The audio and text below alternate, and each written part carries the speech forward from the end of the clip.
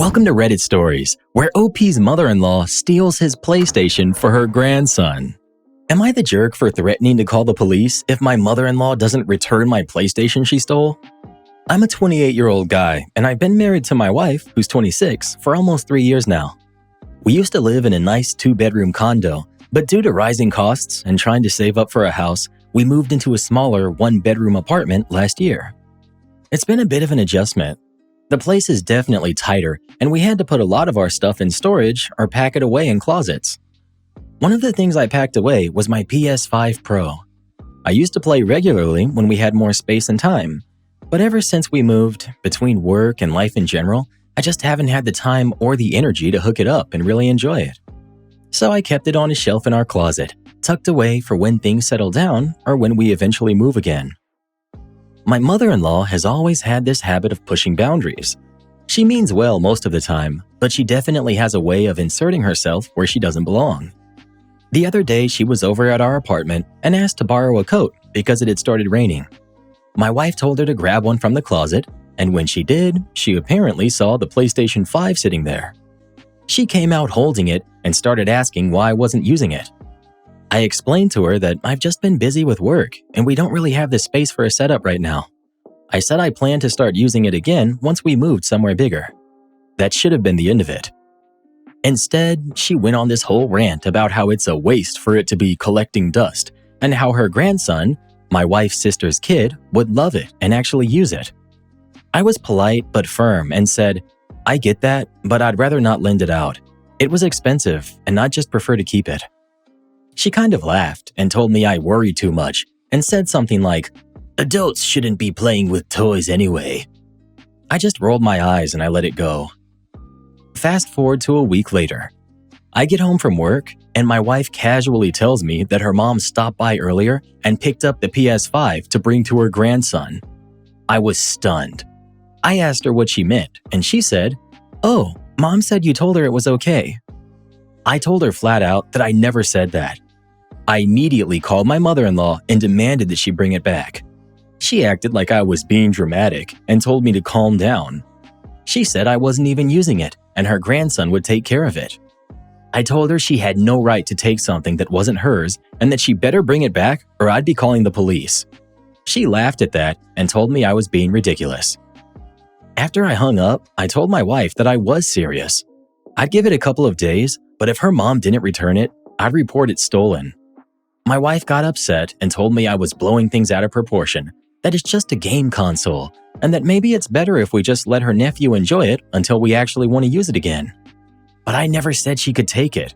She outright lied to my wife about that, and now I'm the bad guy for wanting it back? So I've been sitting on this for a few days now, and I'm still angry. I don't want to ruin my relationship with my wife's family, but I also feel like if I let this go, I'm basically telling them it's okay to steal from me, as long as they think it's not a big deal. Am I the jerk for threatening to call the police over this? Not the jerk. Your mother-in-law didn't borrow your PlayStation. She straight up took it without permission and lied about it. That's called stealing. It doesn't matter if you hadn't used it in a year or if it was covered in dust and cobwebs, it's still yours. If someone walked into her house and took something valuable because they'd actually use it, I doubt she'd be so chill. You were well within your rights to demand it back and draw the line. Update 1 week later. After sitting on everything for a bit, I realized I really didn't want to escalate this into a full-on mess with the police if I could avoid it. I started thinking about my father-in-law, who's always been respectful and super chill with me. He's not loud or confrontational like my mother-in-law, so I didn't think he could really do much about it. But I gave him a call. I explained the situation, made sure I was being calm and clear, and he just listened. He didn't interrupt me or get defensive. After I finished, he was quiet for a while. I even thought maybe he'd hung up on me until he spoke. He said, "Okay, I understand. You're totally within your rights to involve the police if you choose to. But if it's okay with you, I'd like to handle this myself." I said I'd appreciate that, and I left it at that. Later that same day, he and my mother-in-law showed up at our place. She walked in holding the PS5, looking like a sad puppy. She didn't argue, didn't make excuses. She just said, "I'm sorry for taking it without asking. It won't happen again." Then she handed it back to me and left. No drama, no back and forth.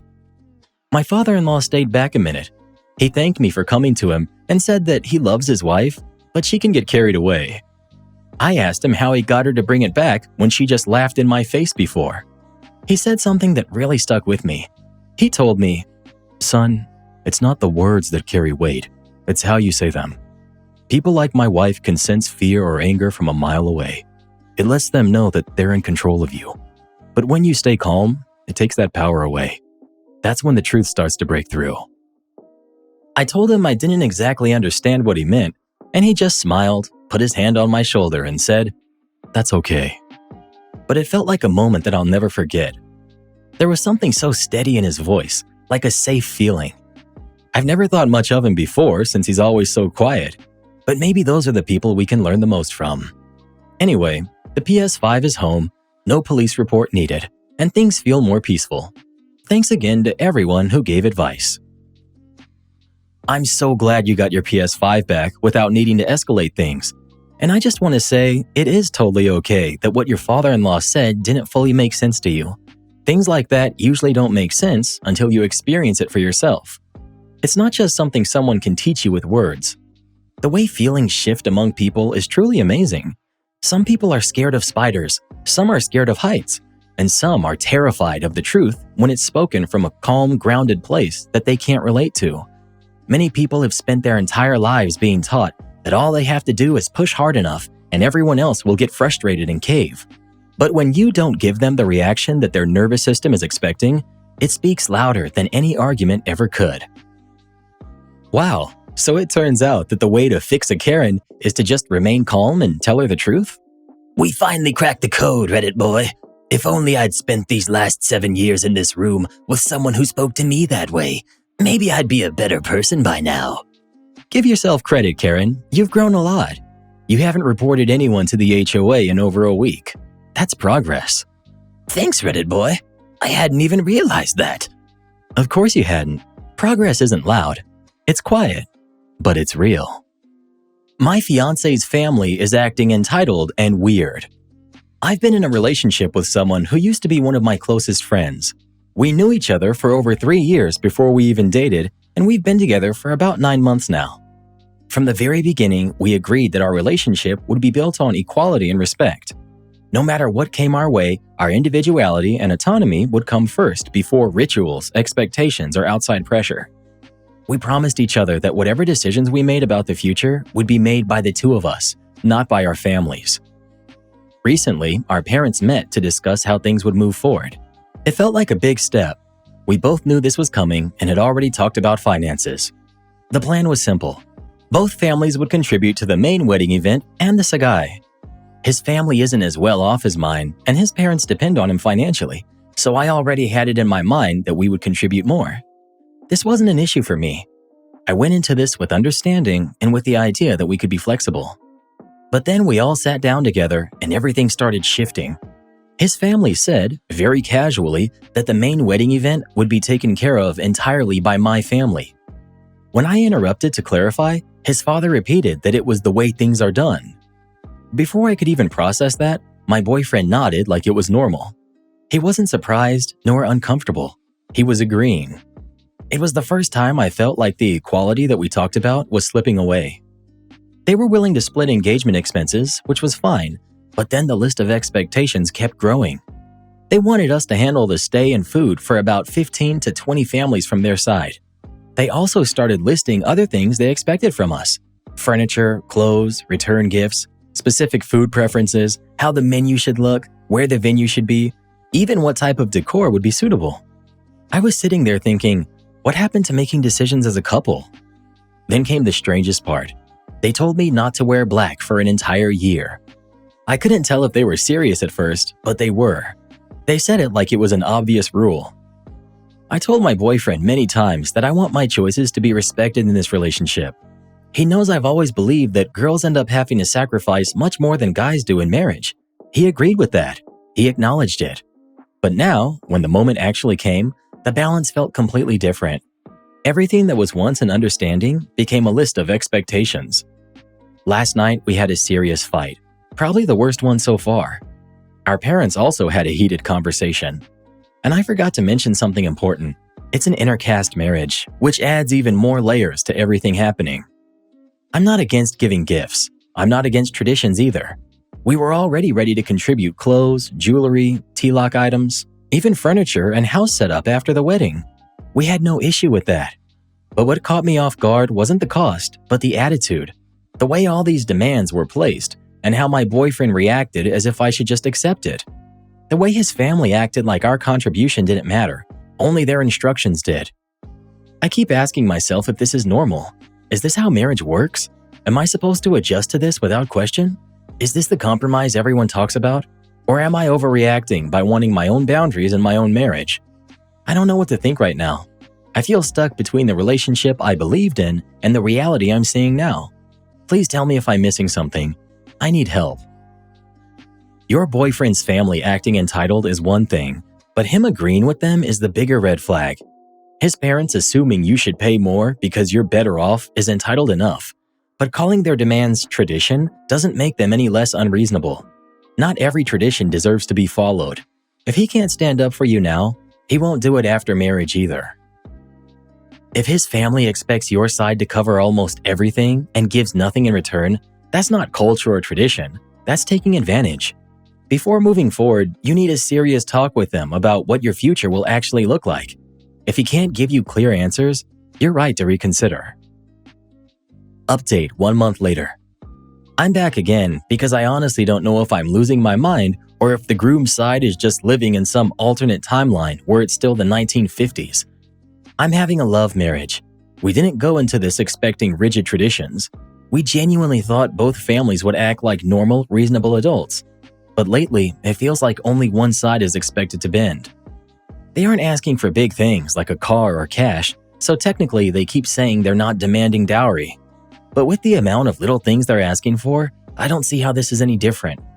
The groom's father even said something to my parents along the lines of, "We know what goes from your side into the tilak. We aren't taking cash or a car, so don't ask what we're giving your daughter."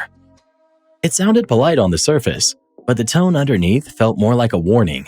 By the way, tilak is basically a pre-wedding ceremony where the bride's family gives gifts and blessings to the groom as a formal welcome into the family. Right now, every major cost is on us. The entire wedding event is on us. The engagement event is on us. Even the sweets for their side, for every single ceremony, are supposedly our responsibility. They said that according to their rituals, they don't prepare sweets to give to their own relatives, so we should do it. Then came the list. They want kilos of utensils for the groom's mother's brother, who isn't even blood related. They want clothes, return gifts, over 100 lifafa. Lifafa is the money envelopes we're expected to give out to their relatives during the ceremonies. Can you two just elope? If I were you, I would really think about eloping. They have opinions about the menu, the venue, the decor, the placement, the lighting, everything. They gave us a fixed budget limit and said they wouldn't exceed it, and then got offended when we pointed out that our spending for their guests and their items is already double their entire budget. And the budget we showed them doesn't even include our haldi, the turmeric ceremony before the wedding, our mendi, where the bride gets her hands and feet decorated with henna, or my bridal clothes and jewelry. The ratio is literally 4-to-1, with us carrying 4 times the cost. When they gave us that list, they told us we were welcome to make changes if anything bothered us. But now that we're saying something, they're offended and acting like we insulted them by even asking for fairness. They won't be giving me a wedding lehenga, the bride's main wedding outfit, either. That part I'm honestly fine with. It's their choice. But at the same time, they expect us to give the groom anything he picks for his wedding outfit. Apparently, that's our responsibility too. There was another moment that really made everything click for me. In one conversation, they suddenly said they would only be able to host 10 people at their tilak function, including us. They said it out of anger, I think, but the message was clear. Yet, they expect us to host hundreds of people from their side during our events without hesitation. The only thing they're hosting is a large havan on their side of the family. Havan is a religious fire ceremony performed for blessings. Even for that, they want sweets, lifafa, and supplies from us. When my father asked if our family would be invited to this event, they said we could stay if we wanted, but only if we also did certain duties for the ceremony. The way they said it felt less like an invitation and more like, if you want to stand here, you'd better work for it. Keep in mind, this is a love marriage. We didn't fall into some arranged setup with rigid old expectations. We chose each other. The groom is handling the expenses for his side because his parents didn't save a single rupee for the wedding. They even told us that if things go above their budget, he'll take a loan. And as a couple, we'll repay it. Not them, they made that very clear.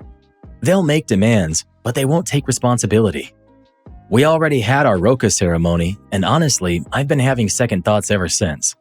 A lot of these conversations happened afterward, and they keep coming up in bits and pieces. In the last couple of months, we've had so many fights about this. It feels like every week there's another disagreement. There have been so many small moments like this. None of them are huge on their own, but stressful and draining when they pile up one after another. My health is getting affected. My parents' health is getting affected. Every day there's a new demand, a new argument, or a new accusation. I dread their phone calls. I dread upcoming meetings. And every time I express something, even politely, it becomes an issue. My father even said he has another daughter to marry, and they don't seem to care about the pressure they're putting on him. Some days I catch myself thinking, I don't even want to get married anymore. That's how drained I feel. Not because of my relationship, but because everything around it feels so wrong. I don't know what to do. I don't know how much more we're expected to take, and I don't know how to make sense of any of this without feeling like I'm being pushed into something I didn't sign up for. Taking out a loan for a wedding is one of the worst ways to start a marriage. No ceremony is worth going into debt for. I don't know every detail of your customs, but even from the outside, it's obvious that these demands are less about culture and more about entitlement. You and your partner need to sit together, talk to his parents as a united front, and set hard limits. A wedding should fit your budget, not drain your future. The part that worries me the most is your boyfriend fading into the background while his parents run the whole show. If you two aren't aligned now, it's only going to get worse after marriage. When his family starts making decisions about money, wedding plans, even how you'll live, he should be stepping up for you. If he won't do that before the wedding, he won't magically start afterward. Sounds to me like the groom's family is stuck in a wedding catalog that they expect OP's family to pay for.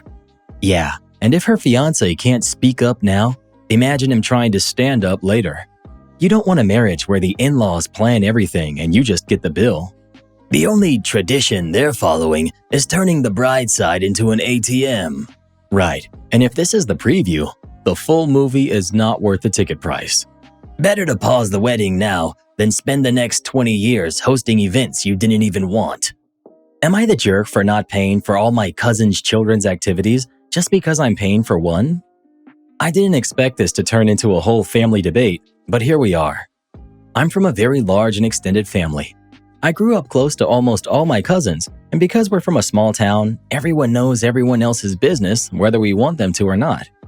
I'm an only child, but my cousin count alone could fill a classroom. My husband and I are fortunate. We're well off, partly from hard work and partly because luck was on our side at the right time. Many of my family members aren't in the same position. They're not starving or homeless, but a lot of them constantly have to cut corners. Activities for their kids add up fast, and the costs have been getting harder for some of them to manage. One cousin in particular has a son named Deaton. He's 15 now, and he's been swimming since he was 4. Swimming is basically his whole life. He practices around 16 hours a week. He gets up at 5 in the morning for practices. He swims for his high school and also for a club team he's been part of for years. His parents have stretched every dollar to keep him in the sport. They drove to out-of-town meets, found cheap hotels, reused gear as long as possible, and did whatever they could to make it work. But competitive swimming gets expensive. Those technical suits, I think they're called, he needs for championship meets can cost hundreds of dollars each. Travel for national level meets is brutal. His coach even tried to help him by waiving the club fees just to keep him on the team, but he can't cover the rest of the costs. So I offered to pay for all of Deaton's swim expenses. And to be clear, I didn't offer this because he's my favorite. This kid is talented, dedicated, and genuinely has a strong chance of earning a D1 scholarship. He's already getting attention from college coaches. This could change his future. It felt right to step in. His parents accepted the offer graciously, but here's where the chaos begins. Deaton has 3 sisters. They all have activities of their own. dance lessons, cheerleading, art classes. His parents had planned to stop those because the swimming costs were taking up such a huge part of the family budget. On top of that, I have several other cousins with kids who are also involved in things like soccer, gymnastics, and school clubs. Once word spread that I was paying for Deaton swimming, my aunt, their grandma, reached out to me and basically said that if I was going to pay for Deaton's sport, I should also be paying for his sister's activities. She also implied I should help pay for her other grandchildren's activities too. And then another cousin chimed in and said that if I was going to pay for one cousin's kid, I should pay for hers too. I have about 30 first cousins.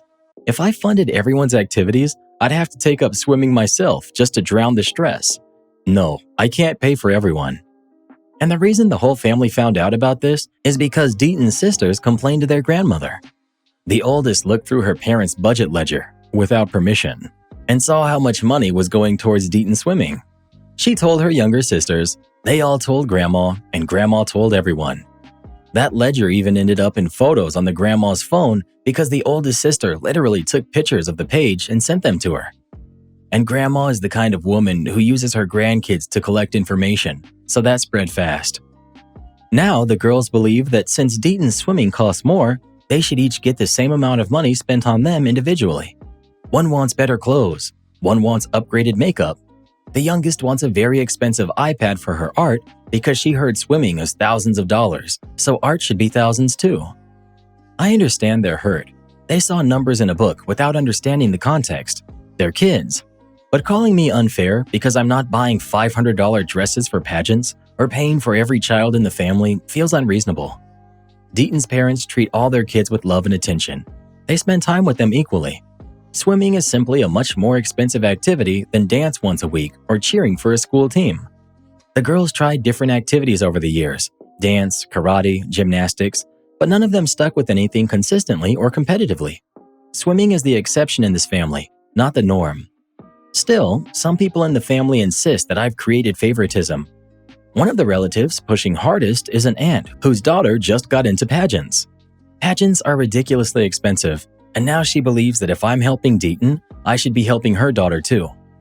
I don't think paying for $500 pageant gowns for a 4-year-old is the same as supporting a teenager who could earn a college scholarship, but that hasn't stopped them from complaining. This has turned into a whole debate about fairness when all I wanted to do was help one kid chase his dream. So here I am, wondering if I'm the jerk. Not the jerk. You're not being unfair. You have the resources and are investing in a teenager with real dedication and a potential career path. That's just common sense. Your family only has an issue because they found out. Nobody outside of Deaton's parents needed to know. The only mistake here was letting the information leak, which clearly wasn't your fault since the kids spread it. If anyone thinks it's unfair, they're welcome to help out the other kids themselves. You're helping Deaton doesn't mean you've signed up to sponsor the entire extended family. Update 10 days later. After everything blew up, I sat down with Deaton's parents to talk things through. They explained something important that I hadn't known before. They could afford all 3 girls' activities without any issue. Dance, cheer, and art were all manageable for them financially. The only reason they planned to stop everything for all the kids was because Deaton's swimming costs were about to skyrocket. Deaton recently qualified for national meets.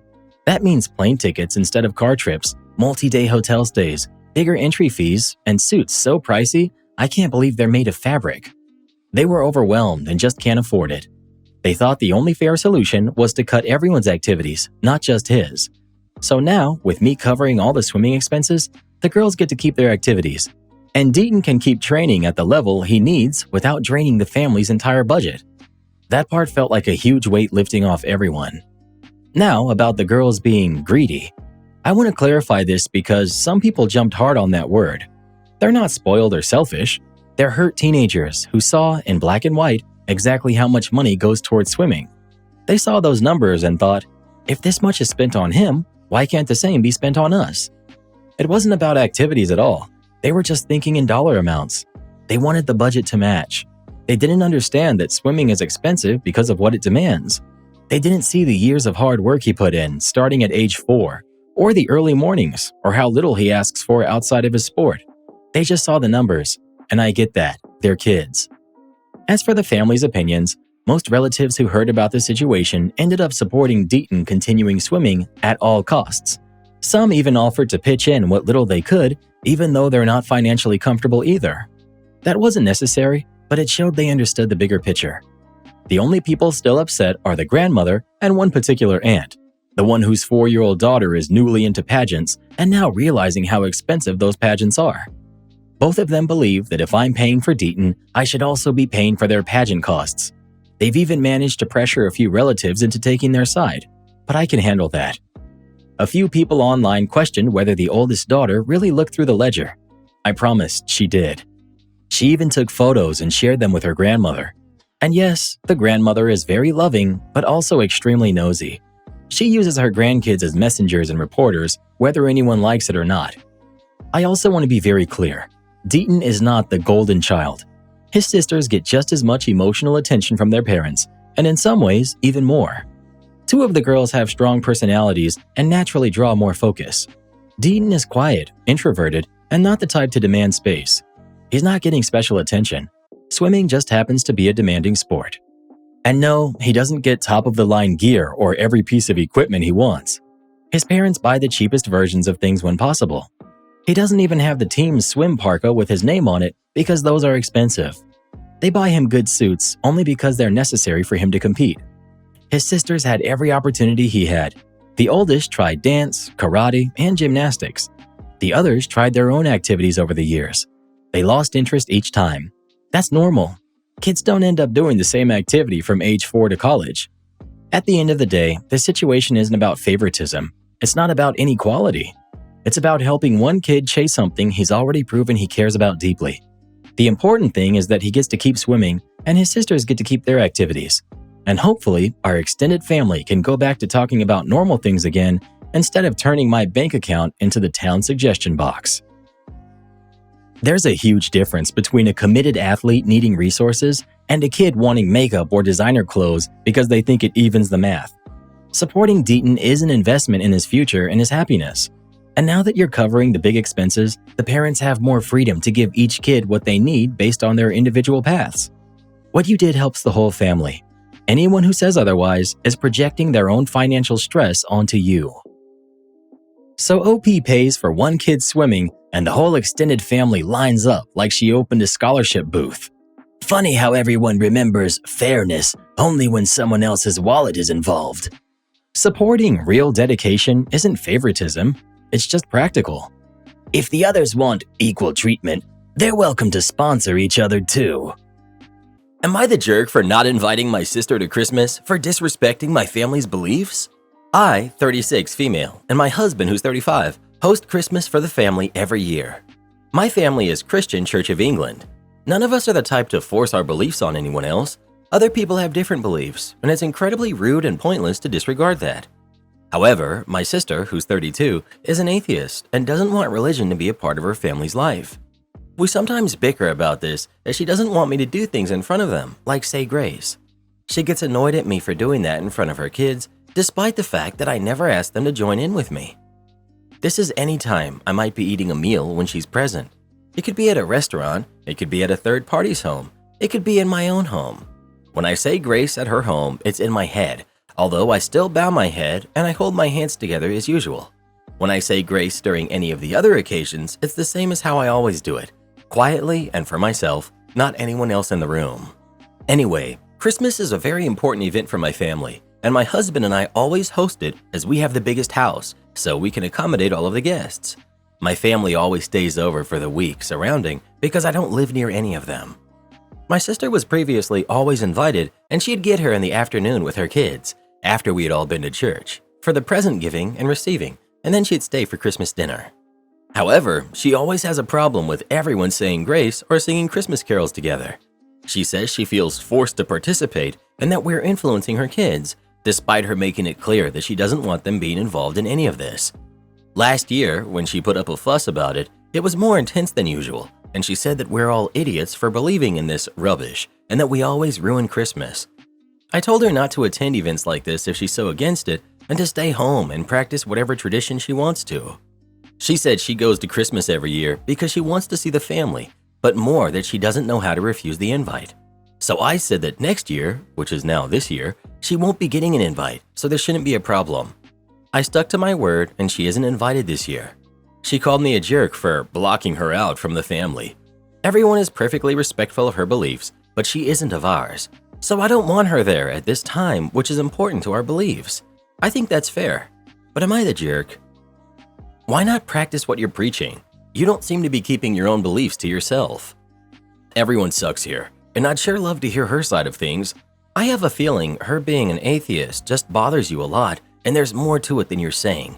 I'm an atheist, and if I went to someone's house and they prayed, I'd just sit there and be silent.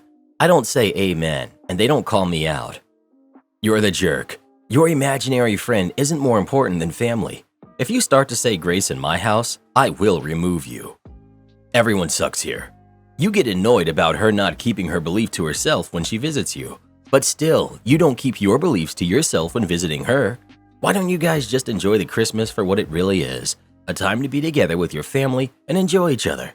Christmas is a time of peace and enjoyment. Ah, religion. Destroying relationships since day one. You're the jerk, a typical religious jerk. The silver lining here is that she can use you as an example to her kids of the sort of person they don't want to grow up to be like. Well, who do you think is the jerk? OP or her sister? Please let us know.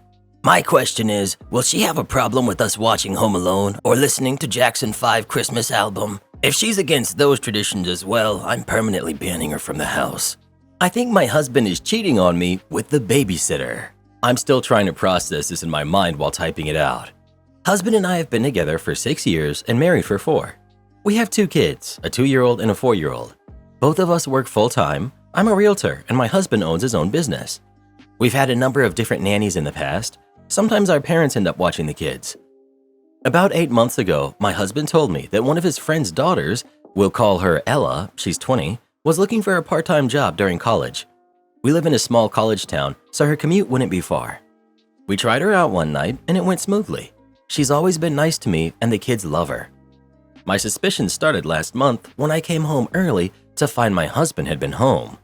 Ella was also at the house babysitting. I asked my husband why he didn't send her home if he was home. His response was, "She's just trying to make a little money, and the kids were having fun." Then 2 weeks ago, I drove by my husband's office on the way to a meeting and her car was parked there. I asked my husband later about what Ella was doing at the office. He said that she probably stopped by to see her dad. Now when I come home, Ella is always dressed up with more makeup done and high heels on. 2 days ago, I found strands of blonde hair in the back seat of my husband's truck. I have blonde hair, but this was closer to Ella's shade. Also, I don't think my husband would do anything in the back seat since he's 6'6" and 240 pounds. Last night, I found the opportunity to check my husband's phone while he was with the kids. I didn't find any romantic texts between him and Ella, but I could definitely tell that the text messages had been deleted. If you read the conversation, it didn't make sense because it was obviously missing the middle part. I talked to my friend this morning and she pointed out that my husband has a type, blonde women. Ella falls perfectly in that category. Should I confront him right now or should I wait to find something more concrete? Update. Nanny is currently at the house right now. Tracked husband using Find My iPhone and he's also headed home. 30-minute drive. They both think I'll be working until 7 p.m. today. I'm going to walk into the house 15 minutes after my husband gets home unannounced. Not sure what the plan is if I catch them. I unfortunately don't have access to his phone logs since his phone plan is through his business. We have cameras on the outside of the house. We have a baby monitor near the kids' room. I'm not ready to fire her unless I get solid evidence of my husband's cheating. I need to know if my husband is having any sort of romantic relationship with her first. Update 2. I wasn't able to get the concrete evidence I was looking for, but some more circumstantial evidence. Tracked husband through Find My iPhone. He stopped on his way home at the grocery store for 10 minutes. I decided to park and wait on a side street. That way, I could see when my husband would get home. Husband got home at 5:30 p.m. Ella was scheduled to work until 6 p.m. We have a long gravel driveway that leads to our house. I decided to park near the barn so I wouldn't be heard pulling up to the house. Walked in through the front door and found Ella feeding my 4-year-old. She was also preparing dinner in the kitchen. Today, she had on a tight top, a skirt, and platform heels. I asked if she knew where my husband was. She replied he was upstairs taking a shower. She She then immediately went over to the living room to pick up her phone and send a text message to someone. Also in the living room were a fresh bouquet of flowers. I asked her about the flowers, and she said a guy she's been seeing gave them to her today. She said she didn't want to leave them in the car, so she brought them inside. I asked her about the guy that she was seeing. She said he was from school and wasn't sure if it was going anywhere. I went upstairs to see that my husband had left his phone in the bedroom. He left it right on the dresser. Sure enough, the newest text message was from Ella, and it read, "Your wife is home." I tried looking up the deleted messages on his phone, but they had been permanently deleted. I decided to wait in our bedroom for my husband to come out of the shower. He comes out and is surprised to see me in the bedroom. Told him my 6:30 showing got canceled. I tried to get him to hook up with me to see how he would react. He said he didn't feel comfortable doing that while Ella was in the house. At this point, Ella was upstairs in my younger son's room, which shares a wall with our room. Ella leaves the house at 6 p.m. with her flowers. After dinner, my husband mentioned to me about buying Ella a new car for Christmas, and his reasoning was that her car was old and not safe for our kids to ride in. I told him that I would think about it. I'm thinking about firing her on Monday without telling my husband and seeing how they both react. I'm still trying to process everything going on. Still hoping all of this is just me overthinking. I really love my husband, and I can't stand the thought of our beautiful family splitting up. The car purchase suggestion to me was the fishiest thing of all. OP. Ella's family is not a family of means, but she now has a new iPhone, new clothes, jewelry, and shoes. I didn't put both together until my husband suggested buying her a brand new car. We share a bank account for bills, but we also both have separate accounts. Also, I just remembered last week, my husband came home with a new jacket. He told me that he liked it, so he bought it. My husband never buys clothes for himself. There's no reason for her to be coming over in heels and all dressed up just if she's going to be babysitting, if there wasn't something else going on. OP. I 100% agree with this. When she first started, she would come in baggy clothing. Now she comes in dresses or skirts. My husband likes my nails white. Ella has white nails now too. Update. Yesterday morning, I met up with Ella and I told her we wouldn't be needing her services anymore due to my little sister being available to watch the kids, which is true. She quietly said that she understood and said to let her know if I would change my mind. Husband called me 5 minutes later, sounding very upset about Ella being fired. I think Ella told him, but he claimed her dad told him that we fired her. I told him that was my final decision and there was no changing it. He came home 20 minutes later and asked me why I didn't talk to him first about firing her. I told him about everything I've noticed between them, from the text to the clothing attire that she wears. He denied everything and said it was all in my head. I told him if you want this marriage not to end in a divorce, he had to cut all contact with Ella. After 1 hour of arguing, he finally agreed to not contact her anymore. I honestly don't have the mental energy to deal with a divorce, split my kids, date again. I don't want to be the single mom, always busy and unhappy. I told him to never bring her up again. I don't know 100% if they had an affair, but I think it's better for my health not to find out. I think I'm going to quit my job and raise my kids, work on my marriage. I'm not sure if this was all because I've been working a lot of hours and have been distant from my husband. Thanks again for all the support. One more thing. Guys, stop sending me pictures of yourself here on Reddit. I'm not interested. Somehow, I don't think firing her is going to fix their marriage. OP is taking ignorance is bliss to heart. Waiting for the post-holiday update where OP finds out her husband bought Ella a car already. Significant comment from OP. He cheated on me once before in college. We had been dating for 3 months, and he promised it would never happen again. This is the first time since then that I've ever suspected anything. Well, who do you think is the jerk? OP or her husband? Please let us know. Once a cheater, always a cheater. Oh, come on, Karen, we're probably gonna get thumbs downs from you saying that. Yeah, from cheaters. My best friend ditched me on a vacation we spent years planning after her boyfriend proposed to her on the first night of our vacation. My best friend, let's call her Anne. She has a boyfriend who we'll call Mark. Originally, we were supposed to take this trip in early 2020, but that didn't happen due to lockdown. We luckily managed to get a refund on the majority of things. This trip served 2 main purposes. Firstly, for a vacation we both have wanted to do since we were young. And secondly, she was going to see a big chunk of her mom's side of the family who she hasn't seen in over a decade. It was kind of split 50-50. Since this was supposed to be almost a 2-month trip, I personally would have been saving for years now. One thing to note is that Anne is fluent in the primary language of where we are vacationing, while I am not.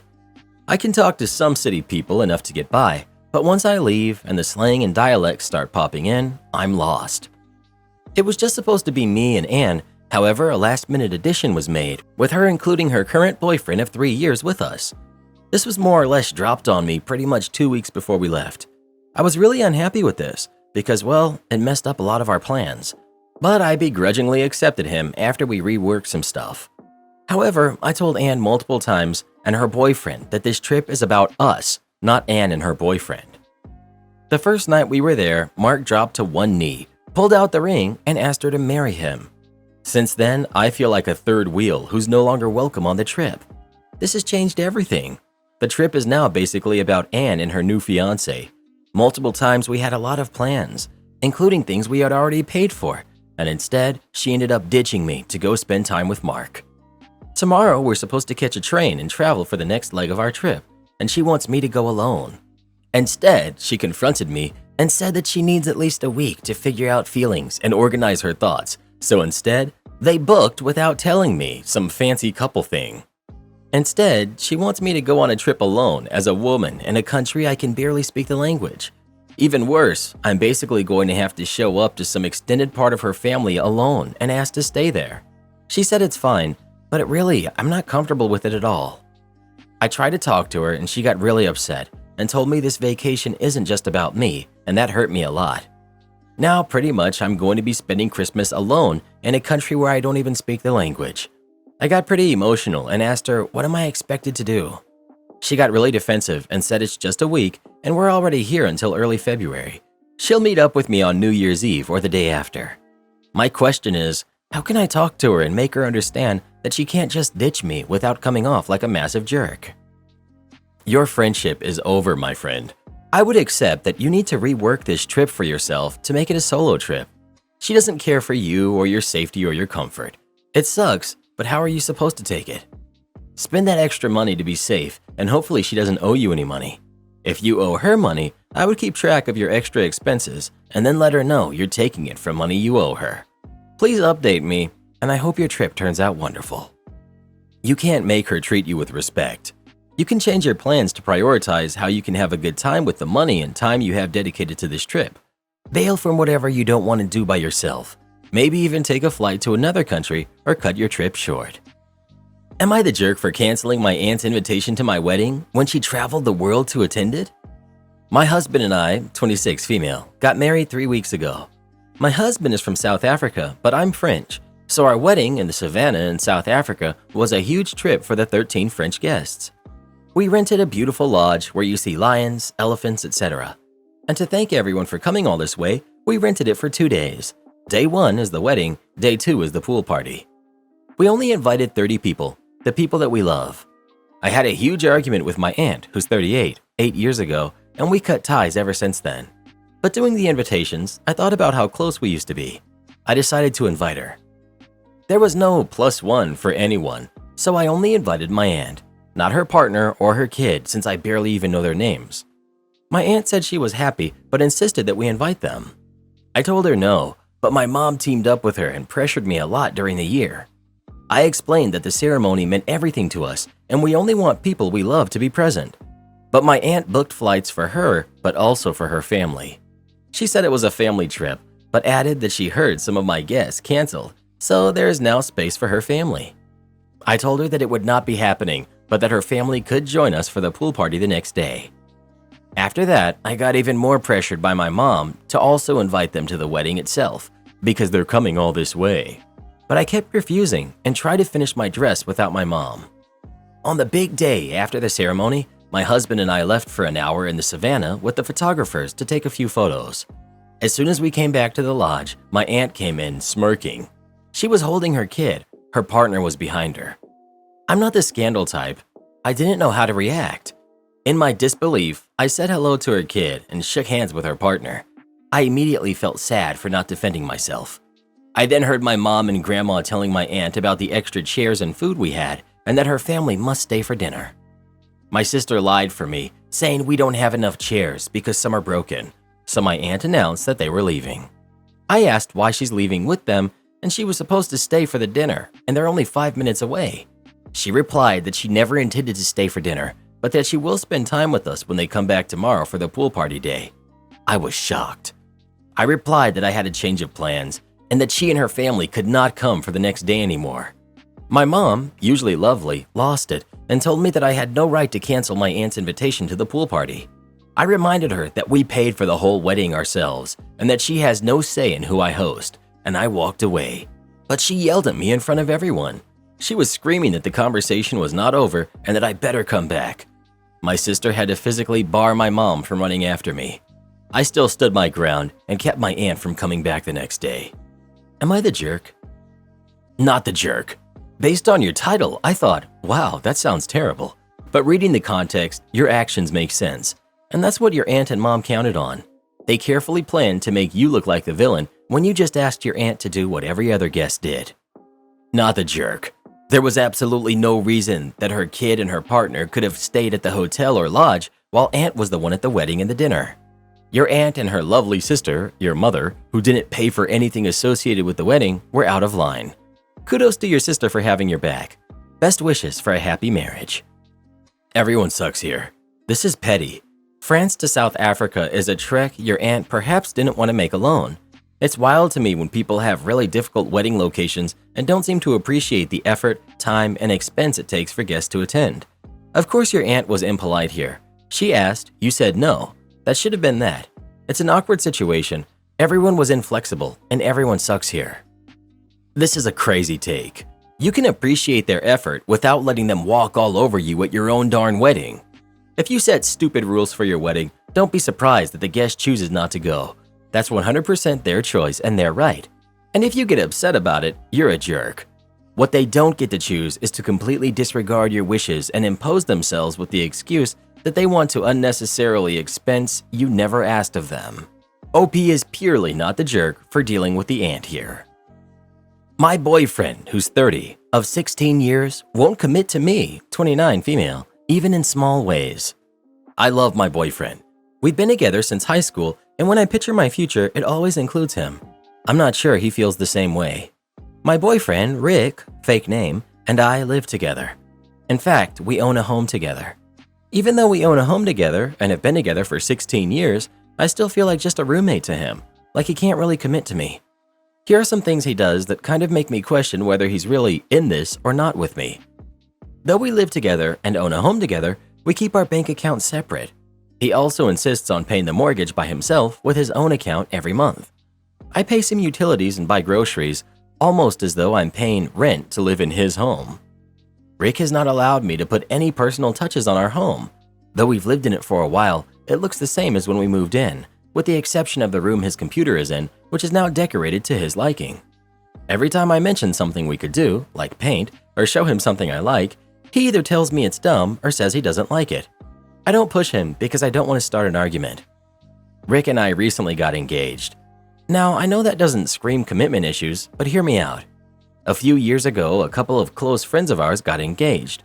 I was upset because I've had to watch all of my friends get married after being with their boyfriends for much shorter periods of time. He caught on to the bad mood I was in during their engagement and wedding, and I told him why I was upset. So a week after their wedding, he agreed to get me a ring. I went with him to buy it. I thought I was finally getting somewhere, but he told me it wasn't an engagement and that I could wear it, but he'd ask me when he was ready. It's like he bought the ring to shut me up about marriage. After months of his friends cracking jokes about our non-engagement, he finally just decided one night while we were at home that it could be official. He said he had a huge plan to surprise me to propose, but I never heard anything else about it. It wasn't my dream proposal, but it was finally happening, so I said yes. He insisted on a long engagement, at least a year, and didn't want to set a date at first. I began planning and looking at wedding stuff because I figured it would eventually happen, but he never seemed interested. It's been about 6 months and we've picked a date, with much pushing on my part, but he wants nothing to do with any wedding planning unless it's to voice his dislike of something I've done. He spends most of his days on his computer when he's not at work, and if he does happen to come out to see me, he goes right back shortly after if I so much as bring up the wedding. He has very strong opinions about what our wedding shouldn't be, but doesn't want to talk about the wedding at all to give me an idea of what he does want. Every idea I have for the wedding gets shot down. It's almost as though he's trying to stop the wedding from ever happening by making sure I can't plan it. He told my close friend's husband, their friends, that he regrets proposing because I've been going crazy about the wedding, and that he wouldn't have proposed had he known what it was going to be like. Like what? He's surprised that wedding planning takes place after you get engaged? I don't think I'm going overboard about any of it, but it's a huge deal to me. I've spent over half of my life with this man, and I've always dreamed of a huge wedding. I just don't know what to do. It's like he agrees to commit to me in certain ways, but when it comes to actually doing anything concrete, he can't do it. It's hard to talk to friends about it because the ones who do know the whole situation think he proposed just to get everyone, including me, off of his back about it. What do you guys think? What hurt me the most was when he told our mutual friends that he essentially doesn't want to marry me.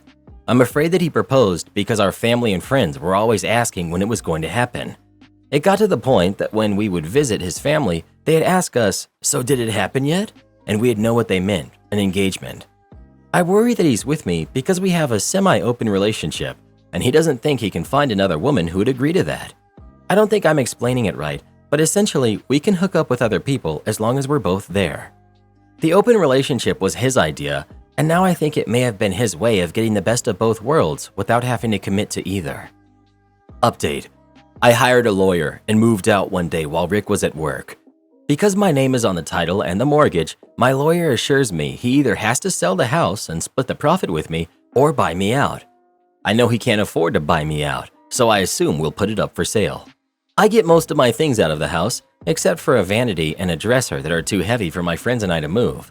I moved out the day before Halloween. Since then, I've messaged Rick a few times to see what we're going to do about the house and to schedule a time to come pick up the rest of my furniture. He's pretty evasive about all of it, so last Thursday I showed up at the house with some of my friends to help me get the stuff. He changed the locks so I can't get in. We wait for him to get off work and come back, and he lets me go in to get all my stuff. All he said before he let me in was, "You asked for this, so I don't want to hear it." I didn't know what he meant. I was absolutely not prepared to walk through that door, but when I did, it became obvious why he didn't want me to come pick up my stuff. I didn't even recognize the house that I lived in just a week prior. It was painted, there was furniture and art and things everywhere, and I could tell by looking around that Rick didn't do this by himself. There are pictures of him and some woman all over the place. They have to go back at least a year because one of them was taken on New Year's, though I couldn't tell what year. I just left.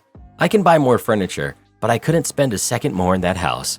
Rick texted me right after I left saying, "We're not selling. We're just going to buy you out." I was at a complete loss for words. I'm still in shock. I spent 16 years with this guy, and he was with someone else for who knows how long. I'm trying to get over it the best I can, but it's hard.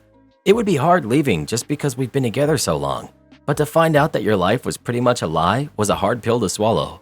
What hurts me even more is that for years, I tried to decorate my house to make it a home, and he wouldn't let me. She couldn't have lived with him for more than a week, and the house already looks different. I honestly don't know how I was so blind, but I'm glad I got out when I did, even if he did waste half of my life. Update. A lot of you have pointed out that my name would still be on the mortgage even if I sell, so I've decided not to sign the paperwork accepting the buyout. Rick was not okay with this and has been blowing up my phone ever since he found out, calling me names and saying that I was just trying to ruin his life because he was finally happy. I know we're both upset because they put a lot of effort into the home in the short time since I've left, and honestly, I kind of feel better that they won't be able to enjoy it. I know it sounds terrible, but making this harder on them is making me feel better about the entire situation. For the majority of our relationship, I felt he was always the one in control of everything. It's nice to have the final say. I know I've said a lot that he wasted half of my life, but I'd like to clarify that I don't think I'm too old or that it's too late for me, just that I couldn't understand why this man would string someone along for as long as he did. He's pretty much all I've known, and it took a lot for me to leave him. I feel like I've missed out on a lot of the dating experience, but I think I'll be okay. I'm just going to enjoy being alone for right now. Since I moved out, I've been staying with a friend. I signed a lease for a one-bedroom apartment today, so by this time next week I'll have my own place. I've already bought a bunch of things to decorate it with, and I didn't have to get anyone's permission to do so. Did the other woman know about me? I'm not sure if she did. She knows I'm the ex now, and I own half of the house, though I'm not sure she's aware of how recently we were together and I was living there. Last New Year's Eve, I was out of state because my mother was in the hospital. Before that, I had a job managing in retail and I typically always had to work either late into New Year's Eve or early New Year's Day. The picture could have been taken between 2011 until this last New Year. I'll definitely be going back to get my furniture. I was just so shocked at the time that I couldn't be there. When I get really angry, I cry, and I didn't want to give him the satisfaction of seeing that. When told that as long as her name is on the mortgage, she can't be barred from the home. OP.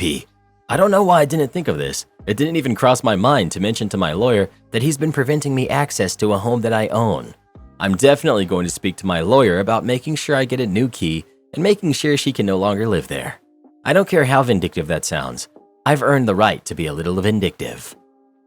How does one even have the energy to keep going like this? Fighting so hard to make sure she doesn't know and fighting so that she can't personalize anything. To keep a relationship that doesn't make you happy while knowing you're just kicking a can down the road. Meanwhile, keeping a full relationship on the side. He was always waiting for her to break up with him. What I don't understand is why he didn't just do it himself. OP might be too naive for her own good, but holy cow, Rick is spineless slime. Honestly, I don't know why she's surprised. She accepted the crumbles of a relationship for him and a semi-open relationship. Why would she think he was going to give her anything else if he always was very clear about the little regard he had for her? He's a jerk, sure, but she's delusional to think that this was going to have any other outcome. My friend's mom refuses to pay me, so I'm suing her. My friend's mom asked me to be her social media manager. She cannot afford my regular rate, but we agreed on an amount that's about a quarter of what I typically charge. I got all the credentials and I went right to it. I increased her following, online visibility, and her overall social media presence. The first month I had a reminder to pay my invoice, and she eventually did. The second month, she cited issues with her online banking and asked my friend to pay. That never happened. We eventually agreed that I'll be paid the end of the third month. The agreed time rolled around and I got nothing but excuses. I was promised cash, but I never got it. These are usually very nice people, so I didn't think much about it. I got caught up in work and school and moving apartments. The next thing I knew, it had been over 6 months and I hadn't been paid for any of the services I'd been rendering. I reached out to her and she promised to pay up and said that she was having some financial difficulties. The agreed date rolled around yet again and she didn't pay me, nor did she even reach out. I called her and I got no answer. I sent a message. She replied 2 weeks later saying that something had come up. She promised to pay again and the date came and no word. She doesn't answer my calls and she leaves me on red. We had paused working on her stuff back in June of this year, but I'm still supposed to get paid. I've asked my friend twice to ask her to pay me. Now my question is, would I be the jerk for suing my friend's mom? Edit to answer some questions. 1. Sadly, there is no contract. I was naive and trusting. She's usually very nice and seemingly honest, and I thought she had integrity.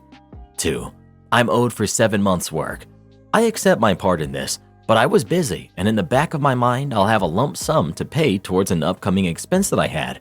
Everything was good until I tried to settle the invoices. 3. We did agree on a payment plan. I haven't even been trying to collect the full amount.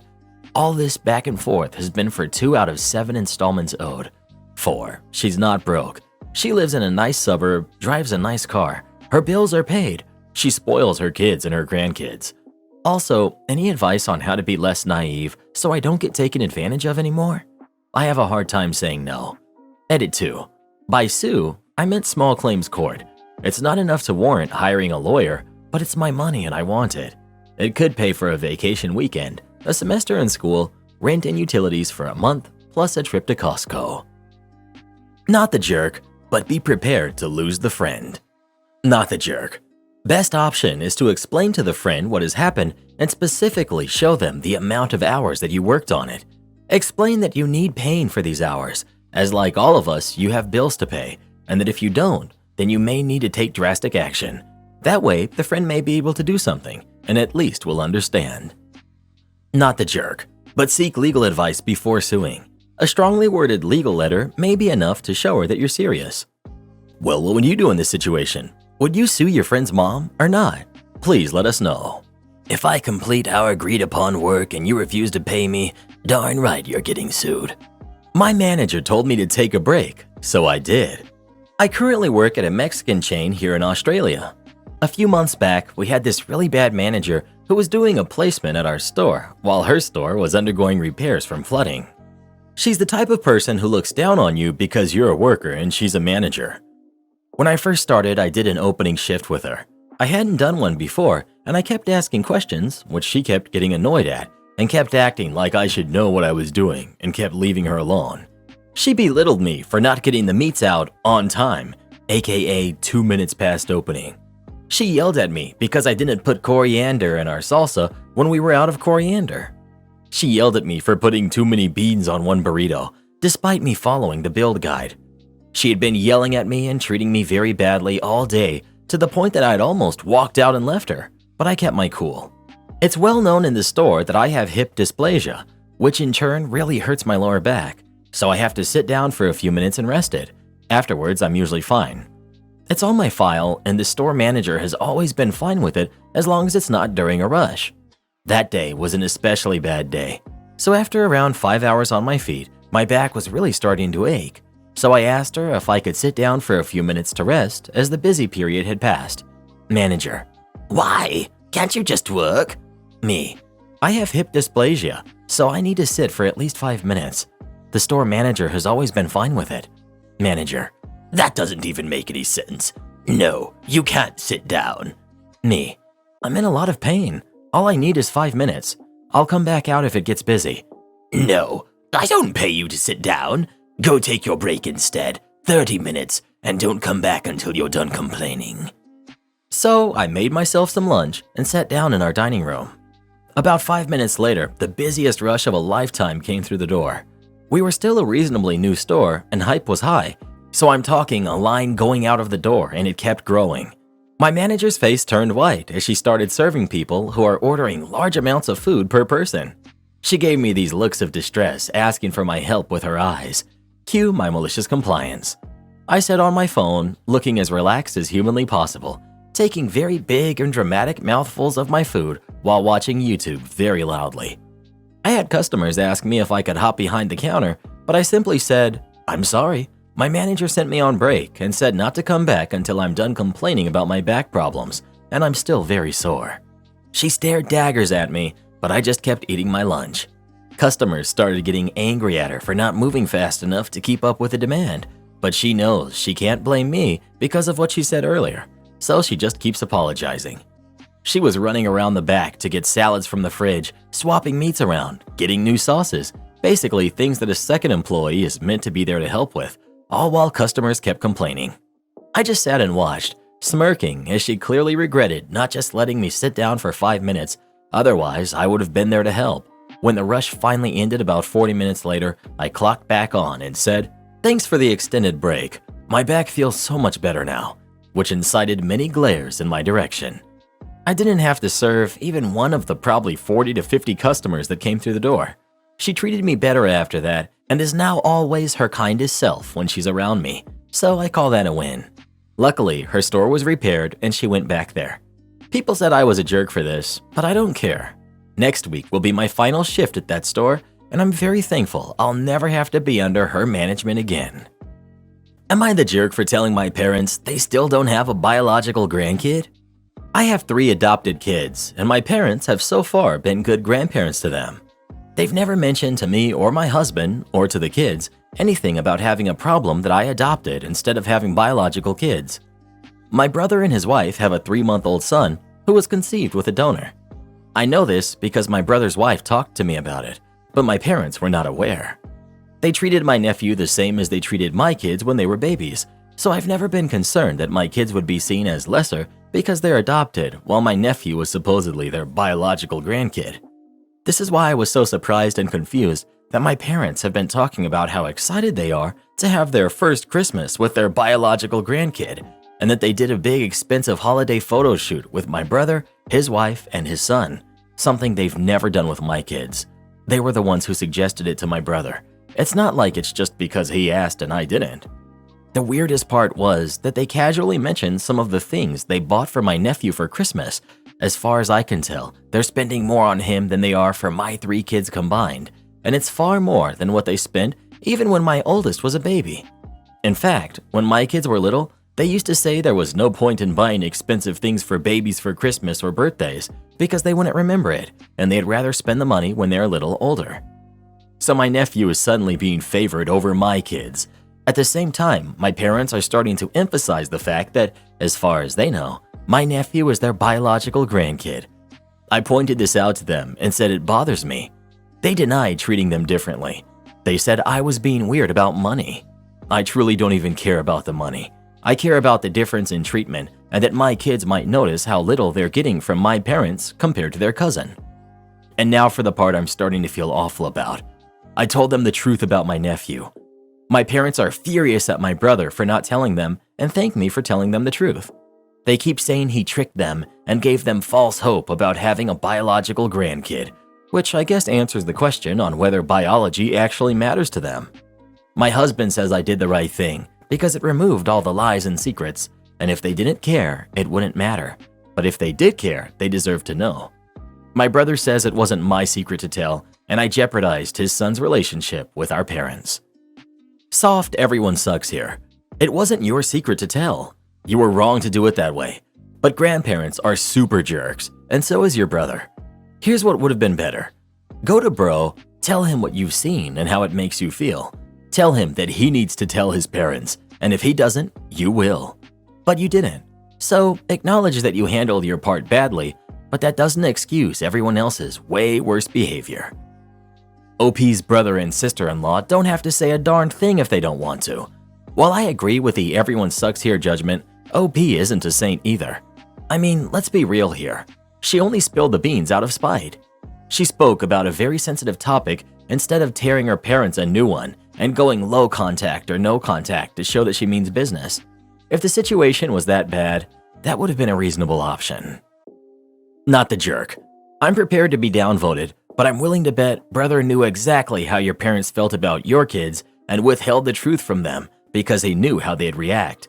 Sure, it was their info to tell, but they had no intention of saying anything of the like because they were enjoying the benefits that came with keeping their mouths shut. Your brother did not care that you or your kids were being treated differently or unfairly because he wasn't on the receiving end. Now that he is, he cares about privacy. Your actions might have been sus, but that doesn't make you the jerk here. Your brother, however, is. He was willing to do his own son a disservice by setting him up with a false relationship with his grandparents while teaching him that your kids were okay to be treated as less than. Nah, he got his just desserts. He just didn't count on eating them this soon. Well, who do you think is the jerk? OP or their brother or their parents? Please let us know. If you're using a donor and you don't want people to know, don't tell anyone, because you know they're not going to end up keeping it a secret for you. Karen demands a new debit card, gets what she deserves. I work at Woodforest National Bank. This story happened about a month ago. One of our usual entitled Karen customers comes into the bank demanding that we print her a new debit card because she lost her old one. We issue debit cards same day so long as they pay a debit card fee, $10 for a reprint and $15 for a new card, waived for certain accounts. A reprint was a simple task, so I print her card and send her on her way. She then walks back into the bank because the last two numbers were slightly rubbed off. This is due to how the machine prints the cards, and it's pretty common. Karen: I want you to print this card again. Me: is it not working? Karen: look at the last two numbers. Other banks don't give me cards with rubbed off numbers. Me: I'm sorry, ma'am, but sometimes that happens with the machine. It rubs off part of the numbers when activating the chip. I don't care. It looks terrible. Do it again. Me: ma'am, I don't think this is a good idea. We really don't have control over the machine. She starts raising her voice. I don't care what you have to do. Just print my card again so it looks nice. She takes a pair of scissors and cuts the card up into tiny pieces right in front of me. Print the card now, or do I have to close my account and contact the market manager? The market manager isn't someone you would know unless you've had a conversation with him before. It's obvious she's trying to name drop him to get me to shut up and comply. Cue malicious compliance. I turn over to my manager and he gives me a nod. I then put on a devious smile and say, absolutely, ma'am. But to ensure this won't happen again, we will need to change the numbers, so I'm going to need you to sign some things. See? Was that so hard? We then spend the next 10 minutes printing out new cards until we get one that doesn't have the numbers slightly rubbed off. Each time the card isn't to her liking, she cuts it up and says do it again. I just smile and say, sorry about that, let's try again. Each time, until about 8 cards later, she finally gets a card number that isn't rubbed off. Finally, this card looks good. Thanks. She just leaves with a smug grin, thinking that she won, and leaving us with her massive pile of cut-up debit cards. What we forgot to remind her is that having a completely new card generated outside of fraud or expiration costs $15 to be deducted from your account. This is made clear at account opening, and since she signed off on having all these new cards printed, there was nothing she could say about it. Normally, I try and help people avoid bank fees, but in this case, forget this Karen. A couple of days later, she comes storming into the bank looking upset. What did you do to my account? Me. I'm sorry, ma'am. What seems to be the problem? There's a bunch of debit card fees on my account. What did you do? Me. Oh, every time you had me print a new debit card for you the other day, a $15 fee was charged to your account. The first one, where you had me reprint the card number, was only $10.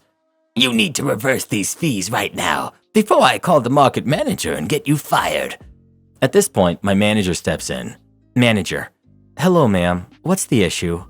Your employee tricked me into paying over $100 worth of fees because he kept messing up my debit card. Manager. Ma'am, could you please not yell? Also, I was there. You demanded we print you a new debit card because you didn't like the numbers being rubbed off. We have your signature on these forms stating that you wanted these cards to be printed. I will not be reversing these fees for you. Karen. Then I want you to close my account. Manager. Okay, but first, you need to pay off your negative account balance as well as your line of credit. Just give me the market manager's number. This is insane. Me. Sorry, ma'am, but we aren't at liberty to just give you his number like that. Here's the number to customer service if you'd like it. This is true, as he's instructed us to not give his number out to customers who ask for it. The only people who need his number already have it. She takes the number and screams, I'll have all of your jobs for this. Kicks over the chair and storms out. We get a call from customer care later about the incident where we explain everything and scan over all of the signed debit card applications. Also, she had us print 8 brand new cards and the 1 reprint. That cost her about $130 in fees because she demanded a new debit card. The best part is, my manager likely would have just waived the original $10 fee had she just been nice and asked. Am I the jerk for kicking my maid of honor out of my wedding with 5 days notice? I'm 23 female. I'm getting married in a couple of days. Most of this happened in the last 2 weeks. My maid of honor, who's 26, Mara, was in charge of planning my bachelorette party, which I wanted to be a surprise. We live in a city, but none of us live downtown, so I was hoping for a hotel room downtown and having a fun night out with friends, maybe a brunch. Most of the bridal party lives locally, but 2 girls flew in for it. When Mara picked me up 2 weeks ago on Friday, I was excited to see where we were going and what we were doing. We ended up going to Mara's 1-bedroom townhome and spent the whole weekend there. There are 8 of us, so it was cramped and we kept running into issues with only 1 bathroom. On Friday night, we had games and ordered pizza. Saturday, we had a mimosa bar, went shopping, ordered food, and watched a movie before parting ways on Sunday. It wasn't the bachelorette party of my dreams or a particularly fun weekend, but it was okay and I appreciated it.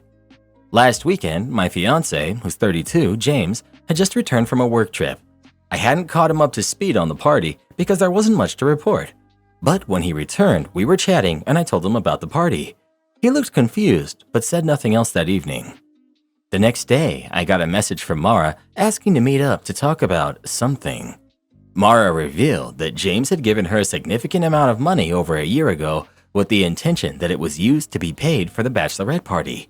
It would have been enough to pay for the entire bridal party to do a week-long vacation out of town, including airfare, hotel, food, drinks, and fun. I wasn't expecting this type of an event. A weekend downtown would have been wonderful, and even though the party at her home wasn't what I had hoped for, I was fine with it because I got to be with all of my friends. She, instead, used that money to pay off her credit card debt and hoped that no one would notice. I told her I needed some time to process this, and I went home. After talking with James about it, I decided that the best action would be to remove her from the wedding. I came to this decision because I don't feel I can trust her, and I don't want her to be standing next to me at my wedding. I slept on it overnight and sent her a text saying this on Monday. Since then, I've been getting texts from her mom and boyfriend telling me how awful I am for doing this since I didn't need a big party and Mara was able to financially benefit. My mom is also against removing her from the wedding as she's like a sister to our family and it would be tragic for me to get married without Mara there. The rest of the bridal party is split, with half saying I shouldn't have kicked her out and the other half agreeing with me. Mara has been crying because she already has her dress. James and I paid for all of the dresses, and she can't wear it anywhere else. At this point, I want the wedding to be over so I can be on my honeymoon and not having to deal with these people. So, was my action too extreme? Am I the jerk? Do these people not realize that she stole your fiancé's money? OP. People realize it, but the prevailing sentiment is, in the case of my bridal party, they don't particularly care. And her mom feels it's okay because it got her out of debt. My mom is just disregarding the entire situation because she cares about Mara. She obviously knew it was wrong because she told you out of guilt. OP. She didn't tell me out of guilt. After he found out what my bachelorette party was, my fiancé told her either she needed to sit down and tell me or he would. Depending on the amount, you could totally press charges. OP. Neither me nor James are interested in dragging this out in court or pressing charges. He wouldn't have given her more money for a bachelorette than he could afford, and this situation is not worth the amount of emotional turmoil that would put everyone involved. We've gotten enough backlash for removing her from the wedding. And the bombshell, the amount stolen, $25,000. Are you guys insanely rich? How do you brush off $25,000?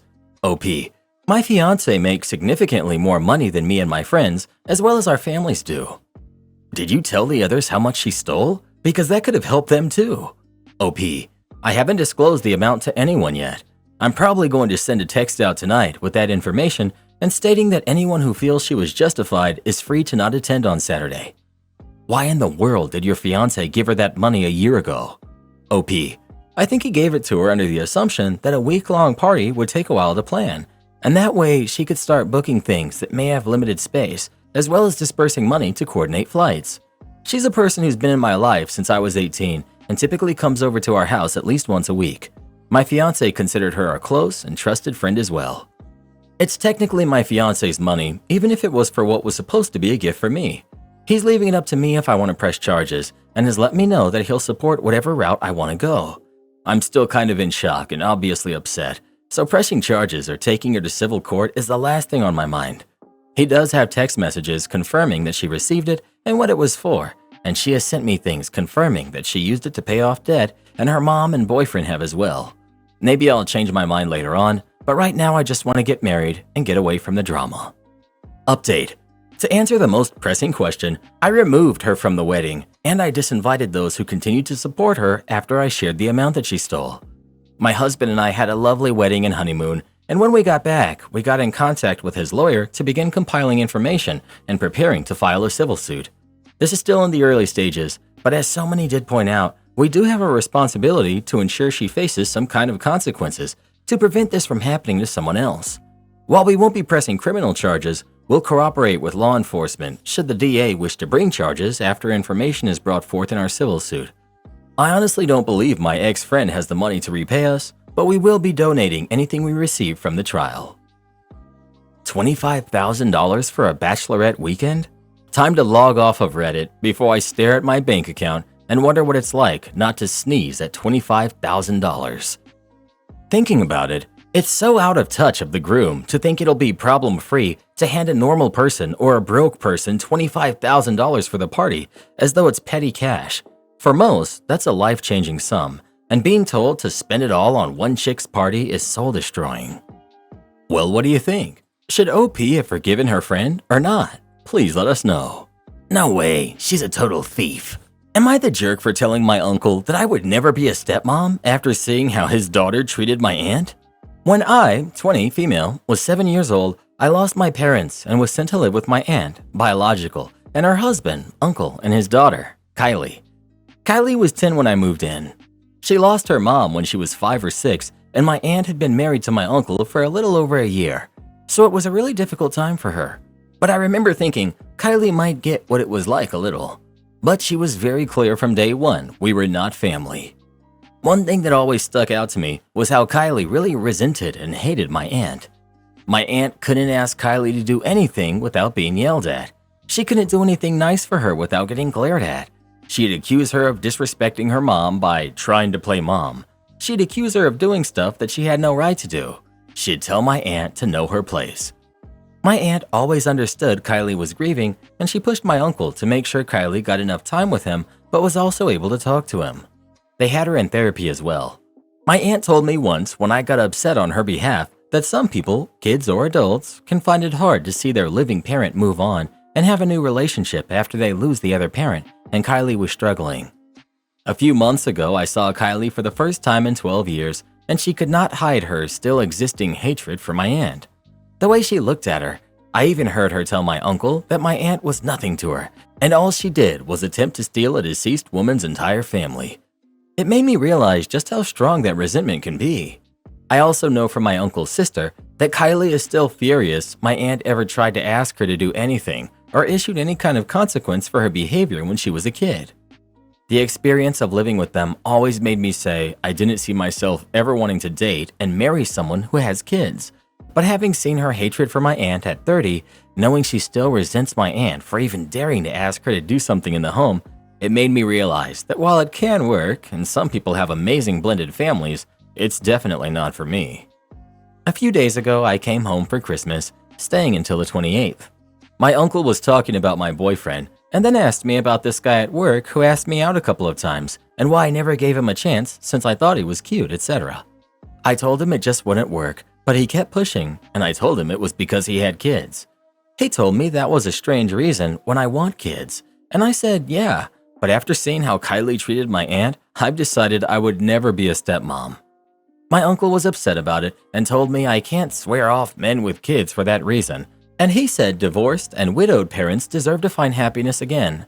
I said they do, and I would never say they shouldn't have that, but I do not want to be that for them. He said it was rude for me to blame Kylie. Am I the jerk? Not the jerk. He's right.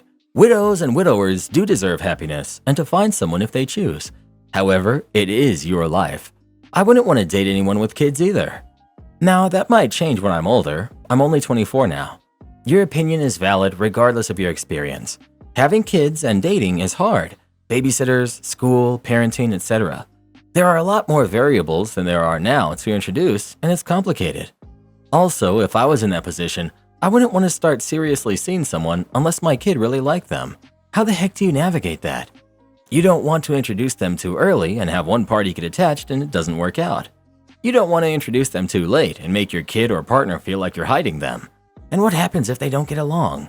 Stay in the relationship and risk your kid feeling like you aren't on their team anymore? He took what you said personally, when in actuality, it had nothing to do with him. Am I the jerk for not buying my son a car like I did for the rest of his siblings?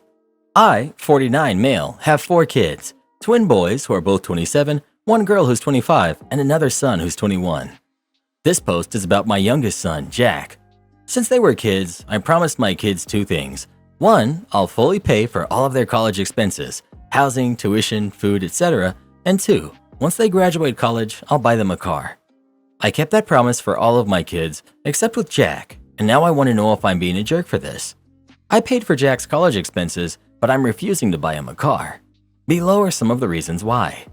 1. I co-signed my name on the lease for Jack's room that he rents with a friend, and I send Jack his portion of the rent every month. The friend started taking advantage of my name being on the lease and stopped paying for rent too, knowing I'll cover the amount because I don't want missed payments on my credit score. I asked Jack multiple times to ask his roommate to pay his portion, but the boy did not care to even respond to me, and I ended up paying for 6 months of his friend's rent too until I finally solved the problem by getting my name off the lease. 2.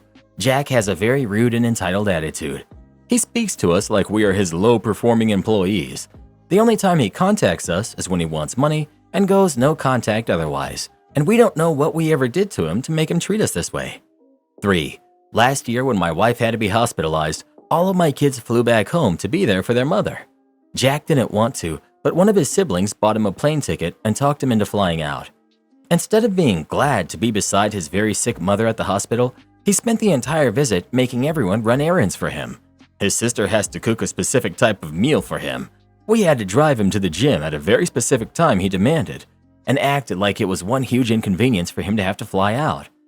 I even talked to my other kids about whether we were bad parents and that caused Jack to act this way, but all my other kids don't know why he ended up so entitled and spoiled. The rest of my kids are extremely different from Jack. We all get along with each other and care about one another.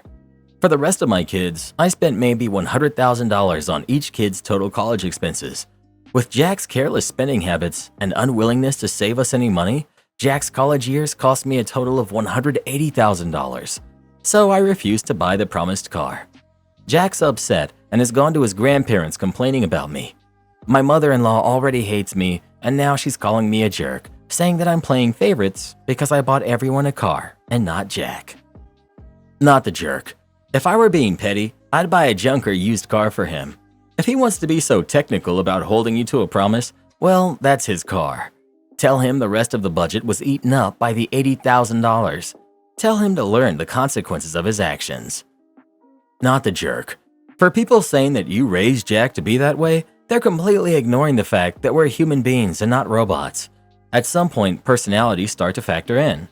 My family situation is similar to yours, and I think during the teenage years, adjustments had to be made to accommodate the different personalities in order to set us up for success. My brother and I did not respond to the same treatment, and we received different privileges accordingly. My family would have given me the receipts and bills for my expenses if I acted that entitled. Perhaps that may be what Jack needs instead of a car to help him get a clue. Everyone sucks here.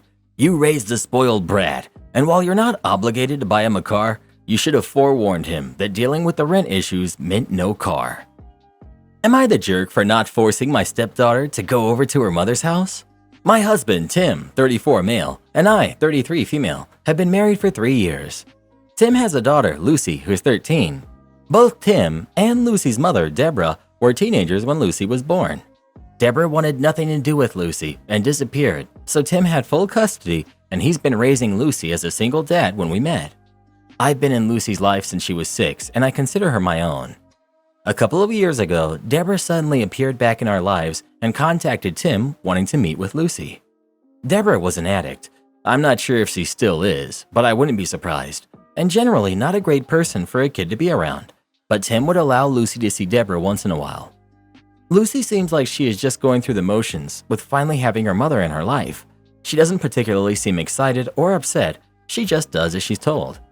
Deborah also has a boyfriend, Don. Recently, after Lucy came back home from dinner with Deborah and Don, she mentioned to Tim and I that she found Don very weird. He didn't explicitly say anything to Lucy, but she felt uncomfortable being around him. A few days ago, Tim had to unexpectedly go on a work trip to another country where he will be completely unavailable for 3 days. He won't have any type of service to communicate with us. That trip also happens to coincide on the same time as when Tim and Deborah agreed that Lucy can spend a night at Deborah's. So I was the one dropping Lucy off at Deborah's, and when we got there, we saw Dawn sitting on the front porch staring at the car. I looked at Lucy, seeing if she still wanted to even go in, and by the look on her face, I asked her if she wanted to go get ice cream at downtown Disney instead. We live near Disneyland, and downtown Disney is in the shopping area right outside the park. She immediately said yes, so I got out of the car and told Deborah that Lucy doesn't want to go to dinner anymore, and I'm taking her to downtown Disney for ice cream. Deborah started screaming at me, saying I'm a nobody trying to bribe her daughter with ice cream, so she doesn't want to spend dinner with her own mother anymore. I told her Lucy doesn't want to go in and I won't force her to. Deborah responded that Tim had agreed to Lucy spending the night at her place, and the matter is between her and Tim. I shouldn't be involved or make decisions because I'm not Lucy's mother. That made me really mad, so I hopped back in my car and drove Lucy to downtown Disney. We actually ended up going to Disneyland as well for the rest of the day. Deborah has been spamming my phone, calling me all sorts of names for not forcing Lucy to stay at her place, and Tim is still unavailable and can't be reached for a comment. I genuinely don't think I was being a jerk, but I need some second opinions. Not the jerk. You listened to what your stepdaughter wanted to do. Hopefully when you explain the full situation to Tim, he understands. I would ask Lucy to tell him herself why she didn't want to go there. Then Tim can have a conversation with Deborah himself. He will need to be the one to have the chat with her. You did the right thing. My boyfriend demands I wear an ugly sweater to Christmas dinner with his family. My boyfriend and I have been dating for a few months, and he invited me to meet his family for the first time for Christmas dinner. According to him, it's his brother's, he has 3, family tradition to make new partners wear an ugly Christmas sweater of their choosing as a rite of passage, his words, for entering the family. At first, I thought the concept was cute.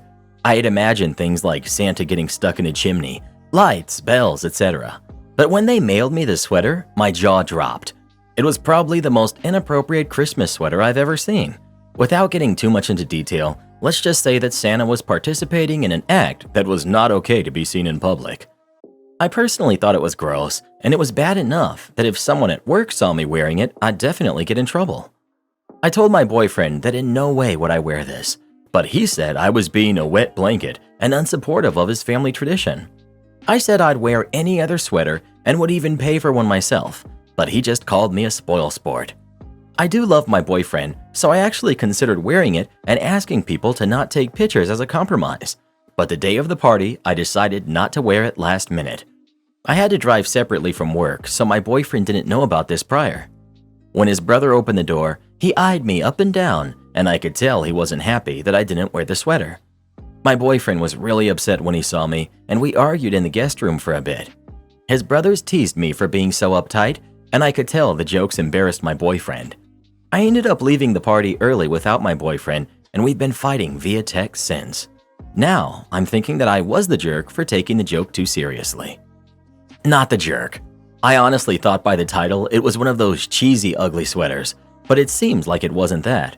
It also seems like they want to turn you into the butt of a joke for the evening. Also, I'm guessing none of the males wore ugly sweaters either. Not the jerk. Ugly sweaters are one thing. Crude sweaters meant as hazing are another thing. That your boyfriend supported the sweater should be a little concerning. Honestly, if a family has a habit of hazing new partners, the best thing you can do for yourself is to set proper expectations immediately and not play along. Starting out with them in a compliant, don't rock the boat attitude is just kicking the can down the road. If they're testing your threshold for compliance and mistreatment, then non-compliance is key. If they're just mean people who are more concerned with their own hilarity, eye roll, than they are with making a guest feel welcome, then again, you're telling them right up front to leave you out of it. Not the jerk. And depending on your boyfriend's willingness to protect you now, in the beginning, when you're still in the honeymoon phase and everyone is on their best behavior, really take a long, hard look at this family's dynamics. With the expectation that the first year or two are when everyone's putting their best foot forward, the inference is that it's all downhill from here. Are you really looking down the road and seeing a good outcome here? Update. I really appreciate everyone who took the time to message me. After reading your comments, I really thought long and hard about my boyfriend's family and whether or not I wanted to be with a partner who wouldn't respect my boundaries. We got into one final fight when he nagged me to apologize to his brothers all separately. I told him that if he wore the sweater they bought me to our Friendsmas party, about 15 to 20 attendees, then I'd apologize. He immediately freaked out and said no, and tried to argue that they wouldn't understand because it's not their tradition. I explained that it had nothing to do with tradition, but rather with my personal comfort level and whether or not the sweater was an appropriate article of clothing. I asked him why he felt uncomfortable wearing the sweater in front of friends, and he refused to answer. He froze up, and that's when I realized it wasn't going to work out. He knew that it was inappropriate, and he himself refused to wear it in public. Yet he was too stubborn to apologize and be on my side. I told him it wasn't going to work out, so I guess I'm going into the new year single as a Pringle. A few friends found out about the breakup already, and this might have made me a jerk for now, but I sent them the photo of the sweater and explained what happened. I'm also glad to know that even people in real life were grossed out. I don't know what will happen with his friendships with those people, but it's none of my business at this point. Thanks guys, and happy holidays. Well, who do you think is the jerk? OP or her boyfriend and his family? Please let us know. Good job, OP. Now that's what you call dodging a bullet. A Christmas bullet. Am I the jerk for upstaging my wife and our Christmas cookie baking tradition? I'm 25, male, and my wife is 23, female, and we have a tradition every Christmas where we would bake Christmas cookies and frost them with our friends. We'd then give the cookies out to friends and family and helpers. Every year, my wife would take on the bulk of the baking duties, insisting that only she knew how to bake them right and only letting whoever is helping frost them. She always insisted on doing all the baking because frosting is the fun part and the only thing people want to do. Usually this frosting and baking marathon would last until the wee hours of the morning and start around noon. Well, this year, for reasons that aren't relevant to this post today, she won't be available on the day we normally do all of this. She was sad that we wouldn't be able to do our cooking tradition. I said that I was more than capable of baking the cookies. She seemed to think I was joking and that I could basically never do it myself. Well, I said I'd try, and she wished me a sarcastic good luck.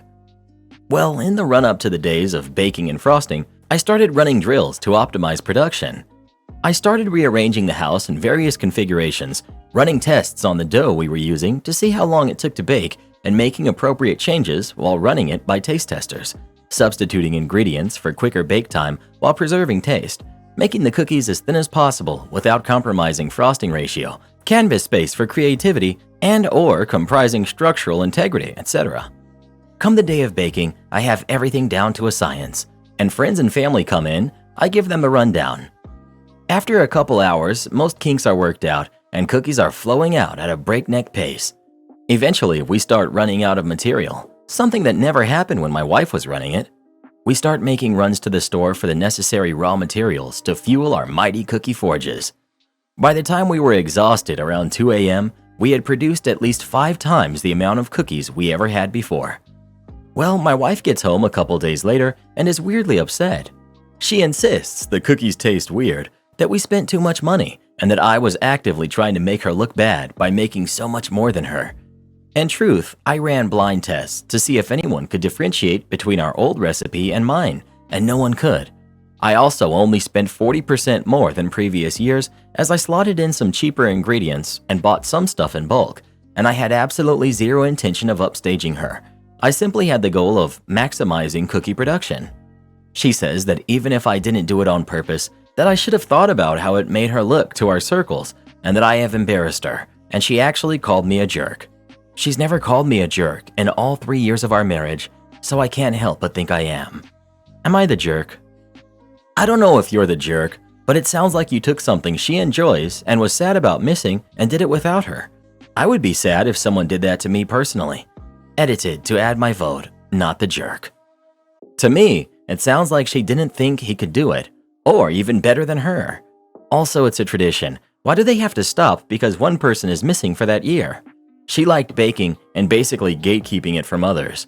He didn't do anything wrong with taking it over and trying at it for one time that his wife couldn't do it.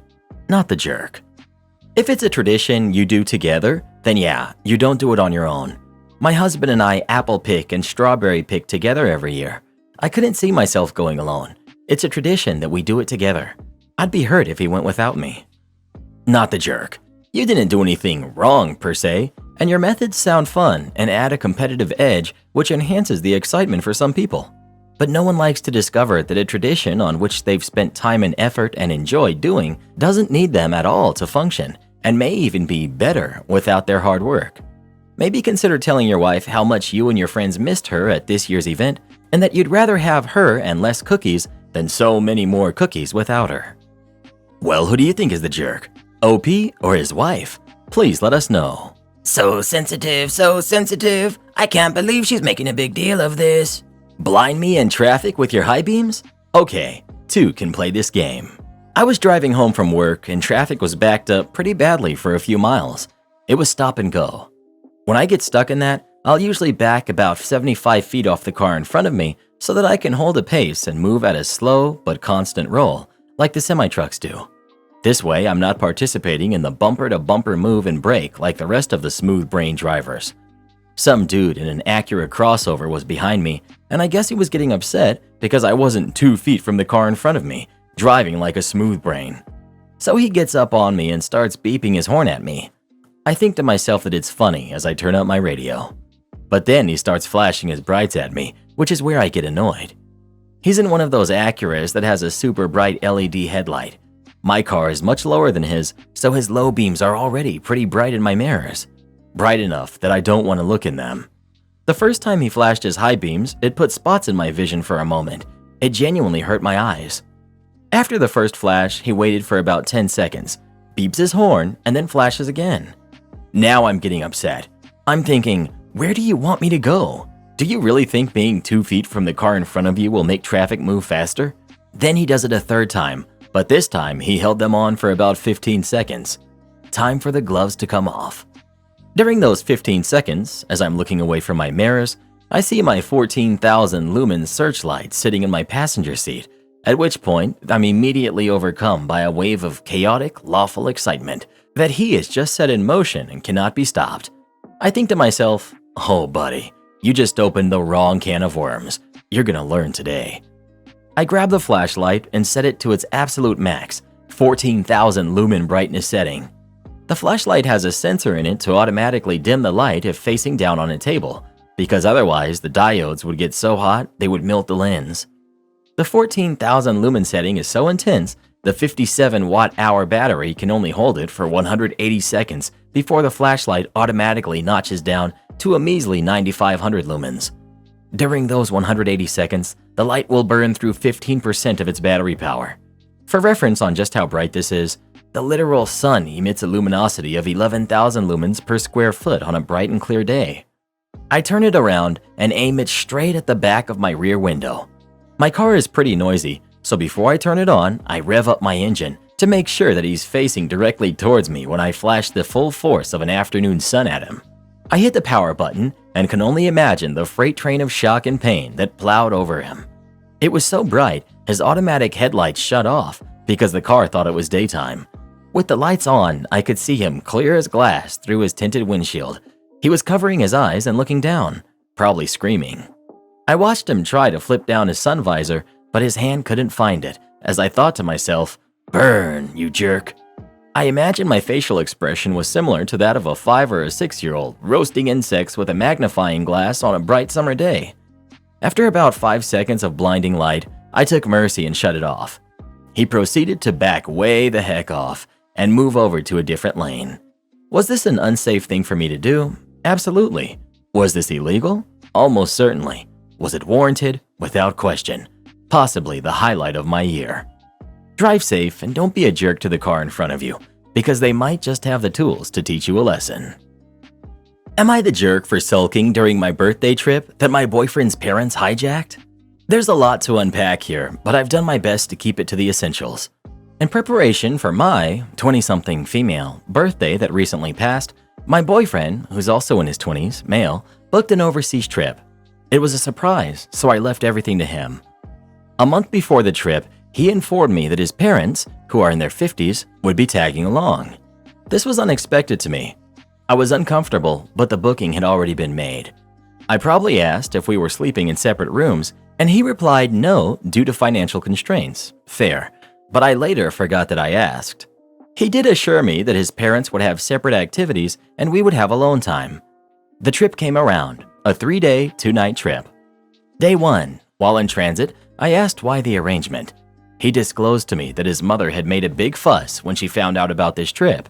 He had been traveling with me a lot, and she was upset that he hadn't been making time for his parents. On the basis that her birthday falls on the same week as mine. Surprise, she insisted on joining the trip. So how could her only son say no? I did not take this new information well emotionally, especially because I don't like his mother to begin with. Also the fact that this was straight up an emotionally manipulative move. We check into accommodations, and I realize we're sharing one room. We have no privacy. We have virtually no alone time together on the first day. I sleep conflicted. Day 2 was where it got really bad. I woke up on the wrong side of the bed and with a flu. I was mentally spiraling, thinking how dare his mother impinge on a trip for me like this. I was close to crying and I couldn't even tell my boyfriend or cry. Naturally, I had zero interest in entertaining his parents.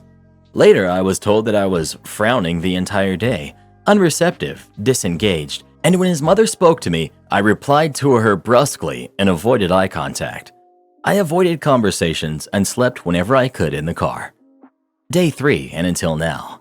The trip ended and I felt more liberated than anything else. A few days later, my boyfriend informs me that his mother was very offended by my actions on day 2 and she thinks I'm a brat who can't respect her elders. She doesn't want to see me for the time being. Oh no, I think. How tragic. God, how little I care. To be fair, his parents had done nothing to offend me during the trip, They did not impose on me any expectations or rules, and I would even say that his mother was accommodating and kind to me throughout. That's the one thing that makes me feel mildly bad. But in my opinion, they should never have made what was my birthday trip into a family trip. I regret acting so childishly, and perhaps I should have dealt with it better, but I am not apologetic for my feelings.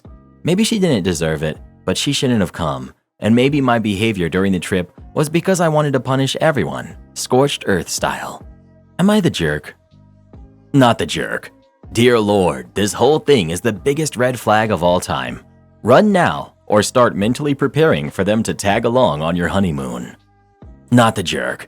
Seriously, your birthday trip with your boyfriend turned into a family vacation, sharing a single room with his parents, and you were not feeling well, and you're supposed to entertain them? Oh no. It was your trip, and you were there for you, not them. You need to ask yourself if you want this type of crap happening all the time because your boyfriend needs to grow a spine and boundaries with his mother, or you need a new boyfriend, because if one of the two don't happen, you're going to be putting up with this for the rest of your life. My sister showed up at my front door after driving across the country to see me. I turned her away. I, 28 female, have always been incredibly close with my sister who's 30. We'll call her Sam. Since we've been kids, we always hung out together, shared friend groups, hobbies, interests, and genuinely liked being around each other. However, she recently got a new girlfriend who's 29, Trisha, and our dynamic has really changed. I don't like Trisha at all. She's not really rude or unpleasant, but I just don't vibe with her, and I think she's annoying. I've expressed this to Sam, which resulted in one of our biggest arguments to date. I understand that my opinion doesn't really matter in their relationship, but I just don't enjoy being around Trisha, so Sam and I have seen each other less and less and have been getting into more and more arguments. I recently moved halfway across the country for my job, and Sam asked if she could come and visit. I excitedly said yes, as I wanted to show her all the new hiking spots by me, and I genuinely wanted to have sister time again. However, she then asked if Trisha could come along as well. I don't really have the space or means of hosting at my new place, and despite Sam saying she would happily sleep on the floor or the couch, I just really didn't want to be on while she was around. I told my sister I really just wanted it to be her and I hanging out and exploring this side of the country, and thus began another argument. Eventually I told her, either come alone or don't come at all, which I half assumed would put an end to the visitation plans, but later she agreed she would come alone. Fast forward to when she was planning on visiting. I'm getting extra excited and having a whole plan for the week mapped out. Sam texts me when she leaves her place, and since I know it's a 15-hour drive, yes, she chose to take it straight through, she would be arriving at my place around 10 p.m. 10 p.m. rolls around and she knocks at my door, and I open it to both Sam and Trisha. I didn't even know what to say or do. I was shocked. Both of them looked happy to see me, but I just couldn't understand what happened. Eventually, the anger and embarrassment caught up with me, and I refused to let them in. Things got a little heated and frustrating, and it resulted in me telling them angrily to find a motel somewhere or drive home. They both chose to get a motel after quite a bit of fighting and yelling, which is where they are right now. My family is furious with me for making them look for a hotel so late at night, even though it's a pretty highly populated area with many options around. I'm quite embarrassed and worked up over this whole thing, but I don't think I made the wrong move, considering I set my boundaries pretty clearly. I feel like I might have overreacted, as I genuinely don't think Sam or Trisha will ever speak to me again. I just can't believe my entire relationship with my sister has come to such a screeching halt over a girlfriend she's had for just over a year. Am I the jerk? Not the jerk for setting boundaries and sticking to them. Your sister tried to pull a fast one on you and is now paying the price of a hotel room for it. Ultimately, however, you will need to decide if losing your sister is worth it. This relationship may or may not last, but the hurt you just caused will be something she remembers for a long time. If you want her in your life, you need to have a one-on-one with her and let her know how you felt when she lied about coming alone, and also springing someone she knows you're not fond of on you and into your personal space. I feel like I'm gonna get downvoted by the "but your boundaries" crowd, but here we go. Everyone sucks here. Sam absolutely should not have surprised you by showing up at your door with Trish. She set up a situation rife for drama and embarrassment for both you and Trish. She's a jerk. That said, I really think refusing a family member entry to your home and making them get a hotel in the middle of the night should be reserved for relationships with a lot of history and drama. In other words, something more than being a bit annoying. I also think it's a bit selfish of you to demand your sister travel across the country to see you, but not be allowed to bring her girlfriend. You're essentially saying, use your limited time and money and pay time off only for me, when it's reasonable and even expected that these things would also be shared with the person's significant other. Bottom line, you admit that Trish is not really rude or unpleasant, and yet you were exactly that to Trish and Sam. Is the issue really that you just don't vibe with her girlfriend? Because that seems like a crazy thing to lose your sister over. What if they get married or they stay together forever without marriage? At one point, do you say, oh well, we'll never be sisters again because I don't like the vibes? You're allowed to have boundaries, but your reasoning for not liking her is shaky. Your sister should have kept the trip the way y'all planned it, but you need to go ahead and let her know you've decided that if she dates people and wants to be in your life, then she has to make sure you give final approval on future partners, and once she breaks up with her girlfriend, you'll be ready for her apology and the keys to her life. Am I the jerk for throwing out my husband and my son a few days before Christmas? My husband, who's 41, and I, 38 female, have 2 kids. Our daughter, Rachel, who's 15, and our son, Tim, who's 13. Since forever, I've been begging my husband to do more around the house, but he continues to be a lazy man-child. He does the bare minimum when I force him to, and that's it. And our son is learning from him. He's not doing his chores, not cleaning up his messes, and expecting his sister to cater to him. Hubby is enabling him and secretly overrules me when I punish Tim. We had more than one argument because of their laziness. Yesterday I was shopping with Rachel, and we met a friend from work and her boyfriend. So I called my husband and asked him and Tim to clean the house ASAP because I'll bring home guests. When we arrived home nearly 2 hours later, the house was a mess. I never felt so embarrassed in my life. My friend smiled and downplayed it as normal, but I was able to see the look she exchanged with her boyfriend. We chatted for 20 minutes after I cleaned the living room a bit and they left. I finally had enough. I told hubby and Tim to get out of my house and don't come back until they learn to respect me and be helpful around the house. We had a bad argument, and in the end, they gave up and left. My son has called me since from the motel where he and hubby are staying and begged me to let him back in. I told him he can ask me in 2024 and I might consider it. They're banned for Christmas. Family will gather in my house this year, and for New Year's Eve. Tim will then return. Hubby, I'm not sure yet. My mom and sister are against this. They think I'm way too harsh, especially to Tim. But I think he needs a serious wake-up call, and this is it. And I don't give a hoot about hubby at this point. Am I the jerk? Edit. The text says clearly Tim will return home. This is just a wake-up call for him. Maybe he can even return for Christmas if he promises to do his chores from now on. Quick update. My son called me again. I explained the situation and what I expect from him. He agreed to sign a paper where all his chores will be listed. He also agreed to help his sister with all of her chores until New Year's Eve. I will pick him up tomorrow. Didn't talk with my husband. Update 2. I picked my son up from the hotel in the early morning. He couldn't wait. I apologized for throwing him out, but explained my reasoning to him. He signed the paper and promised to do better from now on. I'm happy to have him back. Hubby tried to talk to me when I picked Tim up, but I didn't even listen. As for him, he can stay away for a while, and I will have the time to think about our relationship.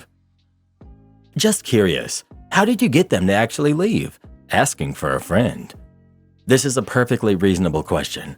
I had an ex-boyfriend living in my house. I told him I wanted him to leave, and he just didn't.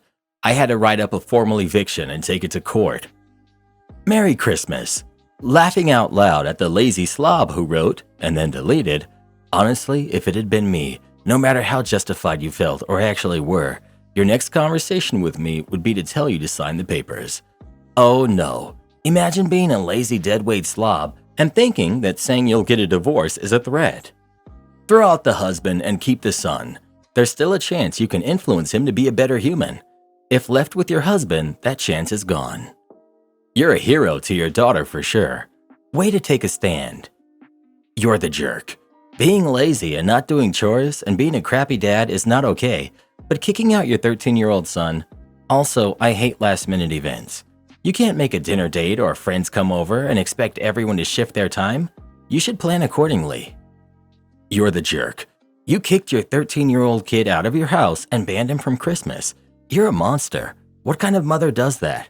I completely understand kicking your husband out or you yourself getting separation.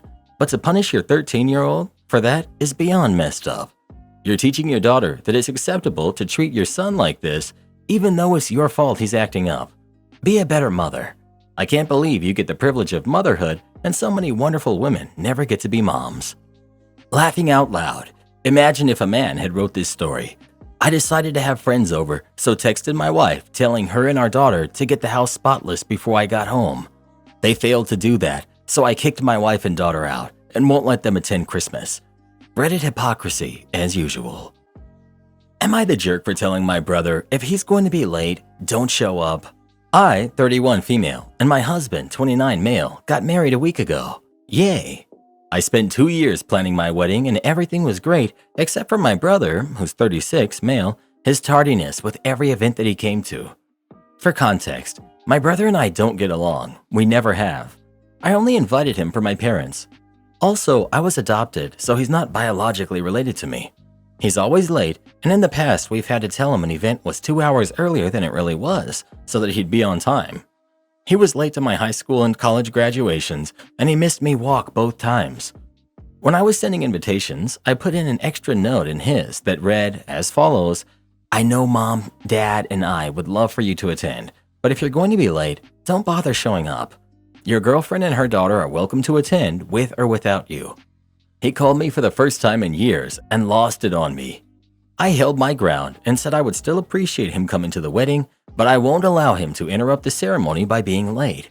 He then called my parents and yelled at them as well. They said it was my wedding and they stood by my decision. He came to the wedding, but he walked in as I was walking down the aisle and walked past me to his seat. I was horrified and embarrassed and mad.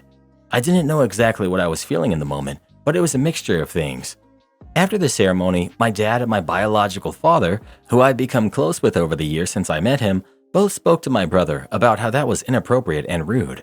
My brother didn't care and asked where the bar was. He was forced to leave. Am I the jerk? Why do you still allow him in your life when he's clearly not interested? There's late, and then there's walking down the aisle at a wedding. OP. It's one of the many reasons we don't get along. He blames me for ruining his life when our parents chose to adopt me. My dad is an attorney and heard about my situation when I was 6 and adopted me. My brother says that I ruined his life. Do your parents know this? OP. No, I never told them. I don't want to feel like they have to choose between their kids. My brother likes to remind me that he's their son and I'm not their daughter. Just some kid that they took pity on, but I never saw it that way. His loss. OP. Thank you. He treats me like this, then asks to use my equipment. I own a cattle ranch, when his isn't working. I've never loaned it out because I don't trust it to come back working. He wants to be my brother, but when he wants to use my shooting range or my four-wheeler, I've never let him onto the ranch. He's never even seen my house. My daughter's afraid of him, honestly. Update. As a lot of people in the comments on this original post said, I told my parents everything. How my brother has told me that I ruined his ideal life. How my parents pitied me, and that's the only reason they adopted me. How I'll never be a member of the family, etc. I also told them that if I host any events at my home and ranch, I will be hosting Christmas this year since I have the space for the whole family, biological and adopted. My brother will not be invited. I do not want him in my life anymore. The event at my wedding was the final straw. I'll be civil if we see each other at family functions that I am not hosting, but I will not be in contact with him anymore unless there's an emergency with our parents. My parents support and understand my position. I told them that this is not me making them choose between us, and this is just me drawing a line in the sand and setting a boundary. I love my parents. They saved me from a horrible situation and gave me the best life I could have hoped for. If not for them, I wouldn't have my beautiful daughter, wouldn't have met my husband, or have my amazing ranch. My ranch hands, Lloyd in particular, said that if my brother ever attempted to come onto the ranch without my knowledge, they would boot him fast.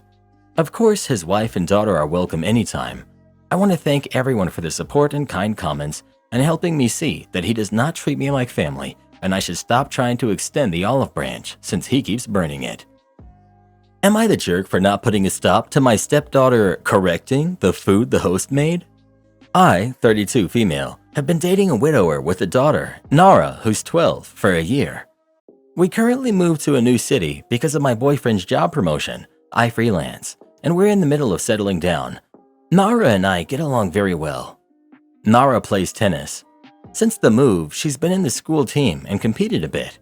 The parents of her teammates often organize some kind of get-together, and her father and I tried our best to have her attend most of them. I would say Nara got along well with all of her teammates, and I thought the parents were friendly. Last week, the team captain's parents hosted a potluck party at their place. Nara and I brought over some brownies. There really were a lot of different kinds of food. The team captain's father did most of the greeting, telling us his wife was preparing something special for us all. Once everyone was at the party, the wife came out of the kitchen with a special dish, a recipe of a specific country. Now, Nara looks white, but her late mother actually came from that very country. The wife host began to serve everyone and share her recipe and ingredients, and how it was not that difficult to make once you substitute the local ingredients, and feel free to ask her for tips. At this point, Nara spoke up, saying that the authentic recipe included such and how their particular scent and taste added to the whole experience of eating the dish. She said if so many substitutes were used, they might as well call the dish a different name. The wife host looked a little unsettled and told Nara that she and her husband traveled a lot in their youth, and she had the dish many times and knew what it was supposed to taste like, and the substituted ingredients worked just fine. Nara then said her mom was from the dish's country of origin, and she understood that some ingredients were hard to come by, but substituting so much turned the dish into something else altogether. During all this, I mostly kept silent. Nara was not being rude, just matter of fact, and as this was a matter of her heritage, I thought she could speak up. The host wife spluttered a bit before saying everyone should just go ahead and enjoy her dish, no matter the name. Everyone tried it, though nobody asked for seconds. I personally thought it was a little bland, and there were a lot of leftovers. Nara's team captain later called her, thanking her for putting her annoying stepmom in her place. When my boyfriend came back from his business trip and learned of this, however, he thought I should have reprimanded Nara for being rude to the host. He also had a talk with Nara, and she seemed to be sulking a bit, though she was not grounded or anything. Am I the jerk? You're the jerk. Nara was extremely rude. This woman opened up her home and spent time and money to prepare this meal. Nara trashed it before she even ate it. Maybe you and Nara don't realize this, but there are different ways to prepare a cultural dish. Not everyone in a particular culture prepares their food the exact same way. Maybe the dish tastes similarly to the way it was prepared when the hostess ate it during her travels. Your stepdaughter needs to learn graciousness and respect. If I pulled something like this when I was her age, my mom would make me write an apology letter to the mom. Then she would volunteer our family to host the next team get-together and make me do all of the cooking by myself, so I would learn to have respect for people who invite me into their home and prepare a meal for me. The team captain is also an ungrateful brat. If her stepmom is so annoying, she needs to learn to handle the hosting duties for these gatherings herself. You're the jerk. Not a huge jerk, but still. Being a gracious guest is a skill that everyone should learn.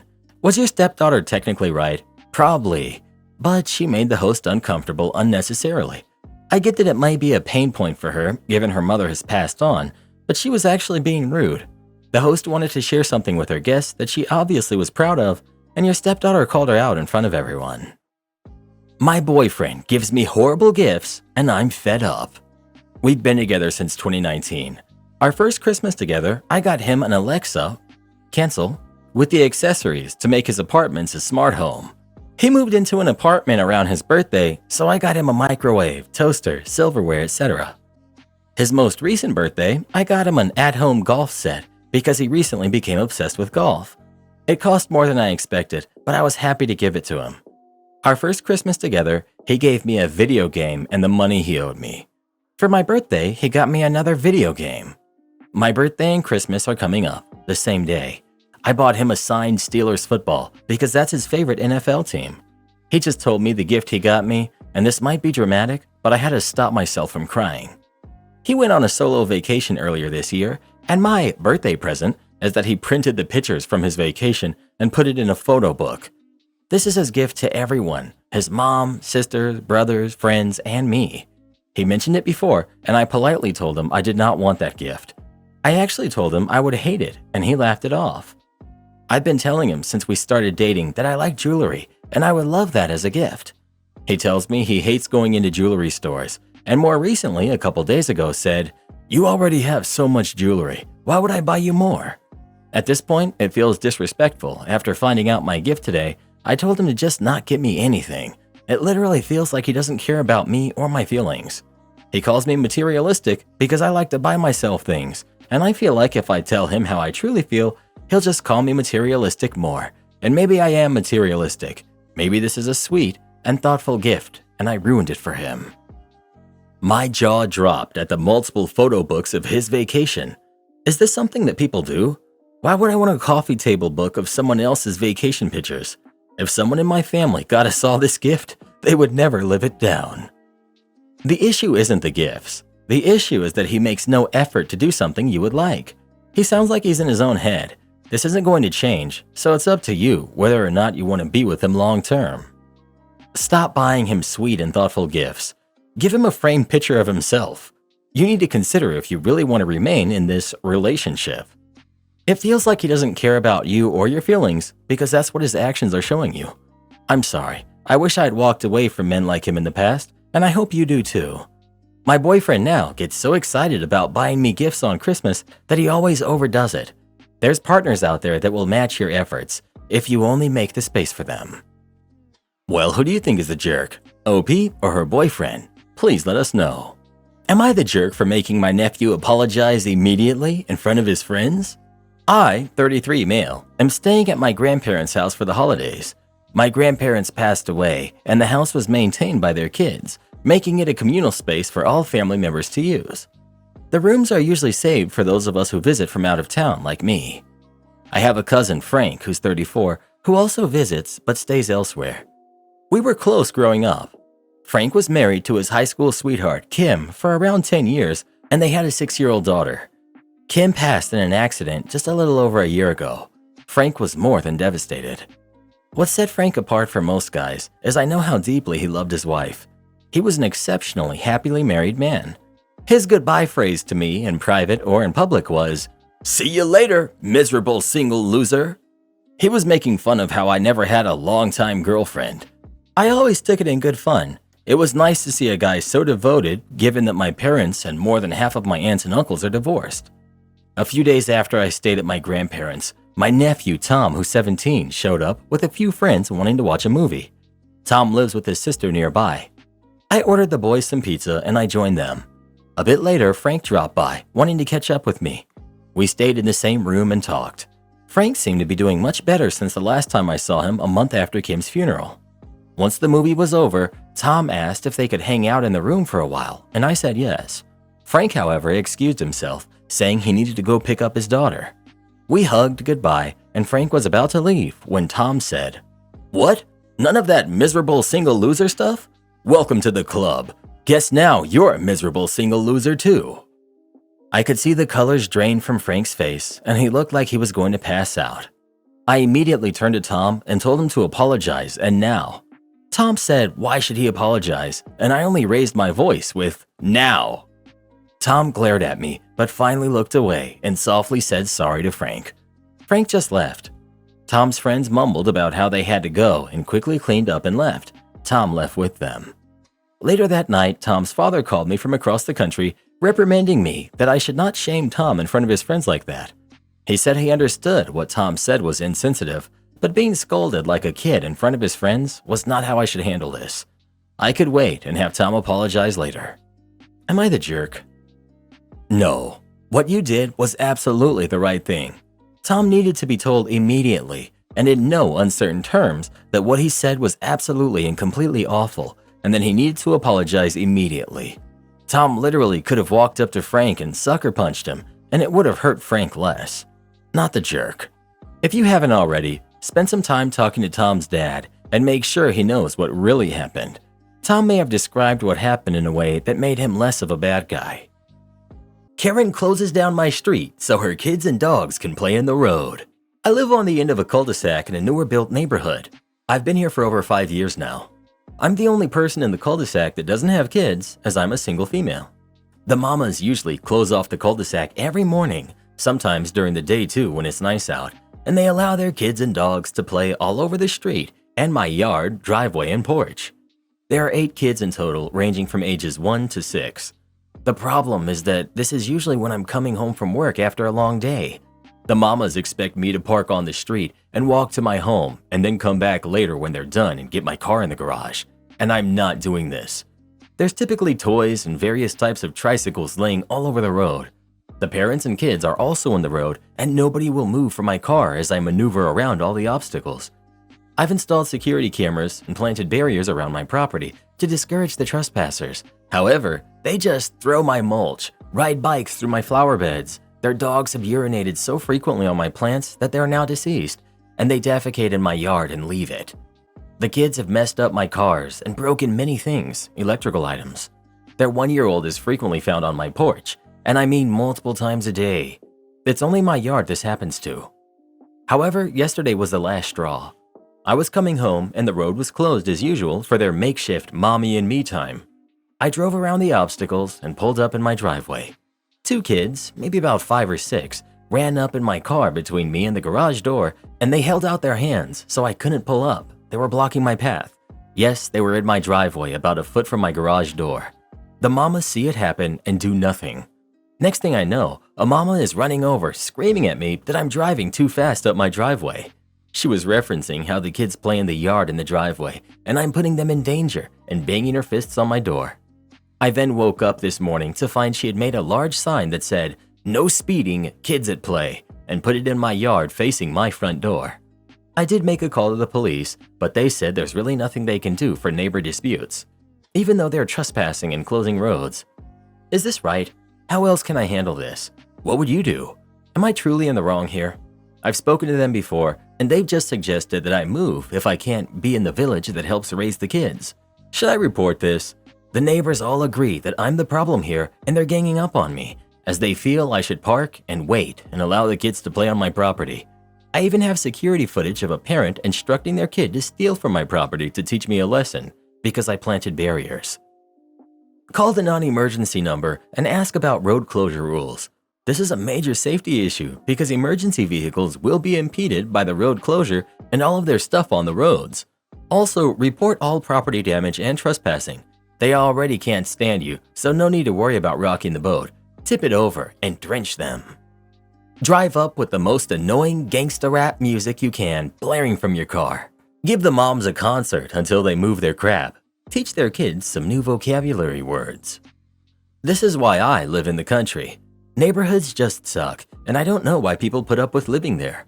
Houses extremely close to each other, high crime rates, no views of nature, loud, obnoxious neighbors playing dumb music, extreme bass rattling your walls when you're trying to sleep, kids screaming outside all hours of the day, cars with loud engines and motorcycles, dogs barking nonstop, parties all hours of the night.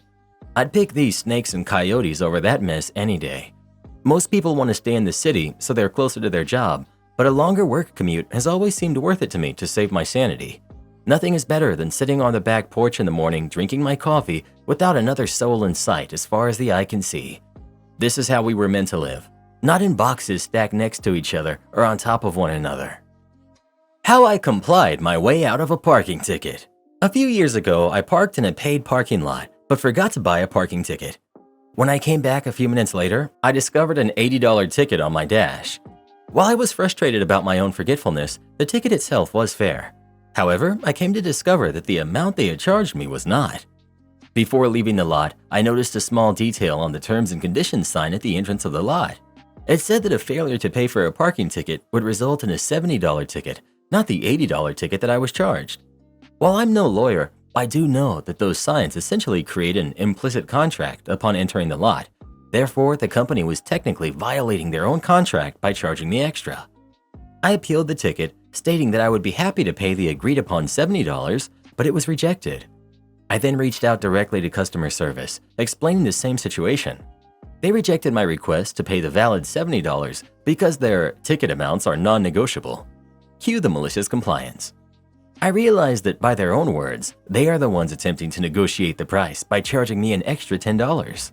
So I called up the supervisor of their claims department. She was already aware of this dispute and immediately attempted to shut me down, saying, "The signage is not up for discussion." I reminded her that their company's policy states that ticket amounts are non-negotiable and that given what the terms on the sign stated, they were trying to negotiate a higher price. Once again, she shut me down, stating the signage is not up to discussion. The rest of the conversation went something like this. Me: "So, where can I escalate this from here?" Her: There is no more escalation. Next stage is court. Me. Seems silly to go to court over $10, don't you think? Her. Yeah, it does. Me. Okay, well, I'll begin the small claims court process over the non-negotiable price issue then. Her. Okay. I was having fun at this point, and I was fully ready to start taking legal steps over this $10 on a matter of principle, and knowing that if I did, the company would immediately cave. Before doing that, however, I sent one final email to the vice president of the company. I explained the whole dispute, explained the signage, their non-negotiable policy, and how the appeal supervisor told me my next step was to take it to court. I offered them the opportunity to resolve this civilly before going on to that stage. Not even 3 hours later, I got an email back stating that my ticket had been fully cleared as a courtesy. I called their bluff, maliciously complying to the contract and the take it to court attitude, and it worked. As an added bit of pettiness, I replied thanking them and CC'd the appeals supervisor. I then directly addressed her, telling her that this is how easy it could have been resolved if she would have just actually addressed the signage issue. The moral of the story: push back against parking lot companies. They use shady practices and try to scare people into paying unjustly. Often a simple but credible legal threat will make any issue disappear. And as some have pointed out, yes, these parking tickets aren't usually enforceable. That being said, if I ever wanted to use this lot again, which is the only one in the area, then I would have to get it resolved, lest I get towed. Also, I can't recall exactly how the appeals woman brought up court, but I don't think she implied that I should sue. I think it was more of a veiled, "we will sue you" statement, which was of course a bluff. Regardless, as many pointed out, her mentioning court at all was a bad idea on their part. My boyfriend asked his ex-girlfriend to make a workout plan for me that would make me look like her. I, 20 female, and my boyfriend Alex, 22 male, met 3 years ago, but we started dating 10 months ago. When I first met Alex 3 years ago, we were both in separate relationships. At the time, he was dating Ellie, 22, female. Alex and I had a mutual friend back then and would often meet in a group setting with our partners and a few more couples. We both got out of our own relationships at the same time a year ago and then hit it off. Ellie works out a lot, and Alex and her would often go to the gym together back when they dated. She has a slim, thick body type with a flat stomach, bigger thighs, and slim arms. She's very pretty, and it's hard not to be jealous. Her figure almost looks like a real-life Mrs. Incredible. I, on the other hand, am slim and thin. I'm just tall, skinny, and no curves. I don't mind the way I look. Alex never seemed to dislike the way I looked either. He had asked me one time before if I wanted to get a gym membership and work out with him, but I said no, and he never asked again. Yesterday, Ellie reached out to me through Instagram and asked if I had talked to Alex about wanting to start working out. I said no because I hadn't. I was a bit confused and asked why she was asking me. She then proceeded to send me multiple screenshots of conversations with Alex. He had asked her to put together a workout plan and a meal plan that would make my body look like hers. He told Ellie that it was my idea and that I had asked him to ask her. I never did. He was also very strict with making sure that she sent the plan to him and not me. Ellie thought this was a little suspicious and decided to ask me before she made the plan. I haven't told him that I know about it, and I genuinely don't know where to go from here. I feel so insecure now. Ellie has been an absolute saint through this and has really tried to make me feel pretty, although it doesn't work. Alex is apparently not happy with the way I look. Not only does he want me to change, but he wants me to look like his ex. I love this guy so much, and he's been absolutely perfect until now. Am I overreacting? Edit. He's my ex-boyfriend now. That's so humiliating. I'd never forgive him. Ellie is a girl's girl and did you a favor. Take it and dump the jerk. Am I the jerk for not marrying someone just because she's pregnant? I, 27 male, unfortunately got my girlfriend, who's 25, pregnant 3 months into dating. She was on birth control, but it failed.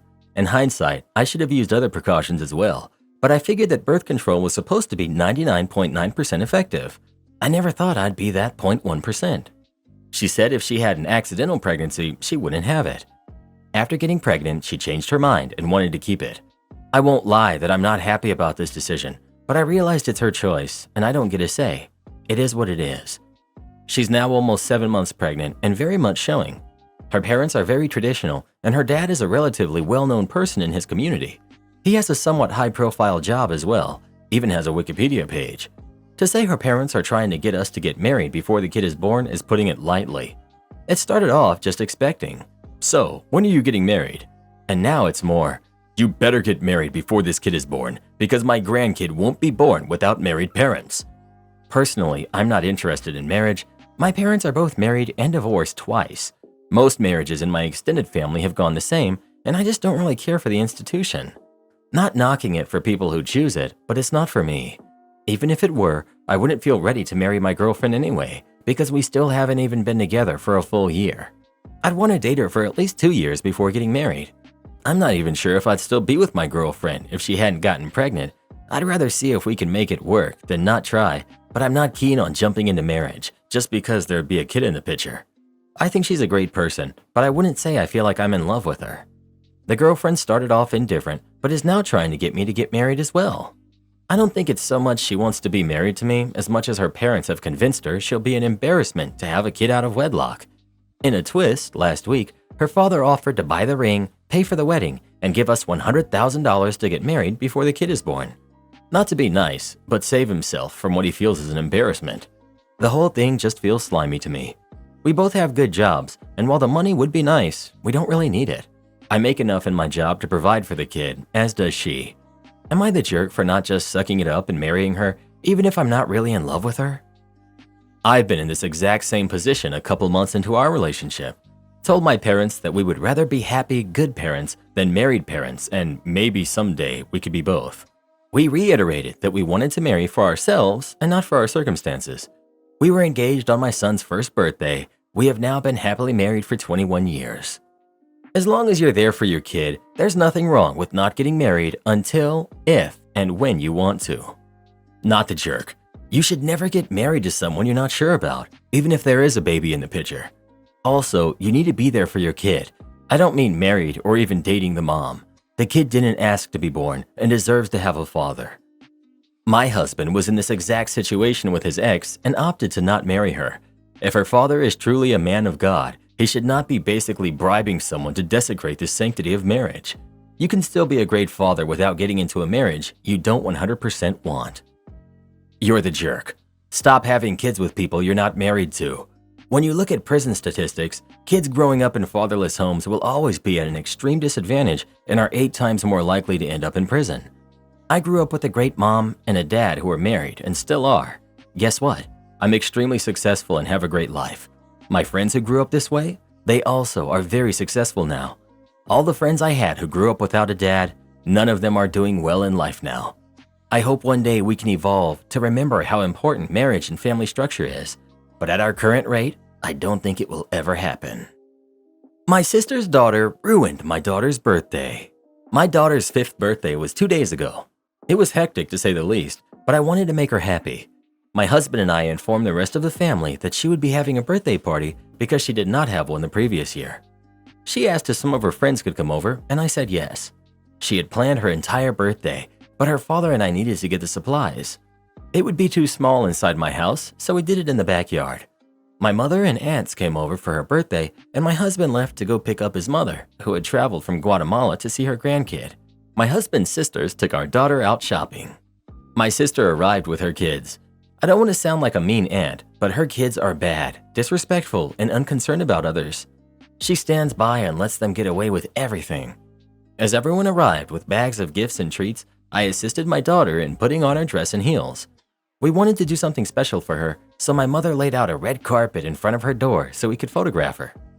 The party was going well. Everyone was eating, and I got to meet some of the family members on my father's side. The kids were dancing with the mascot while the adults ate and drank.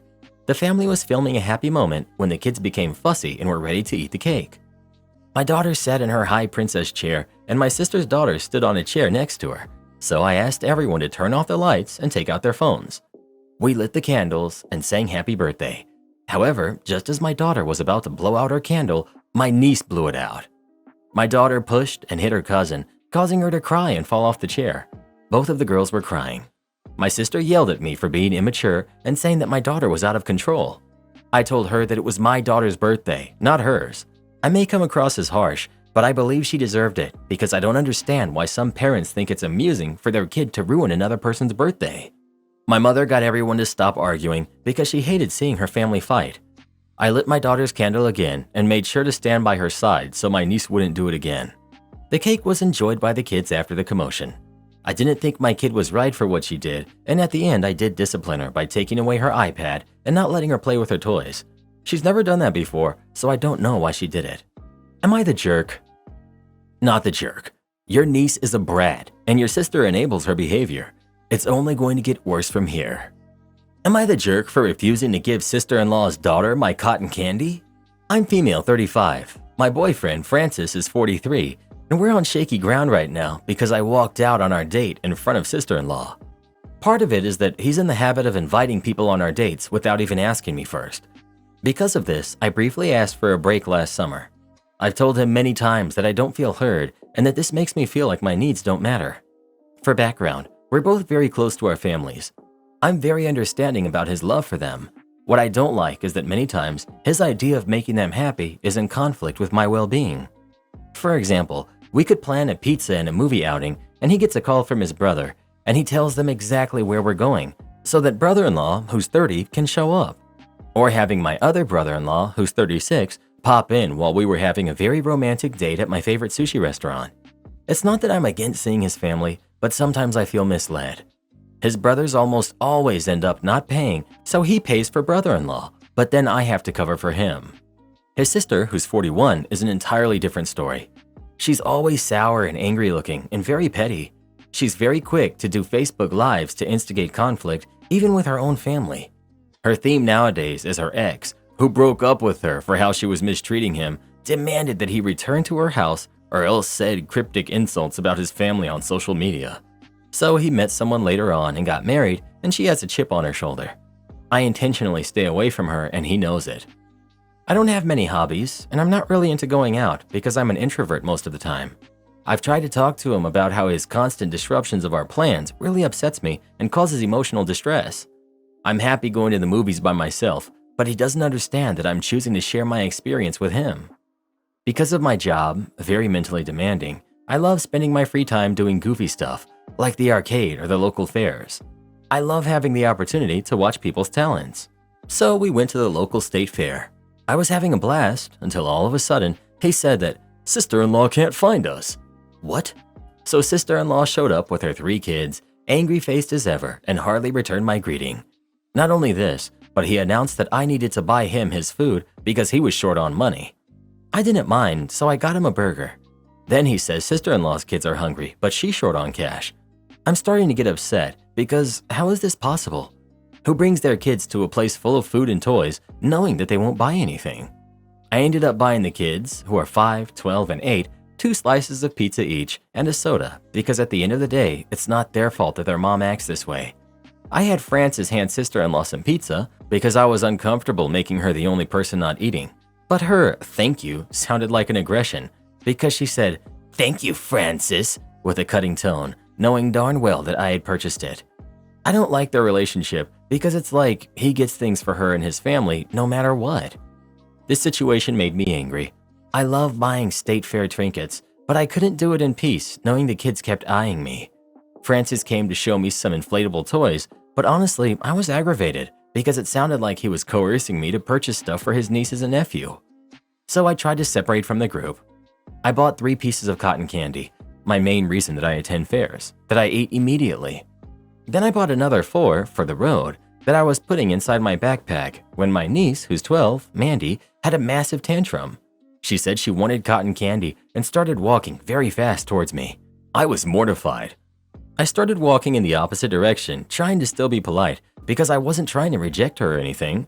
This got really awkward because it went from screaming to demanding. So Francis didn't say anything. He didn't ask his niece to calm down. Instead, he just said, "Oh, just give her the cotton candy. You're causing the situation." I tried to clarify that I wasn't waving anything in front of her. I wasn't aware that she was watching me. He said it was just cotton candy and to let her have it. I quickly closed my backpack and let him know that sister-in-law would be driving him back to his place as I was leaving. I did leave. This ruined my whole afternoon. He called me out for being selfish and for leaving him to ride with sister-in-law. I'm very confused about this. It's not like I let the kids go hungry at the fair. A part of me is mad that they're focusing on that one thing I didn't agree to give up. I'm very okay financially. I could have bought the kids some cotton candy, but it wouldn't have felt genuine because 1. I put it away to avoid having the kids see it as I had no intention of buying more, and 2. I felt like I was put on the spot. I was never told that sister-in-law was showing up despite asking him repeatedly not to bring anyone because it was a me outing and to tell me the truth in case he invited someone. He's been texting me so much about this that I already suggested we break up for good, which seems to have really offended him. Am I the jerk? Not the jerk, but your boyfriend is, and his family sucks. Why are you with this guy? Your boyfriend treats you like an ATM for his family. The sooner you realize this, the sooner you can move on and find a guy who isn't a deadbeat. Not the jerk. Am I the jerk for refusing to buy my girlfriend's new book? So my girlfriend, we live together, wrote, sold, and published her first book. I think that it's amazing and I'm so proud of her. I believe that I was very supportive. I participated in beta reading, had my hand in text editing. I did some changes in every single page, a lot of suggesting and editing. I do not want to undermine what she did, but I really did spend a lot of time on this as well. And I gave her a bunch of praise and critique. We celebrated when she sold the book to the publisher and all, so I don't believe that I was unsupportive. However, she got very angry today because I refused to buy a physical copy of the book. I said that I just don't get this. We live together. What? Her argument is, we live in a small country and every copy sold matters and I should show support. I replied that the reader should buy her book, not her partner. Anywho, am I the jerk? It's up to you, but I'm leaning towards you're the jerk. Personally, I would buy my partner's book and get the very first personally signed copy to keep and proudly show it off, but you do you. Will it break the bank to show her support? Will it hurt you to buy it? It's a pretty big deal to get signed with a publisher. Congrats to your girlfriend. I wish her all the success.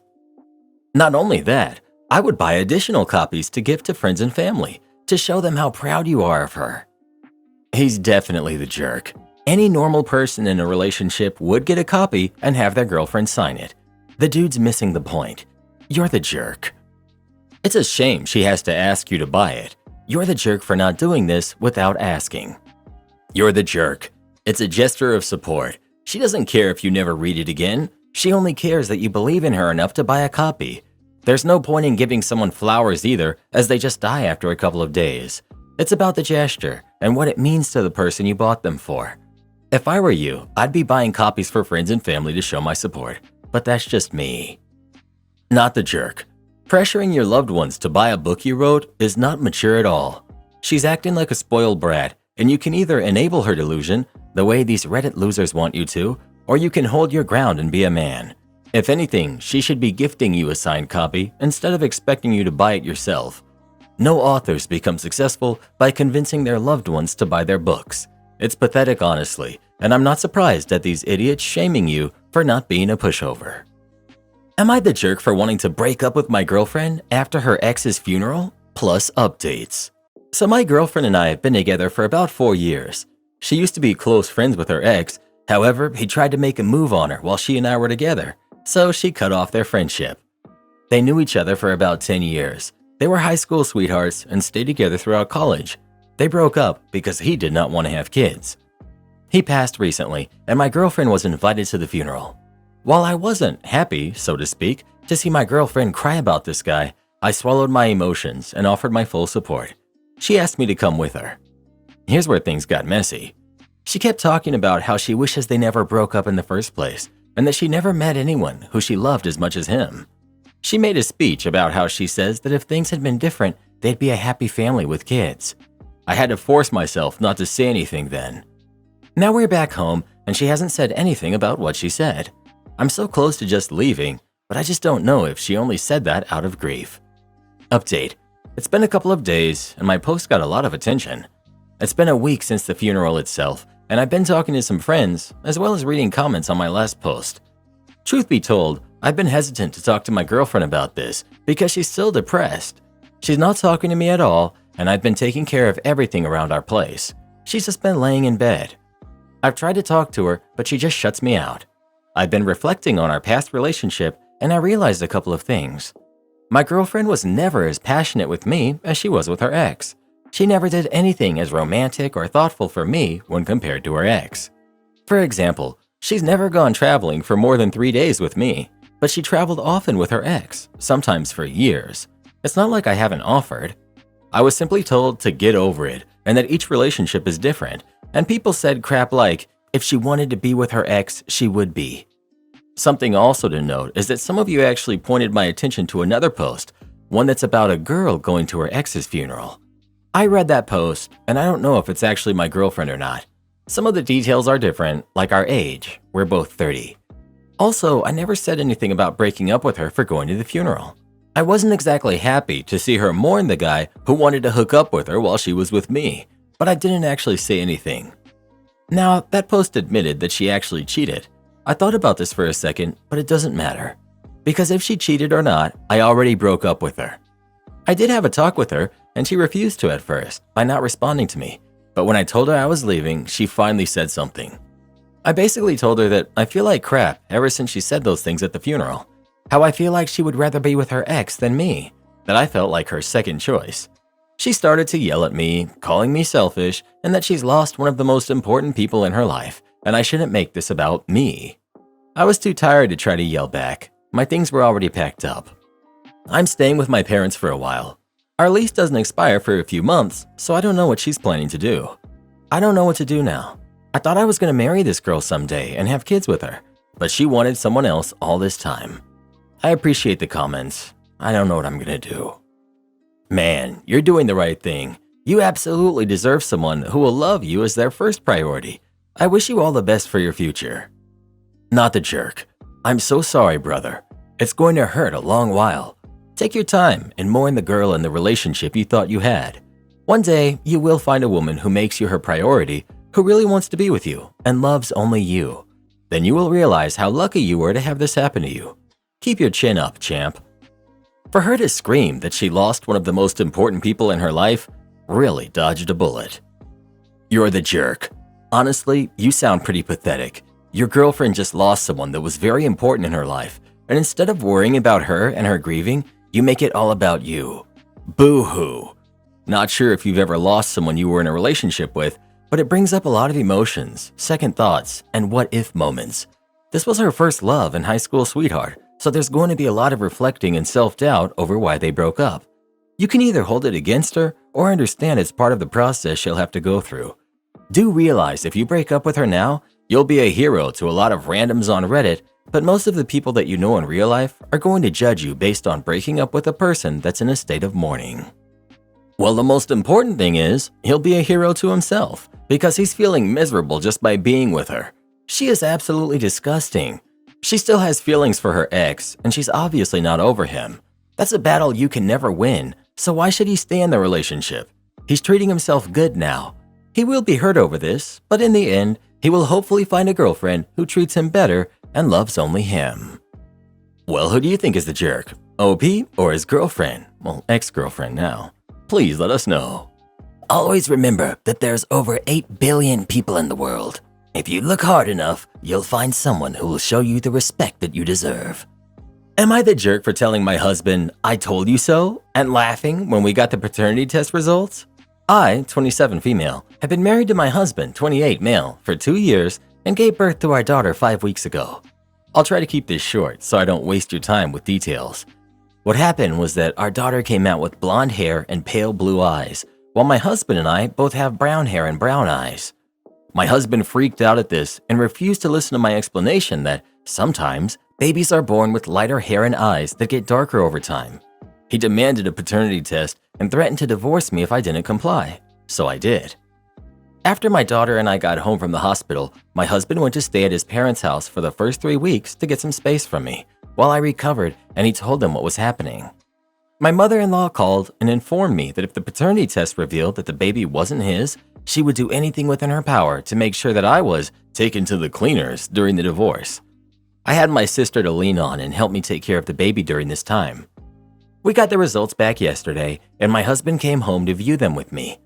I was on the couch in the living room, so he sat next to me and we started to read the results. They showed that he was the father, and my husband had this shocked, kind of mortified look on his face, with his eyes wide as he stared at it. I couldn't help but say, "I told you so," and started laughing at the way he looked. my husband snapped out of his shock and got mad at me for laughing at him.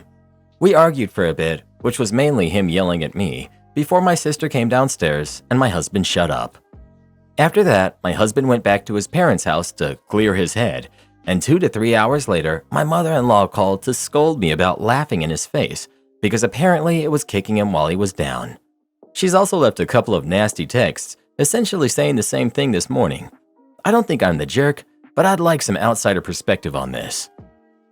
So he was down by finding out that he was mistaken and you didn't actually get pregnant with someone else's baby? Tough luck, fella. He owes you a massive apology or 3. Sorry about your husband and in-laws. This is insane. He abandoned you postpartum and forced you to take care of a newborn by yourself while healing. My husband and I also have a baby that looks nothing like either of us. She came out with strawberry blonde hair and blue eyes, while we both have brown hair and brown eyes. We just said, wow, genetics are crazy, and moved on. I'm so sorry for what you're going through while being freshly postpartum with a newborn. Not the jerk. He was a jerk, but I personally believe paternity tests should be routine and only opted out from. That would save a whole ton of issues like this. Not at all. Women deserve to know that their husbands think that they're cheaters, so we don't get stuck staying with them. And men deserve to know that their women aren't cheaters that trick them into raising other people's kids. Mandatory paternity tests would only be a bad thing if you're trying to get away with paternity fraud. Am I the jerk for solving my ex-girlfriend's problem without her permission? We broke up over this. Basically, my girlfriend, now my ex, lives in an apartment building where she shares her floor with just one other tenant, but the dude lets his big dog sleep in the hallway between their front doors. The dog does what dogs do. It thinks the hallway is its territory, so it defends it. It never bit anyone, but it would usually growl and look aggressive whenever my ex or myself walked past it to go to her apartment. My ex would not shut up about how much she hated that dog being there. She's squeamish around dogs at the best of times. But the dog's owner is a massive-looking, tatted-up dude, and she'd just keep whining that she didn't dare speak up to him because he scared her. I talked to the dude a couple of times here and there, and while he looks dangerous, he seemed to me like a chill guy. So I kept telling her to just talk to him, and I was sure he would understand. But my ex was adamant, absolutely not, because she was afraid he'd get angry at her and retaliate somehow. Well, 3 days ago, I was sick of hearing her complaining about the dog again and again. I just got up, walked to the neighbor's door, rang the bell, he answered.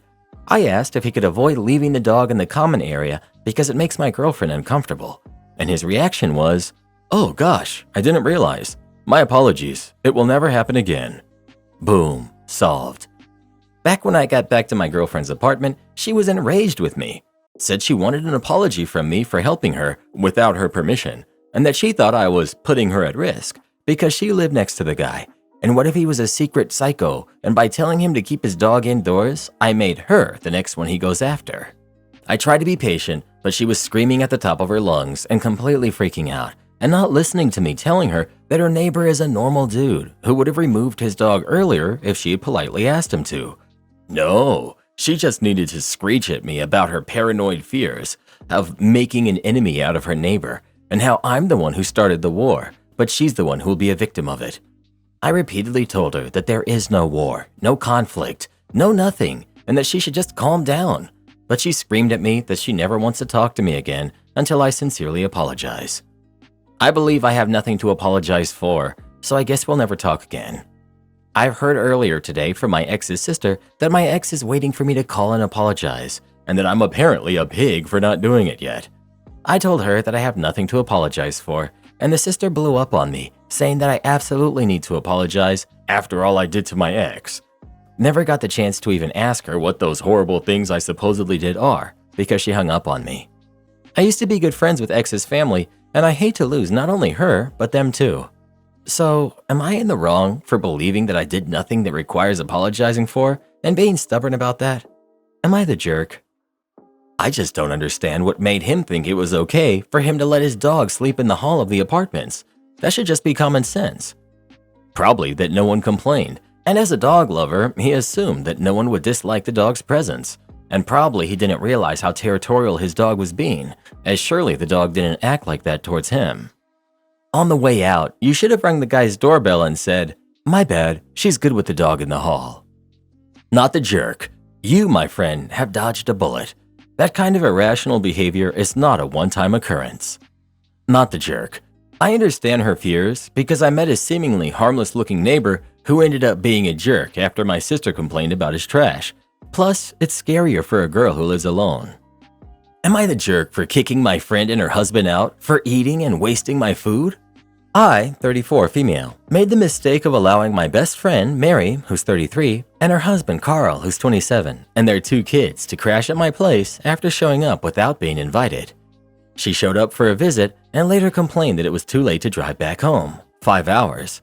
I hate having people over, and she has a history of being a moocher. However, we did have a great time, so in the end I was grateful for her visit, and it was raining. I agreed to let her spend the night safely at my place. I did not go crazy with accommodations because I didn't want her to get too comfortable, so I opened the sofa bed for them and went to sleep. My boyfriend went into the bathroom near midnight and woke me up looking angry and confused. He said Mary and her husband were eating all of our food in our kitchen.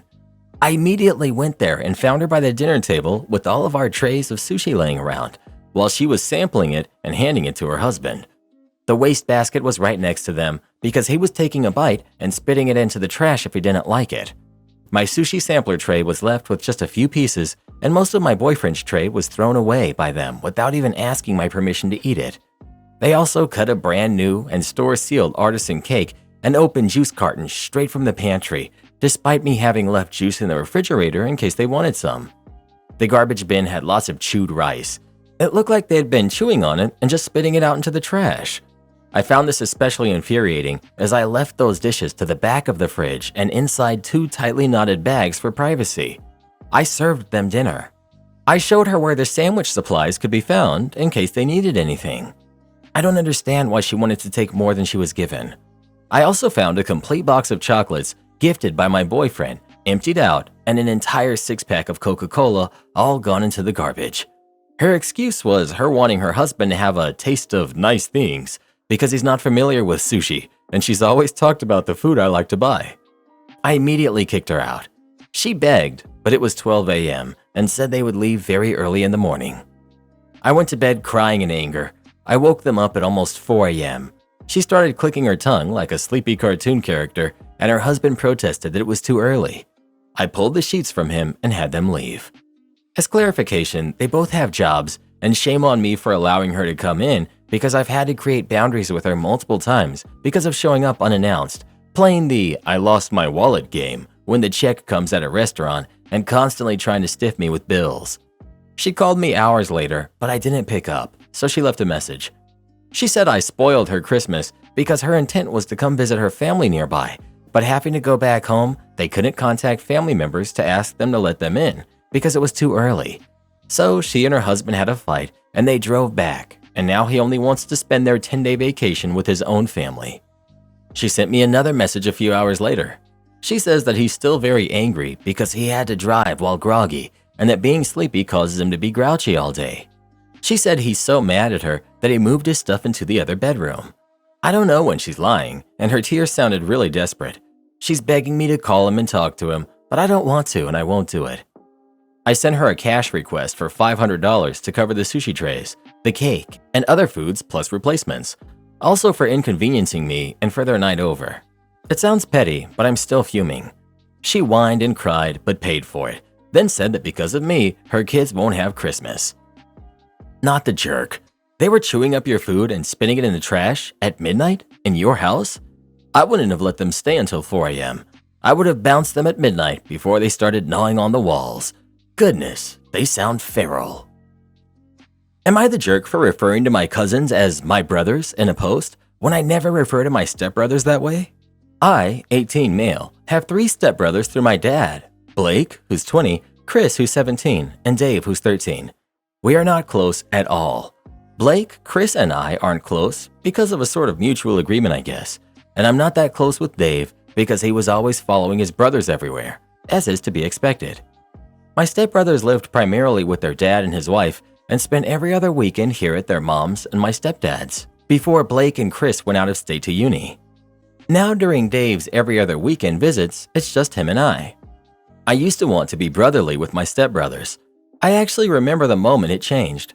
I was 12, and their dad was taking them all to Florida on vacation, and I said something to Blake and Chris about wanting to go, and Chris responded that it was a brother's trip, only for brothers, so I can't go, and Blake laughed. That hurt, but something switched at that moment. I stopped caring. Since that day, when they are here, I coexist, and generally try to make plans with my friends to stay away from home.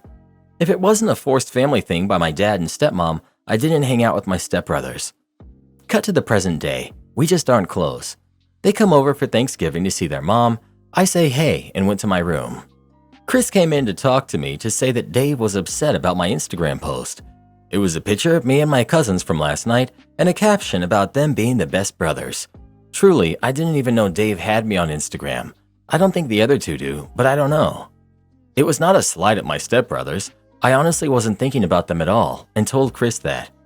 Chris started talking about how the four of us are brothers, and I said we weren't.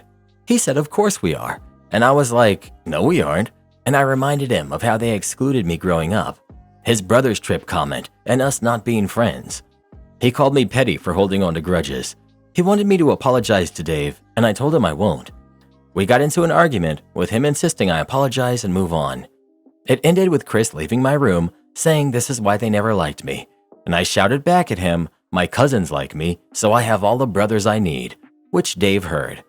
My stepbrothers left soon after, and then Blake texted me to ask to talk tomorrow and said Dave is really upset. Am I the jerk for calling my cousins my brothers in a public post that my stepbrothers could see? Should I have apologized and talked to Dave? Not the jerk. They asked, you gave them an explanation, which to be honest is really reasonable in my opinion, and they brushed off your feelings. They said, this is why we never liked you. There's probably some truth to that, and although your stepbrother is hurt, I would tell him, wow, imagine how I felt back then. It changed the dynamic of our relationship, and all of you saw it, but didn't seem to care then. But now you do? No, you care because my comment hurt your brother's feelings. Yet, if I was your brother, you would care about how you hurt me. This is just another example of how you don't see me as an actual brother. Update. So I talked to Chris today, which was surprising because I didn't think we would talk about what happened. Just sort of move on like we usually do and not acknowledge it. But Chris apologized and we talked, and specifically about Dave. And you're right, I will talk with Dave. I feel bad for upsetting him. I didn't think Dave and I were that close, but Chris informed me that Dave considers us close. He tells them about all the stuff that we do together, which is not a lot, because I didn't think he even cared to hang out with me. But apparently it means a lot to him. Every time I've taken him somewhere or got him food or watched a movie, he's told them. I think a large part is obviously Chris and Blake being away at university while I live at home and still attend uni, so there's space for us to bond.